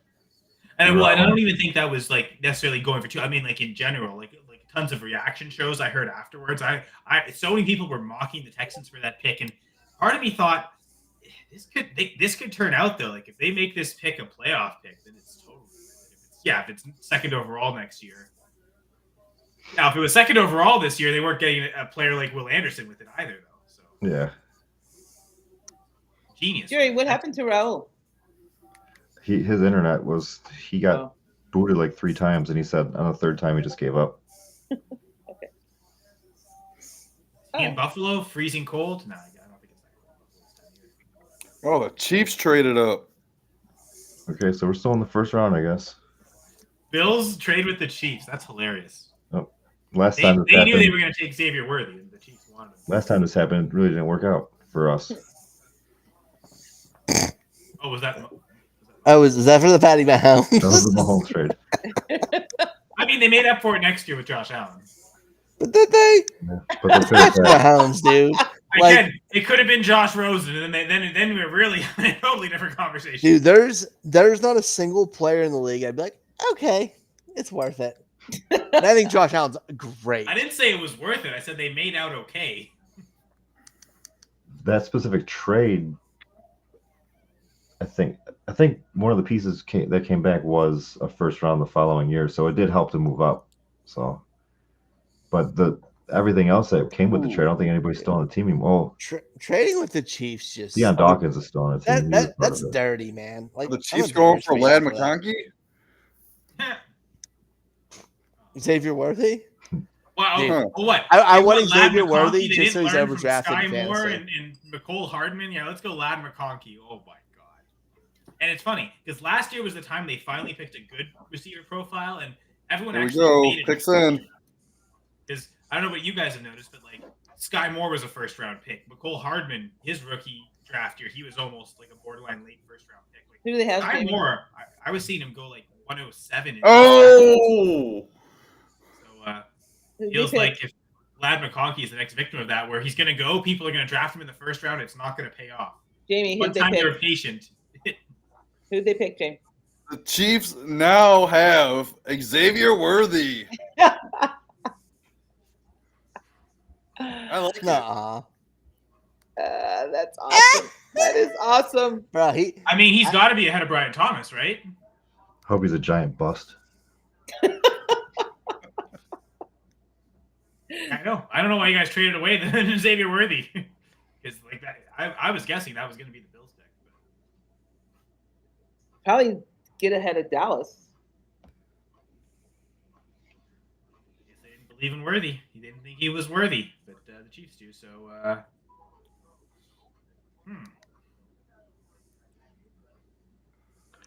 I don't love this for Rashee Rice, to be honest. Yeah, no, I think Worley plugs in as the wide receiver one in this offense. I don't know that he passes Marquise Brown immediately, though. Oh, Marquise Brown, no. He definitely ahead of him. Dude draws targets. All he's ever done his whole career is draw targets. No matter, and regardless of Mark Andrews is there were years he was out targeting Lamar Jackson's supposed favorite guy. I think Marquise Brown is going to be number 2 on this team in targets. I don't think he's going to pass Kelsey. That's a whole different animal, but dude, that speed there is crazy. Because I think Rice, what this really hurts Rice is now they suddenly have downfield options, and Mahomes doesn't want to just dump down screen passes to Rice all the time. Like they've got 2 deep threat receivers that can catch passes downfield, unlike Marquez Valdez-Scantling, let's say. I mean, this could help Rice in the long run because the safeties will be covering the long, deep balls, and then Rice will get the underneath passes. I mean, to be fair, they were doing that this year anyway, right? They both know how to be fast. Because the problem is I don't think they can cover both Brown and Worthy on the same play at the same time. So like one of them's always going to probably get a one-on-one matchup. If you had, to be fair, Jamie, if you had just one, I think it's good for Rice. But because you have both, this is the same reason why I don't like Saquon with the Eagles. Why would Jalen Hurts ever dump down to Saquon if anytime AJ or Devontae has one-on-one coverage? It's just the easy read. Okay, who is one-on-one? Go to them. If they're both blanket covered, okay, that's when we look at Goddard Barkley. I'm kind of fading Barkley based on the spot. Kind of think this makes Rashee Rice a bit of a loss here and a bit of a fade. But yeah, I'm all in on Xavier Worthy as the wide. Everybody else is going to jump on that. No, y'all are going to be disappointed. I can't wait. I think Worthy had a Brock Powers. I think Worthy. I think I'm trading my first round picks. I mean, not your early first. Well, if I have a top 3, I'm trading that shit. Well, to be honest, Ryan, I don't think you and I are in a dynasty league together, so you can't sell Xavier Worthy to me. No. I think across 12 dynasty leagues, I might have 2 first round picks. I have a few more. Out of 12 dynasty leagues, I think I've got like 6 or 7. I think I have 1 or 2. Well, now 6 or 7 since I traded 3 away to James. Dude, Jeff's out here commenting about Keon Coleman to the Chiefs like 5 minutes after the pick. I'm so proud of my co-host. It's funny because on the NFL.com tracker, it still hasn't actually posted the Chiefs pick. So I'm not entirely sure Xavier Worthy even went there. Sure, it's not on the TV yet. Official. Who knows? Maybe it's Malik Willis. I mean, what?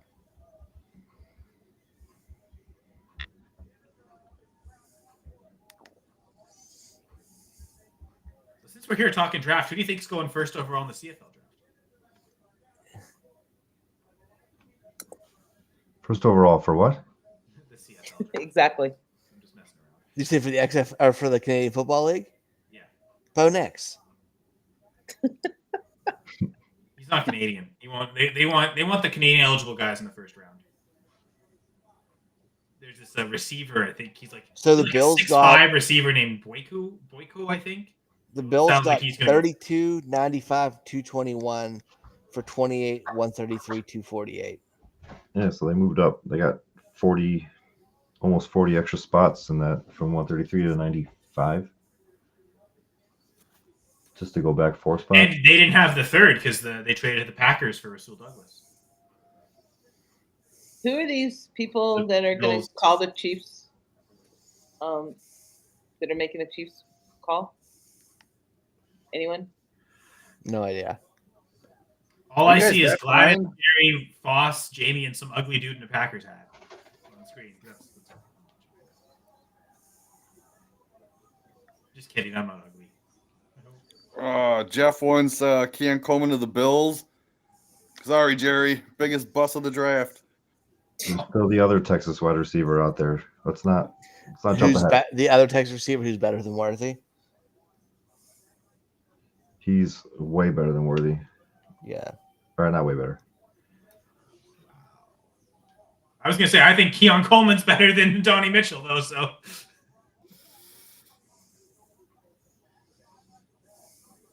I mean, Troy Franklin on the Bills. Josh Allen's never needed tall receivers anyway, right? He loves the small dudes. He's always made it work that way. Actually, I guess Troy Franklin's not even that small. Oh, the pick is in. Xavier Worthy to the Chiefs, guys. Can you believe it?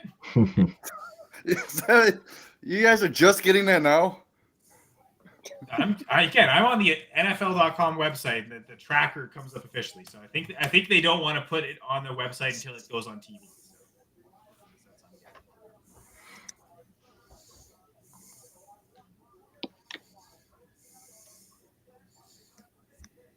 Kind of still feeling Worthy as the wide receiver 3, to be honest.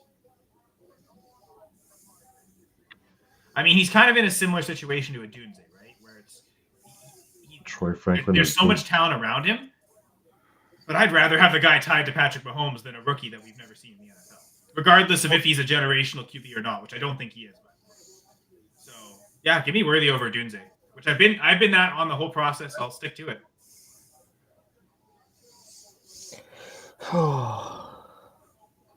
Everyone hates it, but Who has the better receiving core right now? The Chiefs or the Bears?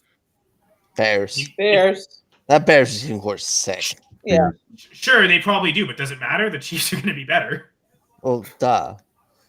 That's the quarterback, but Yeah, I mean, I'll take. Yeah, I'll take DJ Moore over Marquise Brown. Keenan Allen to Travis Kelce. That's even. Rasheed Rice to a Dunze. I mean, the Dunze in theory is going to be better, but we've seen Rasheed Rice do it. Cole Kmet to Xavier Worthy. Maybe the same thing. In theory, Worthy's better, but we've seen Cole Kmet do it. Okay. I don't know. I don't think it's that different. Mm-hmm. I think what it comes down to, who's the best receiver on either of those teams? Like, combine everyone together, if you had to pick one player, who would you pick? out of Chiefs and Bears, Moore. DJ Moore.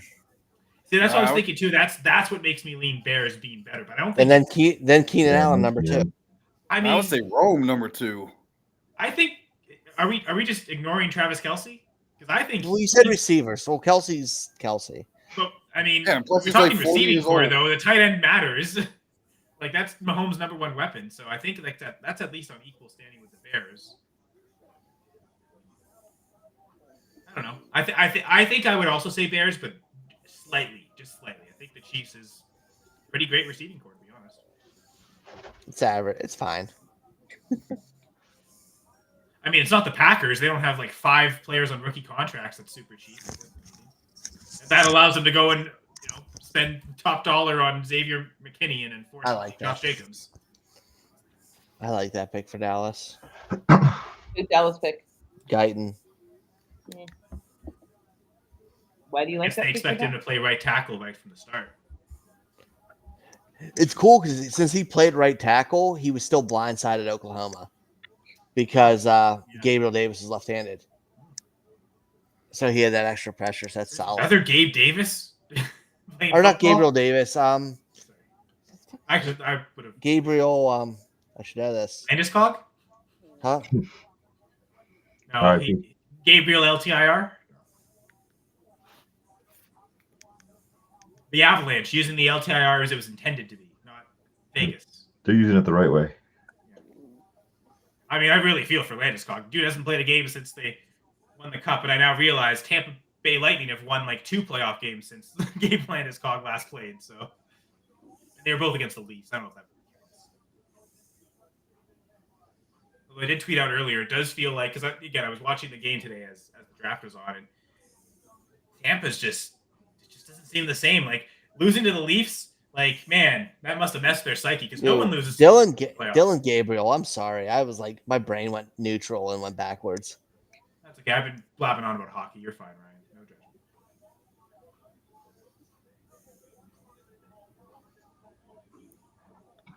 So, what kind of target share are we expecting from Xavier Worthy this year? See, I 16. Wanted to. I was thinking 18, maybe 20. I mean, that'd be pretty amazing if you can get 18% from Mahomes. I was thinking, 14, 13% type thing. 14? Would you say? I think 18% from Mahomes would be amazing. Like that to me, if he gets 18% target share this year, he should be the wide receiver 3 in the class. Because I don't know that Odunze is guaranteed that. Whew, I'll take that. Yeah, honestly, the more we talk, the more I'm in. Xavier Worthy should be like the 107 in rookie drafts. I don't want him. That's okay. Most people don't. So I'm gonna get. I have a feeling I'm gonna get a lot of Xavier Worthy this year. Yeah, I couldn't stay off Twitter for Baltimore's pick. I'm happy. They've already picked? Yeah. Pick it in. Who is it? Nate Wiggins. The Cowboys. I'm real happy. Hooray! You can tell from your voice and your reflection in your face. Well, no, I really am. Yeah, I know. Yeah, Ryan's a very calm, muted guy. Like it's very Captain Holt-esque. Tyler, it depends. I'm like, it's a very, very good pick. You were more excited last year. Yeah. Oh yeah, because I When we were freaking on, love we were Calvin. on together in Zay Flowers. Yeah, you were very excited last year. Yeah, I was very excited. Last year was like. I was elite hearing a pick. lot of. It's a very good pick, though. I heard a lot of Zay Flowers is Antonio Brown. Oh. So that should definitely make you happy. It's like, oh. The Ravens. Did you see the Ravens pick? Yeah, we were just talking about it. Jamie was so focused in on that. He was like, Kyle's probably talking about Xavier Worthy again. I don't need to listen. All right, San Fran. What do they do? That is 11:38. Oh, San Fran. Come on, Keon Coleman. Jeff would love that.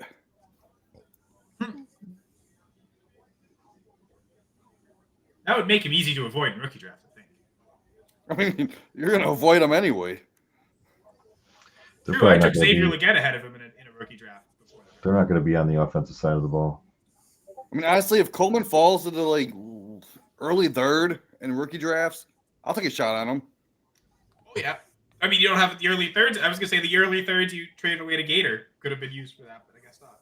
Yeah. How do you feel about that trade now, though, JV? Trading away the 101 for the 104. Does Neighbors going to the Giants make you kind of regret that a little? Oh, no, I still love it because I don't care who the quarterback is. Neighbors is still going to get his, man. If anything, it probably guarantees Neighbors is there at 104. There's probably no chance he goes before that. Well, I guaranteed him anyway because I know Gladys needs a quarterback. She's at 102. The one thing is, Dylan's the wild card because he's an LSU fan. So part of me in my mind thought there's a chance he just goes Neighbors just for the heck of it, especially if Gladys were to, like, say, go Jaden Daniels. Well, at 103. Well, I can go Marv or I can go the LSU guy. I'll take the LSU guy because he also has Chase and Jefferson already. I think I could see him wanting to collect it, but this landing spot might be perceived to be bad enough with Daniel Jones there that he might not take Neighbors. Well, if he goes that route, he'll get the 101 next year because his team sucks. He has like 0 quarterbacks. You need a quarterback. Well, that's why I think if Jaden Daniels there, it's a no-brainer pick for him. But like, I could see him going with the LSU theme picks. That was the one thing I thought maybe you might not get Neighbors. But again, now that he's gone to the Giants, I think it'll work out for him. If it doesn't, you probably get Marvin Harrison. So I think you'd be happy anyway. Yeah, it's either Harrison or Neighbors, right? No, I'm just hoping Ayuk doesn't get traded to like some crappy location because I traded Jamie the 101 originally, and Ayuk was one of the main pieces I got back. Yeah, honestly, in your league, I think it's going to go quarterback. It could. I have no idea, man. Look at those teams. They don't even have a quarterback one to start. I have Tua. Okay, good luck. So you got a super. I mean, I will stick with Tua. Still don't have a quarterback to start. I have Tua ranked as a top 12 QB. No, he's above. I don't think he is. If it wasn't a Buffalo Bills, he's been one of the best deep passes in the NFL the last 2 seasons. I think he's pretty good. It's all because of his wide receivers. He still has those wide receivers. Exactly. So if it is because of the receivers, it doesn't matter. I mean, Gladys, you could have had Caleb Williams if you would have just accepted my trade. I don't want Caleb Williams. That's why I didn't accept your trade. She's smart. She wants the actual QB1 in the class, and she knows that that's why she didn't trade up with me for the 101, because that's what I was trying to do too. It's like, I don't really want Caleb. I want Jaden Daniels. I get him at 102. I want I wanted Marv. To be honest. So at 104, I'm guaranteed either Marvin Harrison or Neighbors. I'm happy with that. Or you get lucky and a QB falls. But yeah, you're probably right. You probably get. I would imagine you get Neighbors now. And yeah, you seem still pretty happy even at the Giants spot. I've got the 104 in a rookie draft as well. It's one of my salary cap contract leagues. So definitely put extra emphasis on it, and especially in rookie drafts, because those rookie contracts are so much more valuable. It's not just you're taking a rookie, but you're taking a rookie contract. So the ability to hit on them is super important, because unlike other leagues, the value is in drafting the rookie and having them. Whereas it seems like my example again in the Full Press Dynasty League, I had 3 firsts going into the rookie draft. They're all gone because I was able to use them to go trade for Jalen Hurts, Chris Olave, Brandon Ayuk. I could have, stuck where I was, gone Marvin Harrison and hope for JJ McCarthy at 108. But whatever rookies I would have picked, I don't feel as good about it as I do Jalen Hurts, Olave, and Ayuk. So in a lot of dynasty leagues, sometimes the best value of the picks is trading them away. But for this salary cap contract league, the rookie contract really is the value of the rookie pick. That's 4 cheap years and potentially 5 of the 5th-year options. So it's definitely a really tough decision. Like, if I'd like to trade up, but if I have to stick at 104, this Neighbors landing spot might test me, because I imagine that's the pick I'm going to make. But like, oh man, Giants, Daniel Jones. So I guess the rookie break is probably 106 then. If you're sitting there, you got 3 quarterbacks and then you got 2 wide receivers.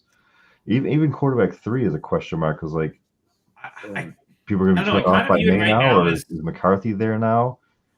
I could see it being 2 tier breaks, like 101 to 103 is a tier, and then 104 through 106. You could argue is a tier. Well, 106 is a wild card, because you're looking at probably Drake May. To be honest, you're looking at May or McCarthy, or going into Rome. Honestly, I think I stick with QBs. Like, I hate the May landing spot with the Patriots, but like, I think I'd still take him over Rome. It could get better though. Yeah, I mean, they could draft another receiver in the second who shouldn't go in the second. Like, maybe even count on them doing that. Well, if they do that, do you think McCarthy jumps to 3 then? No. Or, see, I don't like. Not McCarthy. That was actually May. To continue the conversation at that 104. I think he's 4. I would be thinking of, does McCarthy jump Neighbors because of this? Like, do I go with McCarthy there? It's a 10 team. I could maybe get quarterbacks in the auction, because there are some guys available, so I don't necessarily need to, even though like my team's receivers are pretty good and QB is the bigger need. So do I reach for McCarthy? So that's kind of my him in mind. Most rookie drafts, it's going to be a fun first round, I think. Oh, for sure. Yeah, it seems like though that like to the second tier break, though, we were talking about Jerry. We're at 106 with May, so you go with a Dunze, Worthy, Thomas, and Bowers. You're at the 109. That's just the 110 at that point. Then you still throw in maybe Bo Nix, 111. Like you're at the 112 now, where you're really starting to question: is there someone worthy of being picked? Yeah. And again, if the Bills take a receiver, that's probably the 112, to be honest. So I think you got to sneak Nix in there somewhere, as much as we don't want to. he's going to start, right? I think the one appeal of Bo Nix is that he has so much college experience that he's ready to start now. He's probably more ready than Zach Wilson actually is, with all the NFL experience. Because he's going to retire in 3 years. But to that point, he's so good at throwing screen passes. Oh. And Drew Brees made probably a Hall of Fame career with a Super Bowl win doing that. So Sean Payton loves that. So I think if Bo Nix is going to start throughout his rookie contract in a Sean Payton offense, he's got to be a first-round pick. So Javonte Williams to the moon is what we're saying. Sure. You know what? This, I think, is a good year to buy Javonte Williams. Not coming off the ACL tear like last year. And he was actually able to make it for week 1. But now I think this year he could focus on getting stronger and better. So, yeah, no, he might actually be the biggest win in this offense. That's a good point, Jerry. I don't know if you were just joking about that. I don't know if you're really a fan here. He's probably in redrafts, especially. He's in that 0 RB kind of tier. So that would be Dan's favorite expression: the RB dead zone. All these guys are alive. What are we calling it a dead zone for? Oh, just not gonna be happy. Sorry, that's my really. Who'd they pick? That's my dude. Let's go. Ricky Purcell. I freaking love Ricky Purcell. So he's walking his dog. Tell him who they picked. Dude, I know, right? Jeff's walking his dog while his team's pick. What a terrible fan. He said, "Now we don't need a wide receiver." Purcell's hands are stupid. It's like he has stickum on him.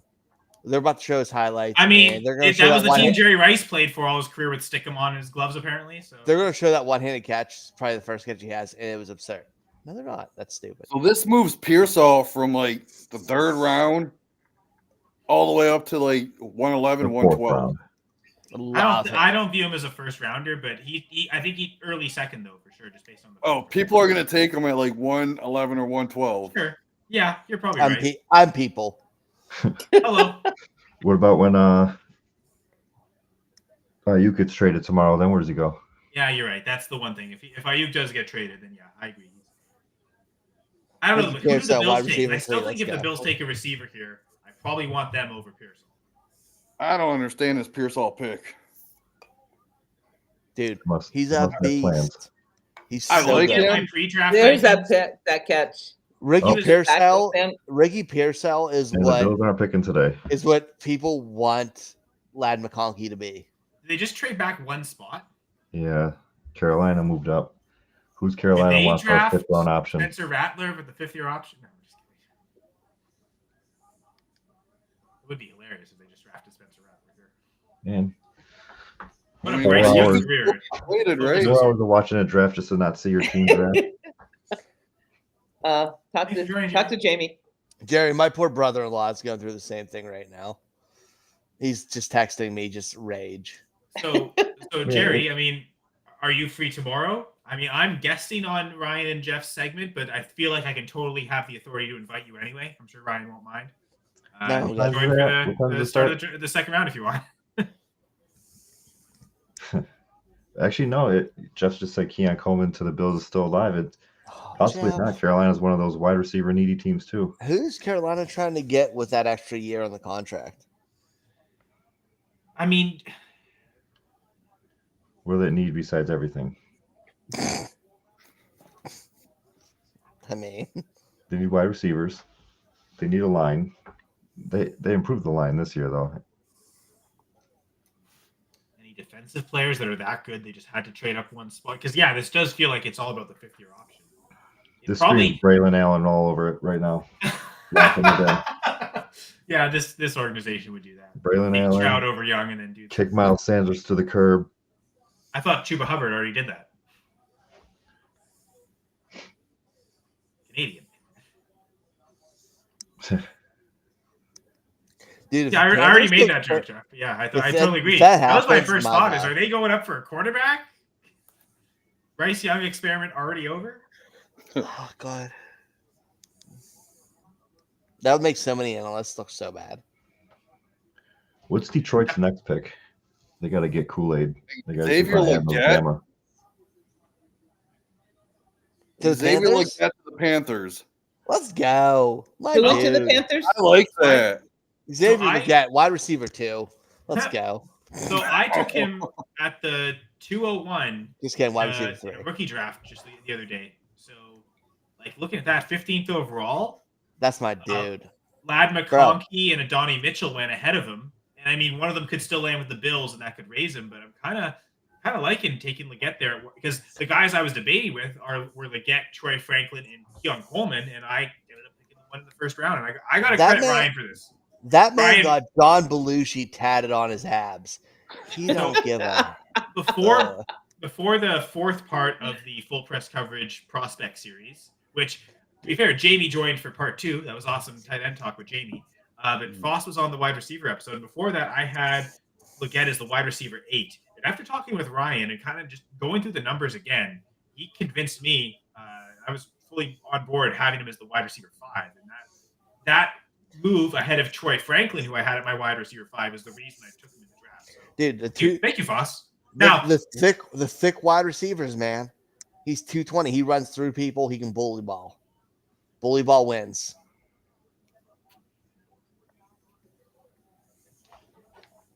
We got a 5th out of that too. Bill's got the 5th, and obviously pick 33. Panthers got this pick and a 6th.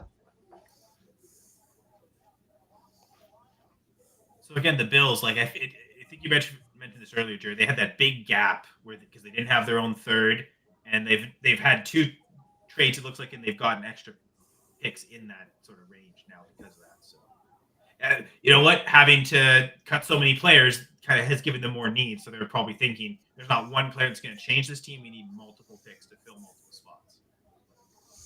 Which, to be fair, that's a very Green Bay Packers move to make. So Ted Thompson would definitely have done that in the past. So if Ted Thompson would do it, that's probably a good move.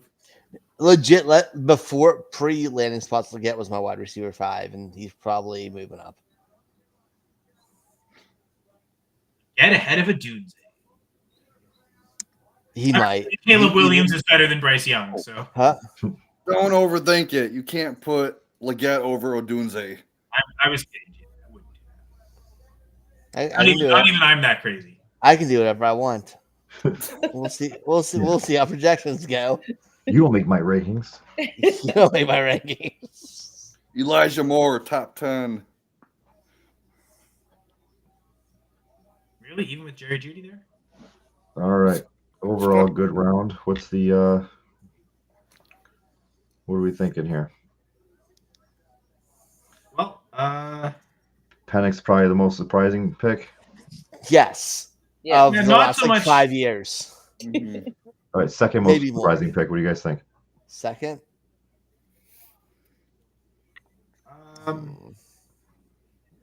Bonex. I think Latu going as the first defensive player. No, I'm okay with that. Latu's Yeah, baller. no, I like that. It seemed like he had the talent to do it, but the injuries were kind of making it expected to not happen. So it's surprising because we maybe expected him to fall further. But I think Quinn and Mitchell going ahead of Taron would be my second surprise. But that was the Eagles. They do that all the time. They pick Jalen Reagor over Justin Jefferson. But you know what? You know what was a huge disappointment though? Joe Alt going to the Chargers. That was I thought for sure they were taking Malik Neighbors. Like I said, it was surprising to me because I thought they were going wide receiver. Yeah, they should have gone. It does make sense. I mean, I felt they needed receiver more than tackle though. They've got Rashawn Slater. They've got their franchise. Well, they got Josh Palmer too. Yeah, but you know you're going to start 2 receivers. Like, do you really want Quentin Johnston? Yeah, but Harbaugh said like the whole preseason that he's going to build Tomorrow from the they're going to get inside Roman out. Wilson. But Neighbors can play on the inside as a slot receiver, so it would fit. Like I don't know, in it just the felt, trenches. It just felt in the like trenches. their confluence of need and best player available was just so perfect for them, and just feels like this is not going to help their team win. Neighbors might have really contributed to helping this team win, but I don't know. taking a right tackle. Because, I mean, if you want a really good, strong interior run game, it's not like Joe Alt's really going to help that.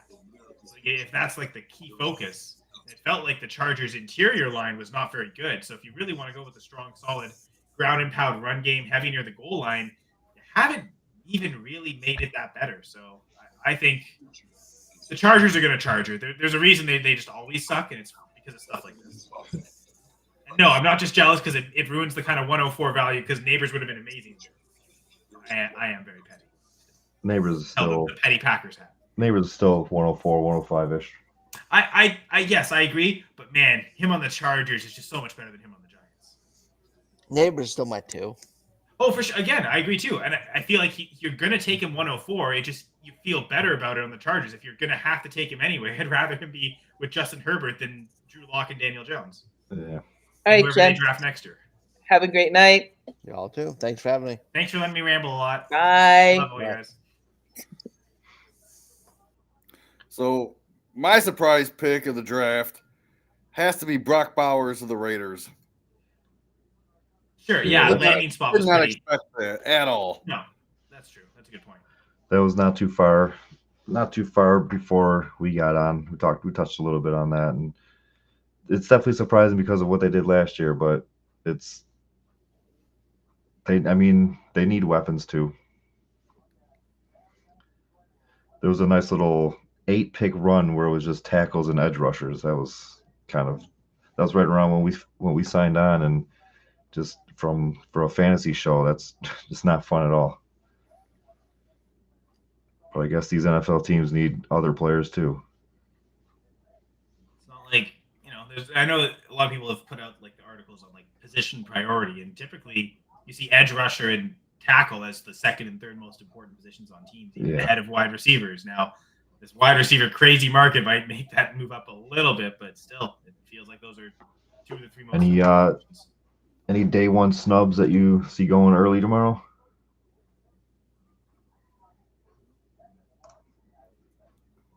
I mean, Barton, right? Like he was again. I guess none of the interior offensive linemen went. So there's the other Barton went to the Bucks. Oh right, yeah.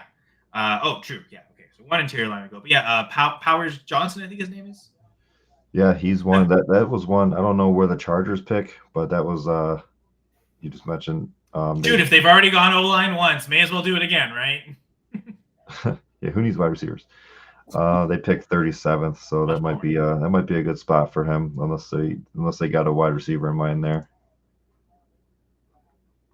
So who picks the first running back off the board? Hopefully, I don't know. Dallas. They feel that way, right? Late second. Oh, they pick closer to the bottom. I don't know. We could see one go at 35 to Zona, right? It might be a little too early. They've already had 2 picks, so I guess that would be the team that would, if it's their 3rd pick of the draft, if there's a guy they really like, but I don't know. They might be able to. They probably feel like they're picking it early enough in the 3rd that they can just get a guy they like there. Zona. I mean, what year of the hell's his name? What year of Vermondre are we on?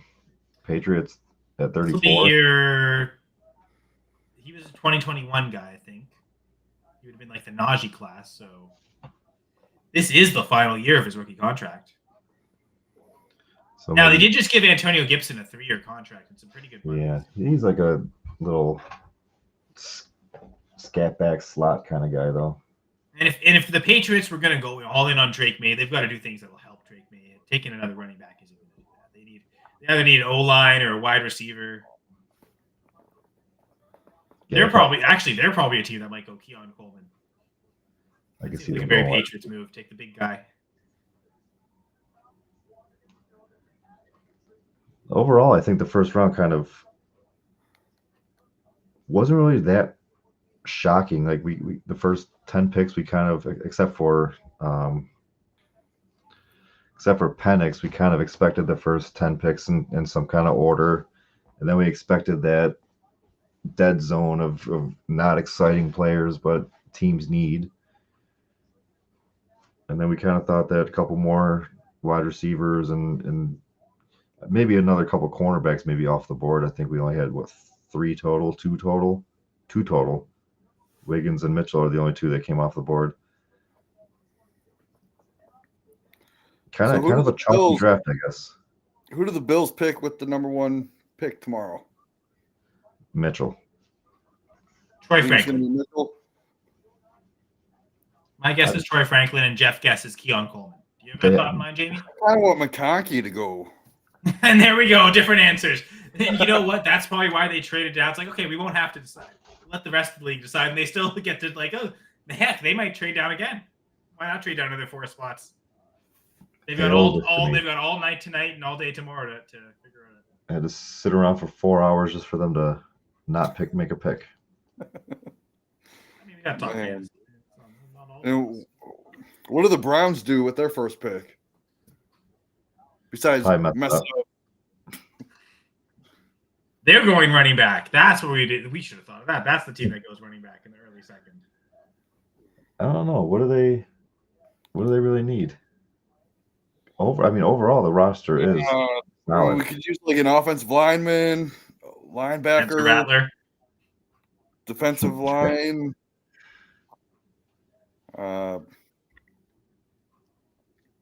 They've got pieces on the O line, but it feels like if there's still potential to add another starter, or at least a lead backup player. I don't know. Maybe they go linebacker. Where do they pick? It's not till like a little bit later, right? I think it's like a mid. Let me see. Because they made the playoffs last year, so 22. 54. Yeah, 22nd pick. So that's probably around where the linebackers are ranked, I would say.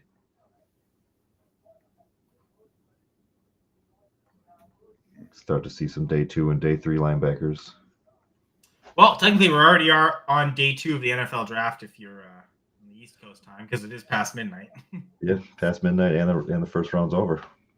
Yep. All right, on to day 2. And what do you want to see your Packers do at the 9th pick tomorrow? I think there's enough good corners there that I think address the secondary. Cooper DeJean has been talked about a little bit here already. Yeah, he fell out of the first round. I don't know. Or, I mean, they could really double up on O-line and go with Powers, whatever his name is, and then you. I think he goes before that because he was a first-round talent. So he might go to Arizona. He might go to New England. Yeah, you're right. They might not have that opportunity. Yeah, secondary feels like I think there's enough good corners left. Yeah, I want to see him take a cornerback. Yeah, I think that's what I'd like to see them do. I was thinking corner, secondary, and interior D line. Those to me were the. I said corner and secondary. Yeah, corner, O line, and interior D line. That's what I wanted to see them address the most. I feel like they need that other starter next to Kenny Clark, other elite player like Kenny Clark. They don't have that other guy on the interior. They've got good edge rushers. Their edge depth is actually pretty good. Now they're moving to a 4-3, so.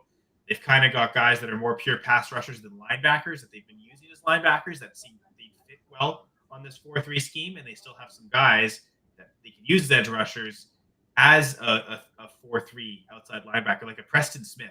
He's a guy that you can he works as a defensive end, but he also works as an outside linebacker in the 4-3 schemes. He doesn't need to just be the outside perimeter guy. He is pretty good in coverage, so feels like the Packers. It's up the middle where they need the most help. It was safety before the Xavier McKinney signing, but I still think defensive tackle. So are there any elite defensive tackle prospects left? Because I think that might actually be where I'd like to see them go. Yeah, I don't think any of them went. That the dude Sweat that ran I think Murphy went. Murphy was the only tackle. Maybe. I don't know. If he did, I didn't mark him down as a tackle. I wrote all these into a spreadsheet as the draft was going, so I think I might have missed them. I missed who the Seahawks took, and I missed who the Bengals took. I think Murphy went to the Seahawks. Yeah, Byron Murphy to the Seahawks, and Amarius Mims, the offensive tackle, to the Bengals. Which one pick team do you think won the draft or won the first round? Like obviously, because the simple answer is Minnesota or Chicago, but which one pick team do you think had the best start? The simple answer is actually Arizona, but They were a 2-pick team. pick Also. team.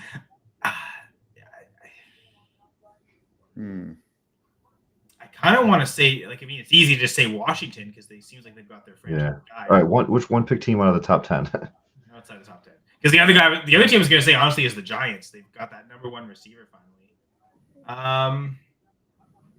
Maybe the Vikings. They got they wouldn't be considered a one pick team. They're honestly like the teams that went tackle. I feel like the Saints getting Fuanga. Some view him as actually the best tackle prospect in the draft, and I think he was the fourth tackle to go. So, like for the Saints, they might have got really good value on that one. So, if you're like my co-host Jesse Hall on the Full Press Packers pod, if you believe in him like he does Fuanga, I think you'd say the Saints won because they just got great value on arguably the best tackle in the draft. Yeah, Saints, Jets, Bengals. And yeah, if you think Fashanu's the best tackle, then yeah, you'd say the same thing about the Jets. It's a good point, Jerry. Yeah, even I mean the Bengals with Mims, right? I mean, tackle's been kind of a need for them. Signing Orlando Brown last year did seem to help, but part of the Bengals' problem a couple of years ago was the O-line depth didn't work. They had a great O-line, and then like I think it was week 17, and then the first 2 weeks of the playoffs, they lost one of their starting O-linemen in each of those weeks. So then when they ended up playing the Chiefs in the AFC Championship game that year, they had 3 backup offensive linemen, and then suddenly Chris Jones was dominating, and it's like, oh, the O-line again. Well, it's because they lost 3 starters 3 consecutive weeks. They just weren't ready for it.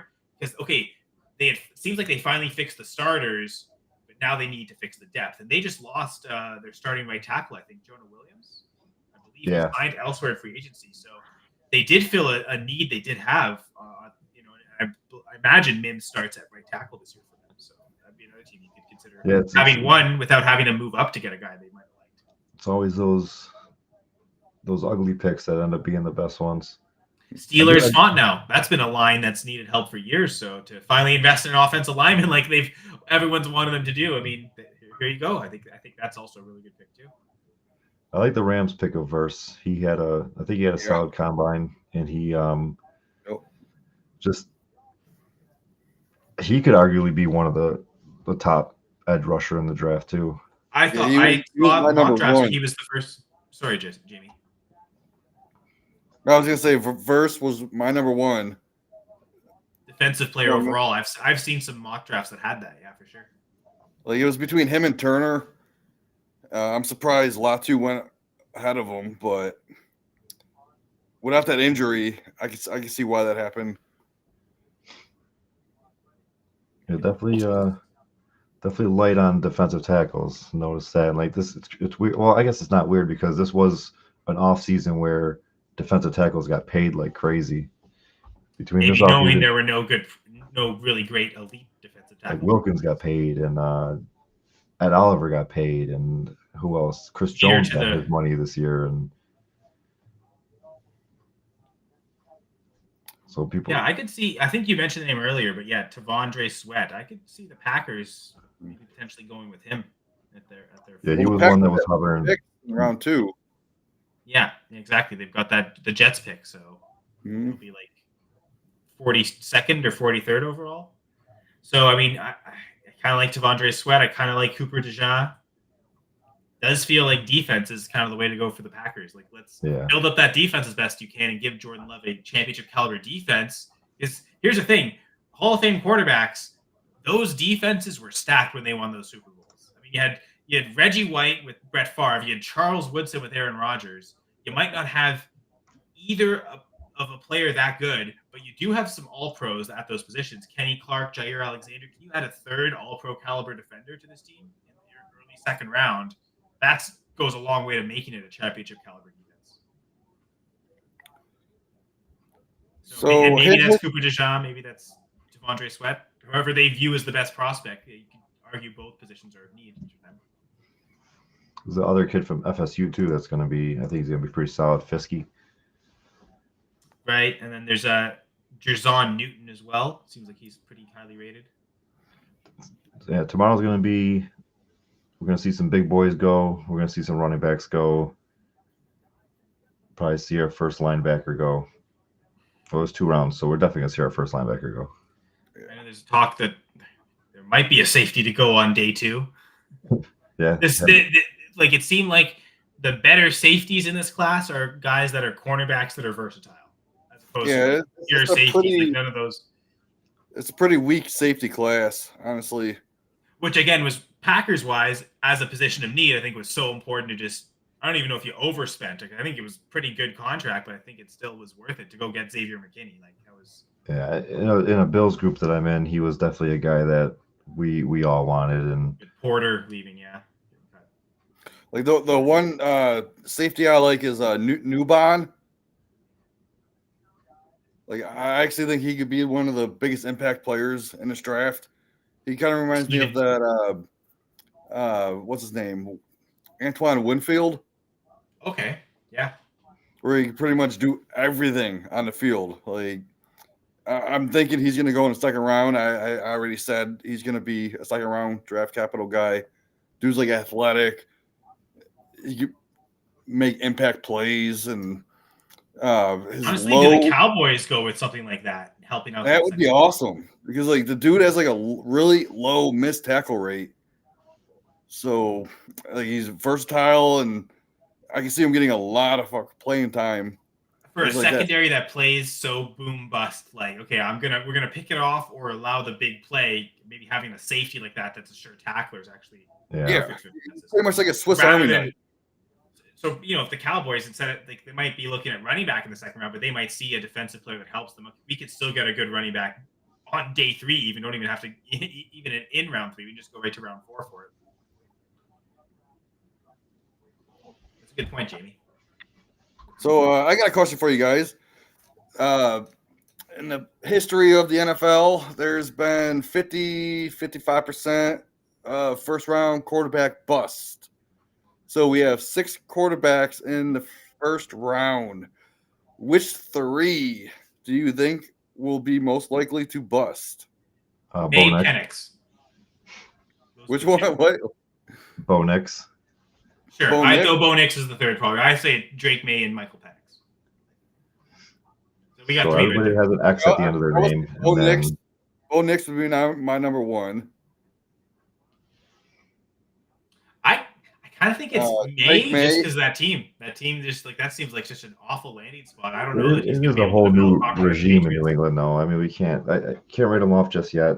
Sure, but I also think just personnel-wise, like he just doesn't have the supporting cast of players around him, and that might not be something that Gerard Mayo can fix, even with good coaching. So, and he's been compared to like Josh Allen light. So it's like being up in New England and in the snow. You want to have a quarterback that is bigger bodied and can run. So sure, he's got the strong arm to match it.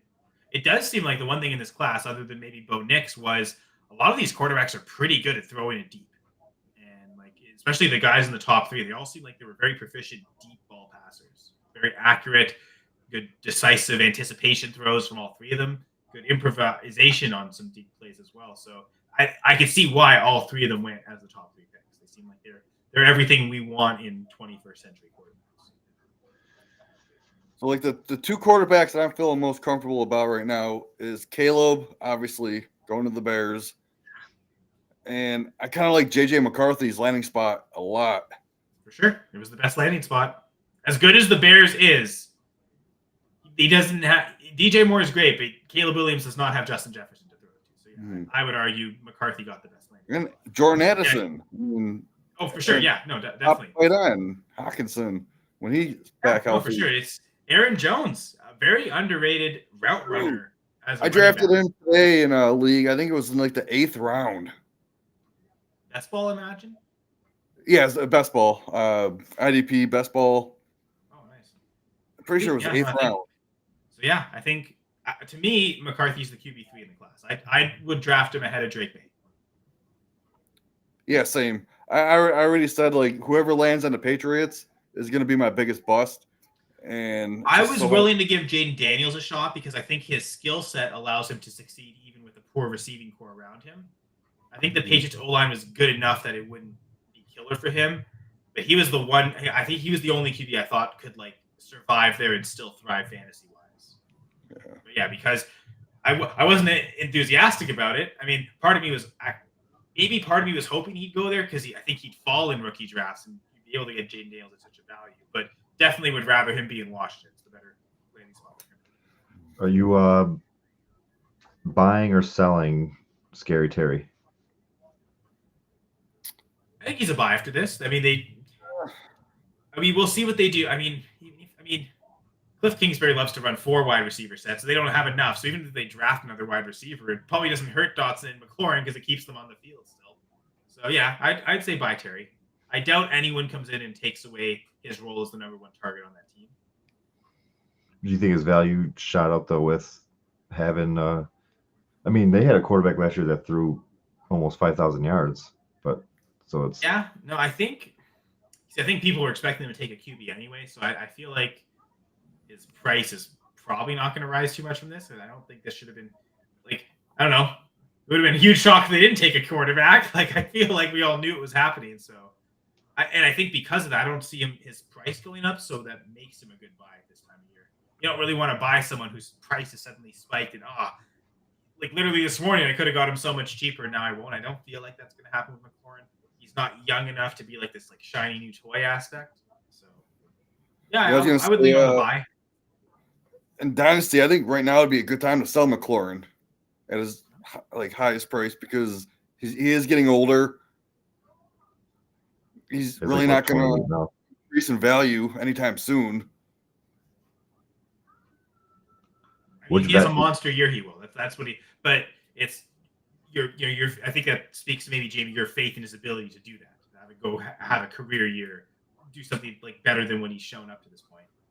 Because he's getting 1,000 yards every year, but he's not really having these spike touchdown seasons. He's getting 4, 5, 6. He's Carolina. It would take him to get like a double-digit touchdown a year. Again, another. I mean, he should get enough receptions. It really is more about the touchdowns more than anything.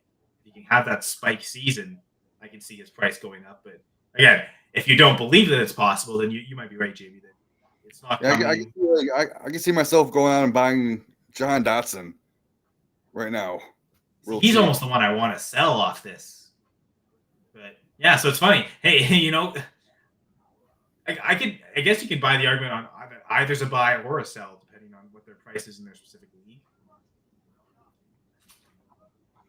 What about somebody like Kyler? He moving up? Oh, Kyler! Oh, I already had him.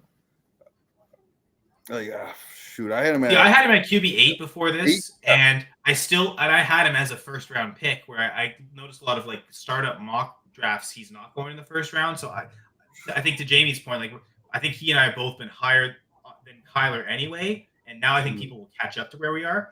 I will say, because I was expecting the Chargers to take a receiver, I hadn't moved Herbert below Kyler yet.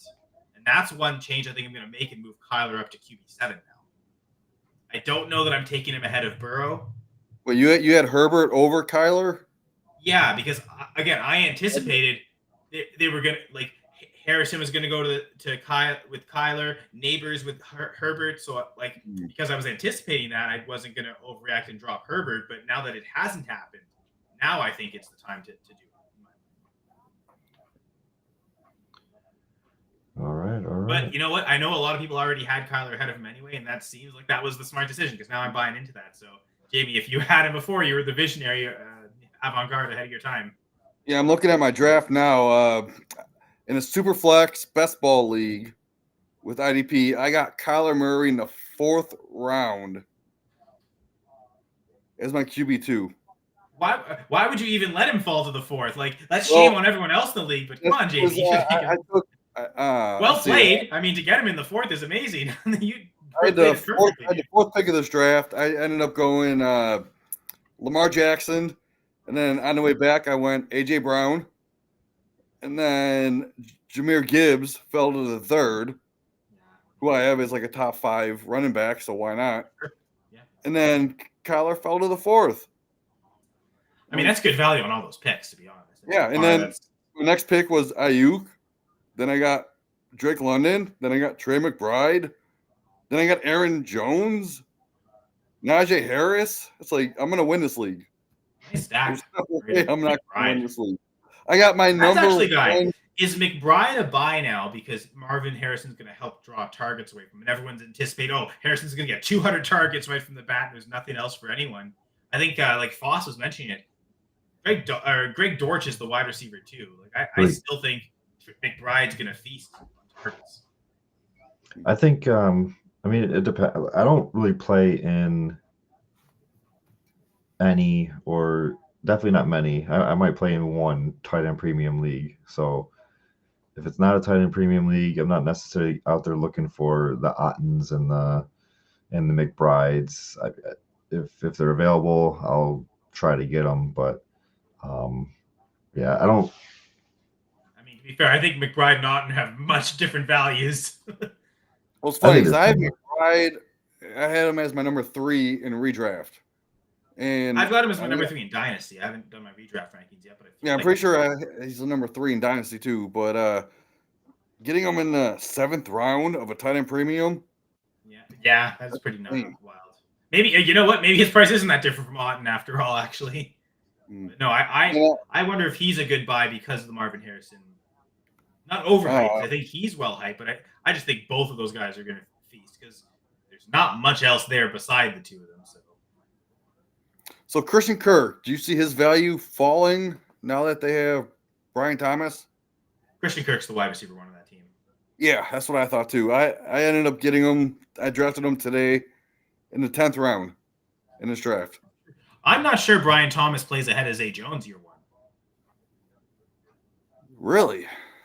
Zay Jones had 121 targets 2 years ago before Calvin Brian got Thomas last year was. Like Brian Thomas has those 3 great routes that he runs, and you can't get any better at those 3 routes. I mean, Zay Jones is a pretty good route runner himself, and I think a much more diverse route runner. He can run out of a variety of different places. I don't think he's going to play much in the slot because Kirk's there. But and then you have Gabe Davis. I would rather have Brian Thomas than Zay Jones in Dynasty for sure. Year 1 redraft, I'm probably going Zay Jones. I think he's going to be so cheap. He's going to be a great value in redraft this year. He's basically going to be free in most leagues. Again, 2 years ago with the same quarterback, he had 121 targets. I think he could get back close to something like that. Because I remember that, like the year they made the playoffs, they were winning games down the stretch when Zay Jones was used as a featured weapon. Oh, so Jerry, you'll like this with my 11th round pick. I got my number 1 overall IDP player, Roquan Smith. And he was like the 6th IDP player off the board. Gets a ton of targets. Yeah, I mean, he was, no, it's pretty good. Good value. Could end up being LB1. Yeah, that's I have him as my LB1.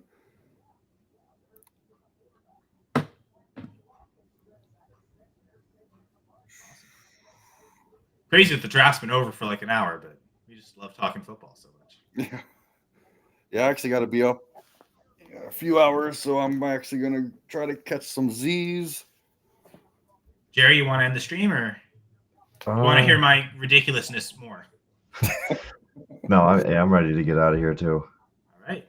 Well, thank you everyone for joining the Going for 2 live draft stream on day 1. But guess what? 2 more days of the draft, which means we're going for 2 more days in the live streaming. Title in there, great. So tomorrow, I think Ryan and Jeff will kick things off. So the featured show, the Armchair Fantasy Show, moving to a Friday night, almost like an Armchair DFS show a little bit. Foss, Jeff, some guests, maybe some crazy dude in a Packers hat showing up. I think I'm basically invading. So I'm hosting Saturday all day. I'm basically going to crash all 3 segments tomorrow. So I know there's going to be a Dynasty Gambit segment in the middle of round 2, and then the cheat sheet guys, JB, you're at the end, and I was talking with Mike, and Mike invited me on. So I'm probably going to join Jeff at the start. I'm just going to go all the way through with all 3 segments. And so maybe I shouldn't have said that. Maybe it'll scare people away tomorrow. But yeah, it should be a lot of fun all weekend. A lot of great content. We're going to, get another 3-4 hours tomorrow, probably another 3-4 hours Saturday. Jamie, hope you don't get tired of hearing me because I know I'm looking forward to spending a lot of time with you this weekend. Oh yeah, I'm looking forward to it. Awesome, Jerry. Fantastic stuff tonight. Again, hopefully, I know you've been patient for your Bills. Hopefully, they make it worth it tomorrow. They picked up some extra. Well, yeah, they picked up. They actually didn't pick up any extra picks. They just moved up in 2 different rounds. So it'll be interesting. Hopefully, we kick off the day right tomorrow. Make a pick. All right. Well, we'll kick us out of the stream now. Thank you, everyone, for watching. This was day 1 of the Going for 2 live NFL draft stream. See you all tomorrow.